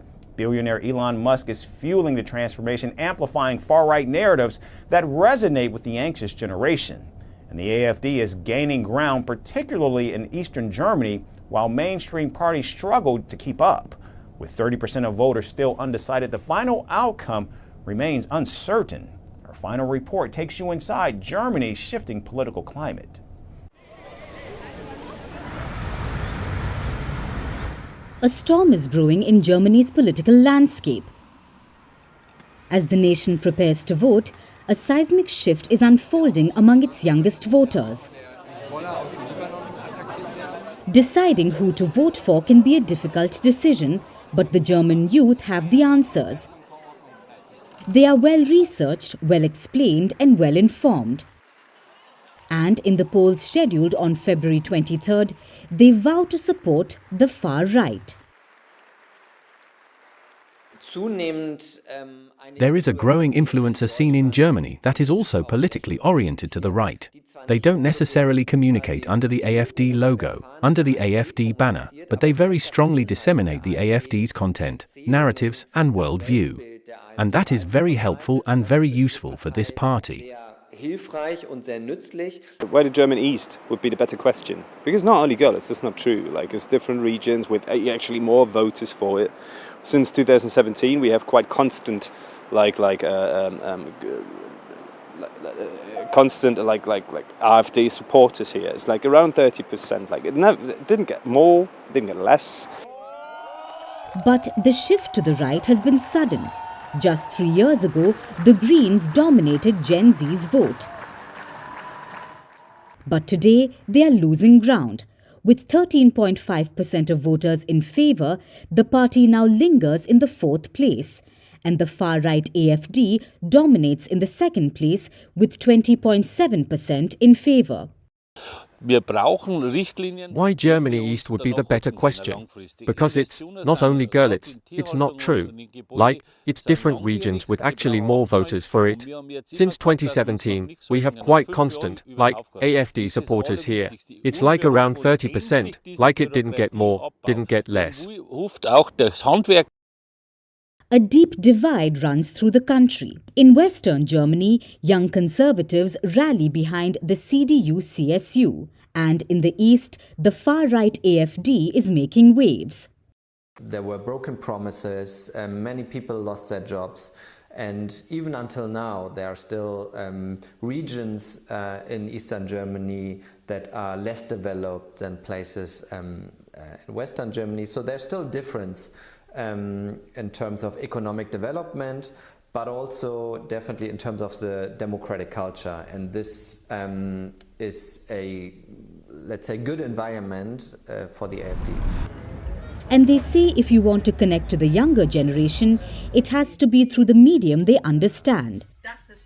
Hence, social media has played a key role in shaping opinions. Platforms like TikTok fuel political discourse, with both the far right and the far left making significant inroads. I have now reached 300,000 followers on Instagram and another 131,000 on TikTok. I think it's a huge responsibility. My posts often go viral. Sometimes, when it goes viral, I reach 1 million or even 5 million people, and it's a huge responsibility. And sometimes that puts me under a lot of pressure because I just take it seriously. Now, speaking of social media, how can we not mention Elon Musk? Last month, during a live stream discussion broadcasted on X with Alice Weidel, leader for AfD, Musk declared, "Only AfD can save Germany," end of story. Now, this statement wasn't just said. Instead, the world's wealthiest person provoked fury across Europe. Social media erupted, and soon there were volleys of online crossfire. While some hailed Weidel to make Germany great again, German Chancellor Olaf Scholz remained critical, calling Musk disgusting and blaming him to intervene in German politics. I disagree completely with Elon Musk and what he's doing. So as a social democrat, I'm used to rich media entrepreneur that intervene in politics in Germany. They started in the 19th century. They did during the Weimar Republic and also in the Federal Republic of Germany's history. So that's not new. And if you look at the print press in Germany, you will see that there are many billionaires that also intervene in politics. That's not new. What is new is that he is intervening in favor of right-wing politicians all over Europe.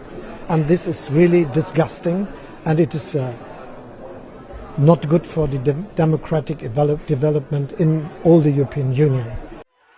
But as they say, there's nothing called bad press. Some or the other way, the far right was being discussed.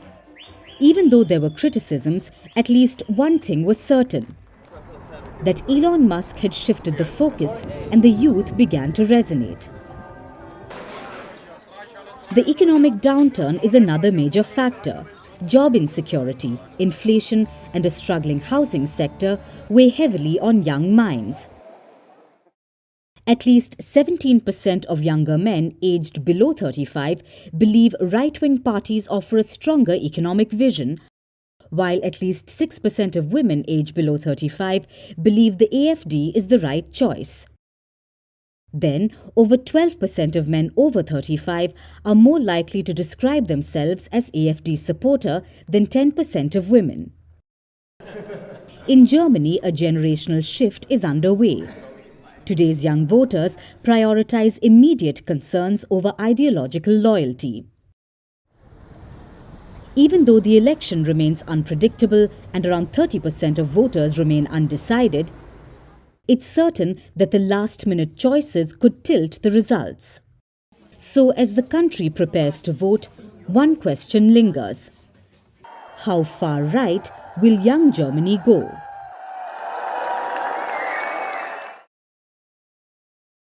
That's Firstpost America for this Friday. I'm Eric Ham, signing off from our studios in Washington, D.C. Have a great weekend, everyone.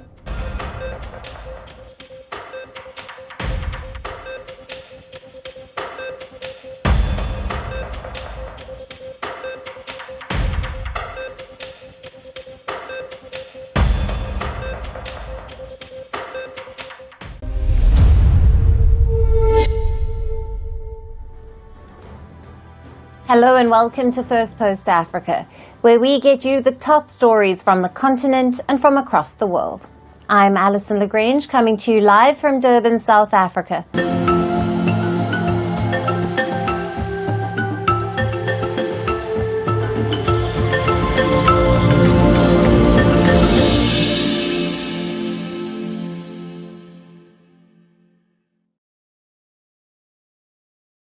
Hello and welcome. South Africa is currently the epicenter of the world politics as it hosts the crucial G20 Foreign Ministers Summit. This summit, however, comes at a time of rising geopolitical tension over wars, conflicts and trade. South Africa's President Cyril Ramaphosa opened the summit and welcomed all leaders with call for cooperation. He said multilateralism and international law were key to solve world crises. Modern day challenges can only be resolved through collaboration, through partnership, through dialogue, and through solidarity. This is why South Africa has placed as its theme for the G20 the issues of solidarity, equality, and sustainability. These are at the center of South Africa's presidency of the G20. Top diplomats from the world's largest economies are in Johannesburg for the two-day talks, held for the first time in Africa. Russia's Foreign Minister Sergei Lavrov, China's Wang Yi, India's S. Jaishankar, Britain's David Lammy and France's Jean-Noël Barrot are in attendance, along with other leaders. However, missing from these talks is U.S. Secretary of State Marco Rubio, amid disputes with the host nation over several policy issues.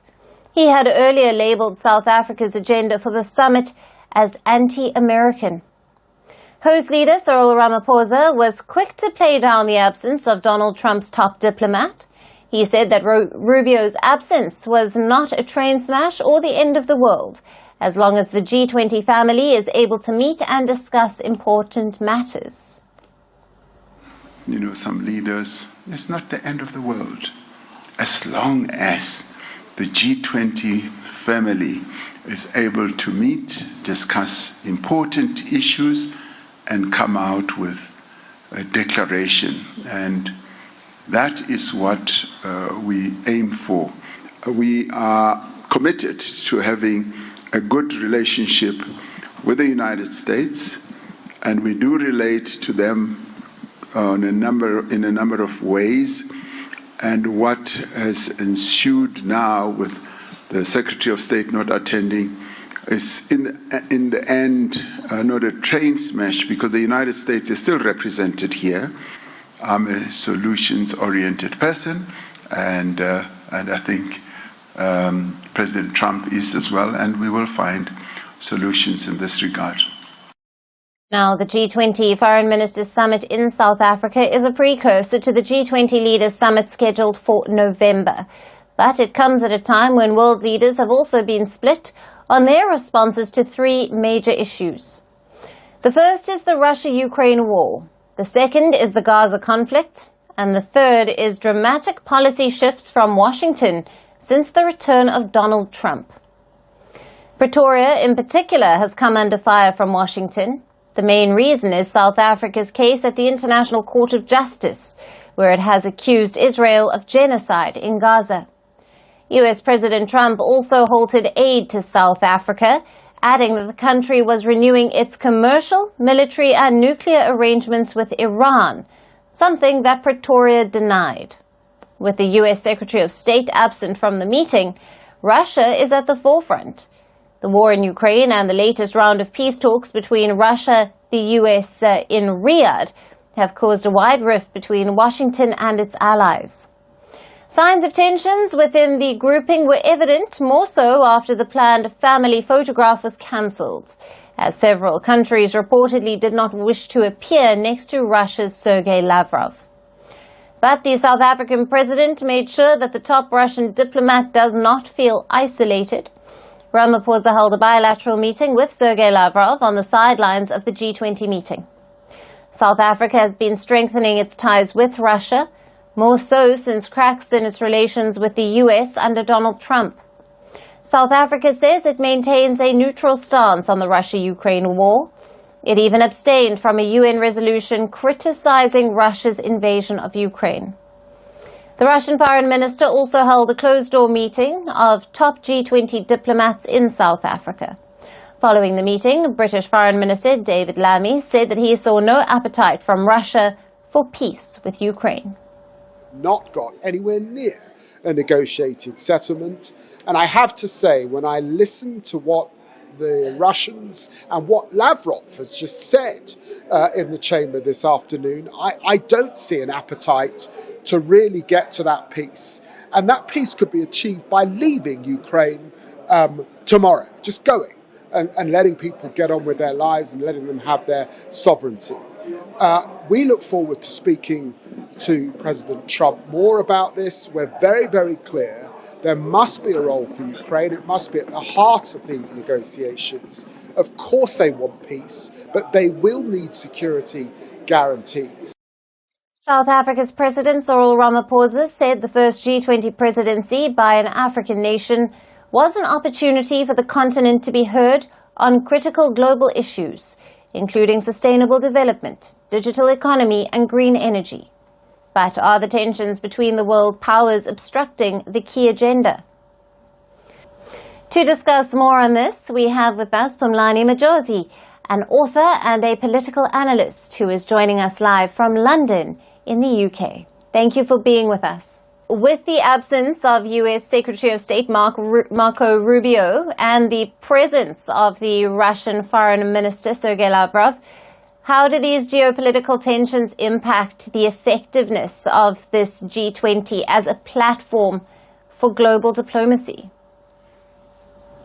Well, first thing to say is that the G20 was something big for South Africa and for Africa, because as you have said in your program, this is the first time that an African country gets to host the G20 summit. So Africa is on the spotlight. Now, for the US if the US disengages this year from the G20, I think it will not be good because you need the US as a superpower, right?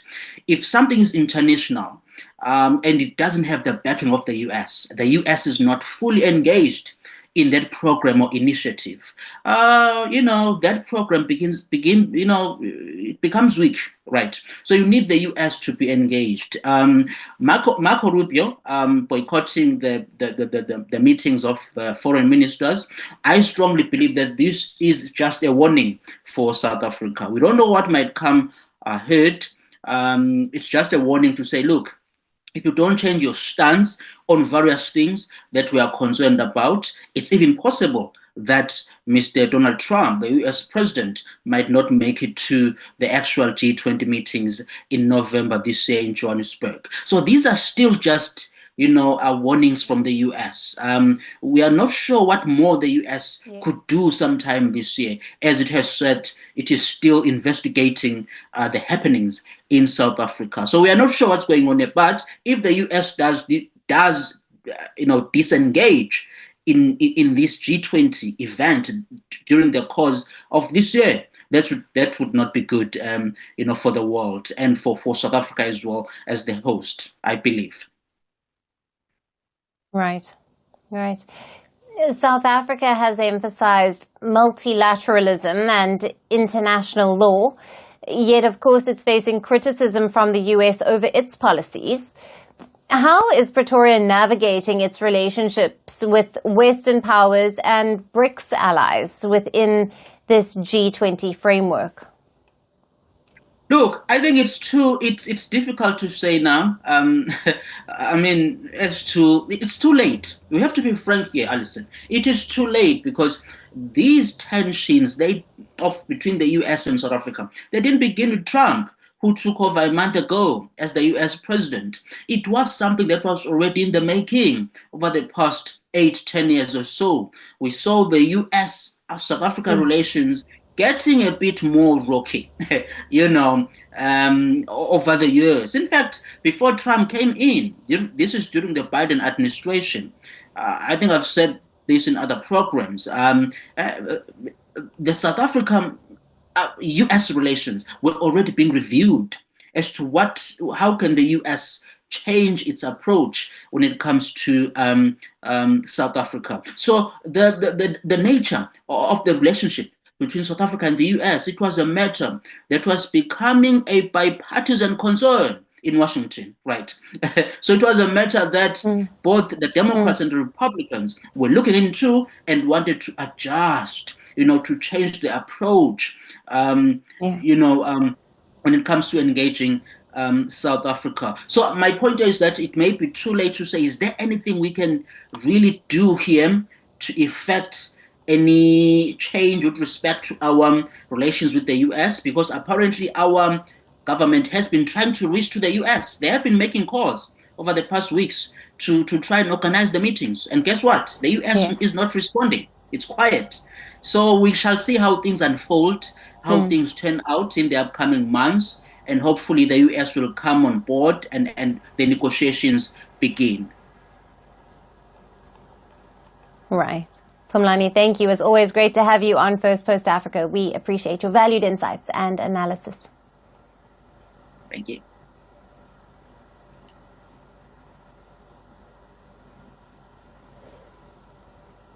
On to updates from Sudan now, where the ongoing civil war has triggered a diplomatic standoff between the army-backed government and Kenya. The Sudanese government has recalled its ambassador from Kenya in protest over Nairobi hosting its paramilitary foes.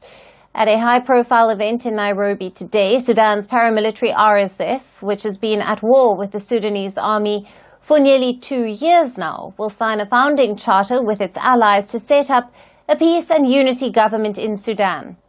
Reports say RSF chief Mohammed Hamdan Dagalo, popularly known as Hemedti, is also in Nairobi for the announcement. The Sudanese army is fuming at Kenya for providing a platform for its paramilitary RSF for announcing a parallel government. In a statement earlier, Sudan's foreign ministry called Kenyan President William Ruto's stand disgraceful, hostile, and an act of betrayal. The Sudan government also accused Kenya of encouraging conspiracy that violates Sudan's sovereignty. Kenya defended its decision to host the RSF event, saying it was compatible with its role in peace negotiations, in which it has sought to act as a mediator. In response, Sudan's army-backed government accused William Ruto of acting on his commercial and personal interests with the RSF's regional sponsors. The Sudanese government implied the United Arab Emirates, which has been accused of arming the paramilitary RSF. Last month, Kenya and the UAE signed an economic deal, which Ruto's office hailed as a historic milestone. In January this year, when Sudan's foreign minister visited Nairobi, he was given an assurance by the Ruto government that Kenya had no intentions of supporting a parallel government in the war-hit nation. Now, Nairobi says it has reconsidered its position. It did not mention a parallel government, but pushed for dialogue. Last year, the Kenyan president also hosted RSF chief Hemedti at the State House in Nairobi. William Ruto shares a long-time friendship with the RSF leader. The Sudan army chief had previously opposed Kenya's role in mediation, accusing its president, William Ruto, of bias. Kenya had dismissed these claims back then. The RSF is gearing up to form a rival government, which comes as it seeks to consolidate its hold on the Darfur region of Western Sudan. Here, only Al Fasher city and areas around it are held by the army. The civil war has torn Sudan into two. The army is in control of the north and the east, while the RSF holds nearly all of the west and swathes of the south. In a series of offensives, the army has retaken parts of the capital Khartoum. It has also closed in on the symbolic presidential palace along the Nile. Time and again, talks of a ceasefire in Sudan have failed. The warring generals have shown little interest in a long-term ceasefire. While they wrestle for power, it is people of Sudan who have lost the most. The war has reportedly killed 150,000 people, displaced over 12 million, put at least 8 million on the brink of starvation, and nearly 25 million, which is around half of Sudan's population, suffered dire food insecurity. What is interesting to note is that an African nation, South Africa, is hosting the G20 summit for the first time. Top diplomats from across the world are holding talks, but the focus remains on Ukraine and Gaza. Will the world leaders turn their attention toward devastation and conflicts in Africa?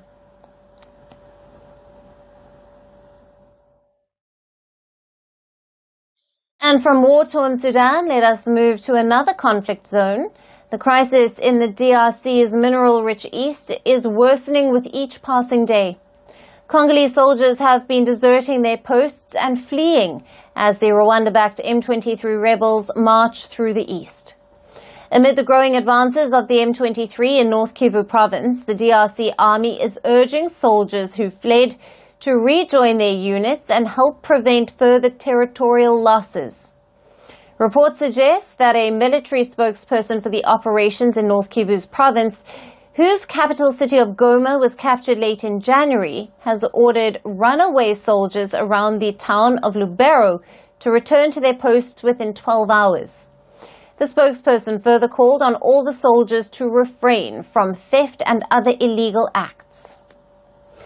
The Congolese army request came as terrified residents in Lubero, where clashes have continued for over 72 hours, accused the soldiers of looting in the face of the M23 advances toward the town.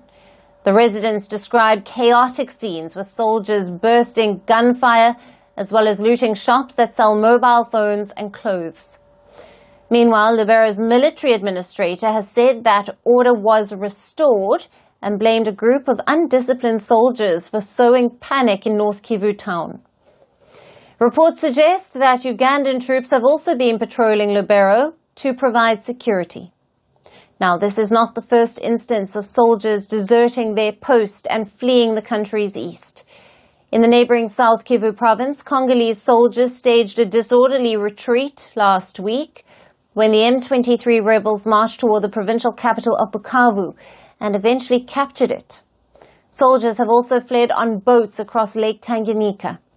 This to avoid fighting the Rwanda-backed rebels, whose latest offensive has already alarmed the wider region and the international community. Now, they have begun mounting pressure on Kigali to withdraw its military support for the Tutsi-led M23 rebels.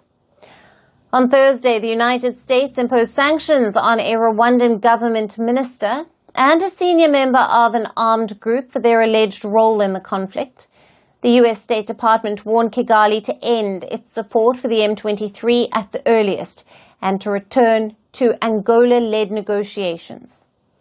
Now, this came just a day after the top U.S. diplomat, Marco Rubio, spoke with his Angolan counterpart about the conflict in the DRC. And now Rwanda has constantly rejected allegations from the DRC, the United Nations, and Western powers that it supports the M23 with arms and troops. In a statement, Kigali called the U.S. sanctions unjustified and unfounded, adding that if sanctions could resolve the crisis, they would have been in peace in the region decades ago. Now, Kigali further said that the international community should support, not undermine, the ongoing regional efforts toward a political solution. However, Kinshasa has welcomed the U.S. sanctions on Rwanda. It is pushing for more such sanctions from the international community to force Rwanda to withdraw its troops. But the question remains, will the international community do so?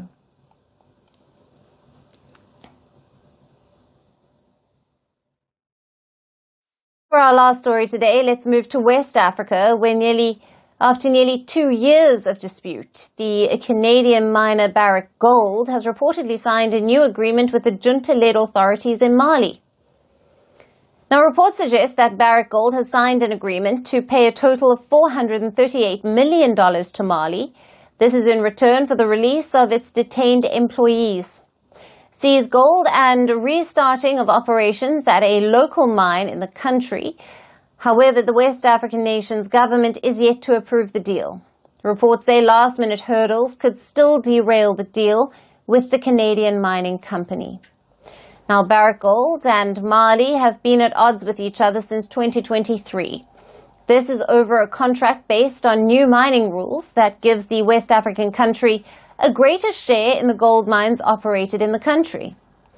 The row has escalated several times, with Mali detaining 4 senior executives in November and issuing an arrest warrant for Barrick Gold's CEO Mark Bristow in December for charges of money laundering. In return, Barrick has launched an arbitration against Bamako. Now, the signing of the new agreement is likely to put an end to this dispute. It comes just weeks after the junta-led authorities seized gold stock at a mine operated by the Toronto-based mining company. In January, authorities flew nearly 3 metric tons of gold from the company's Loulo-Gounkoto mine complex in western Mali, and this prompted Barrick Gold to suspend its mining operations, leading to lower gold output. Late last week, the West African country reportedly gave Barrick a 1-week deadline to restart its operations. This was after a delegation of more than 15 representatives of Malian ministries, as well as private consulting firm, completed a 3-day inspection of Barrick's mining complex. Now, ever since Mali's junta seized power in 2020, it has repeatedly pledged to scrutinize its mining sector so that the country could benefit more from gold prices running at all-time highs. It has used legal disputes, arrests and threats to deepen its ties with Russia, to assert greater control over its gold and uranium wealth. While some Western miners, such as the Canadian company B2Gold, have reached an agreement swiftly with the Malian authorities, others, like Australia's Resolute, whose CEO was detained while in Mali for talks last year, took longer. But with Barrick Gold signing this agreement and looking to resume its operations, will the Mali junta agree to the new deal? We will keep you posted. And that's it on the show for today. We will see you again at the same time on Monday.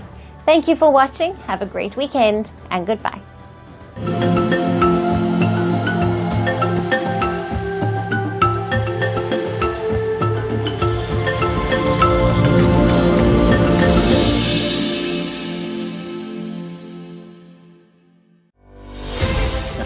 Hi, how are you? Very well, thank you. Thank you for being here. Namaste, Mr. President. Bharat ke logon ko meri namaste. How many people generally follow you in interviews? Typically in a month, we have viewers up to 150 million. That's more than twice the population of France. And in the last 2 years, we had 3 billion viewers. So I say, Laurent, this is your chance to be famous. You're on Firstpost. One word to describe your equation with Prime Minister Modi. Amitié. As India and France work together, are you creating a new era of non-alignment in the technology space? India is a training superpower. 1 million engineers a year, more than all of Europe and the US combined. So we have that partnership. We have a partnership on the environment and the economy. We also have civilian nuclear programs, and that is something we've developed far beyond the France-India relationship. So we want to work together on AI. And then comes China with its DeepSeek, creating models at a fraction of the cost. Did that innovation take you by surprise? Did that breakthrough make you sit up and think, what did the Chinese do and how? But what did DeepSeek do? They took everything that was already available from the last AI model, and then they recalibrated it. So are you going to ban Chinese AI in France? So we don't have this American approach of banning tech because of where it comes from.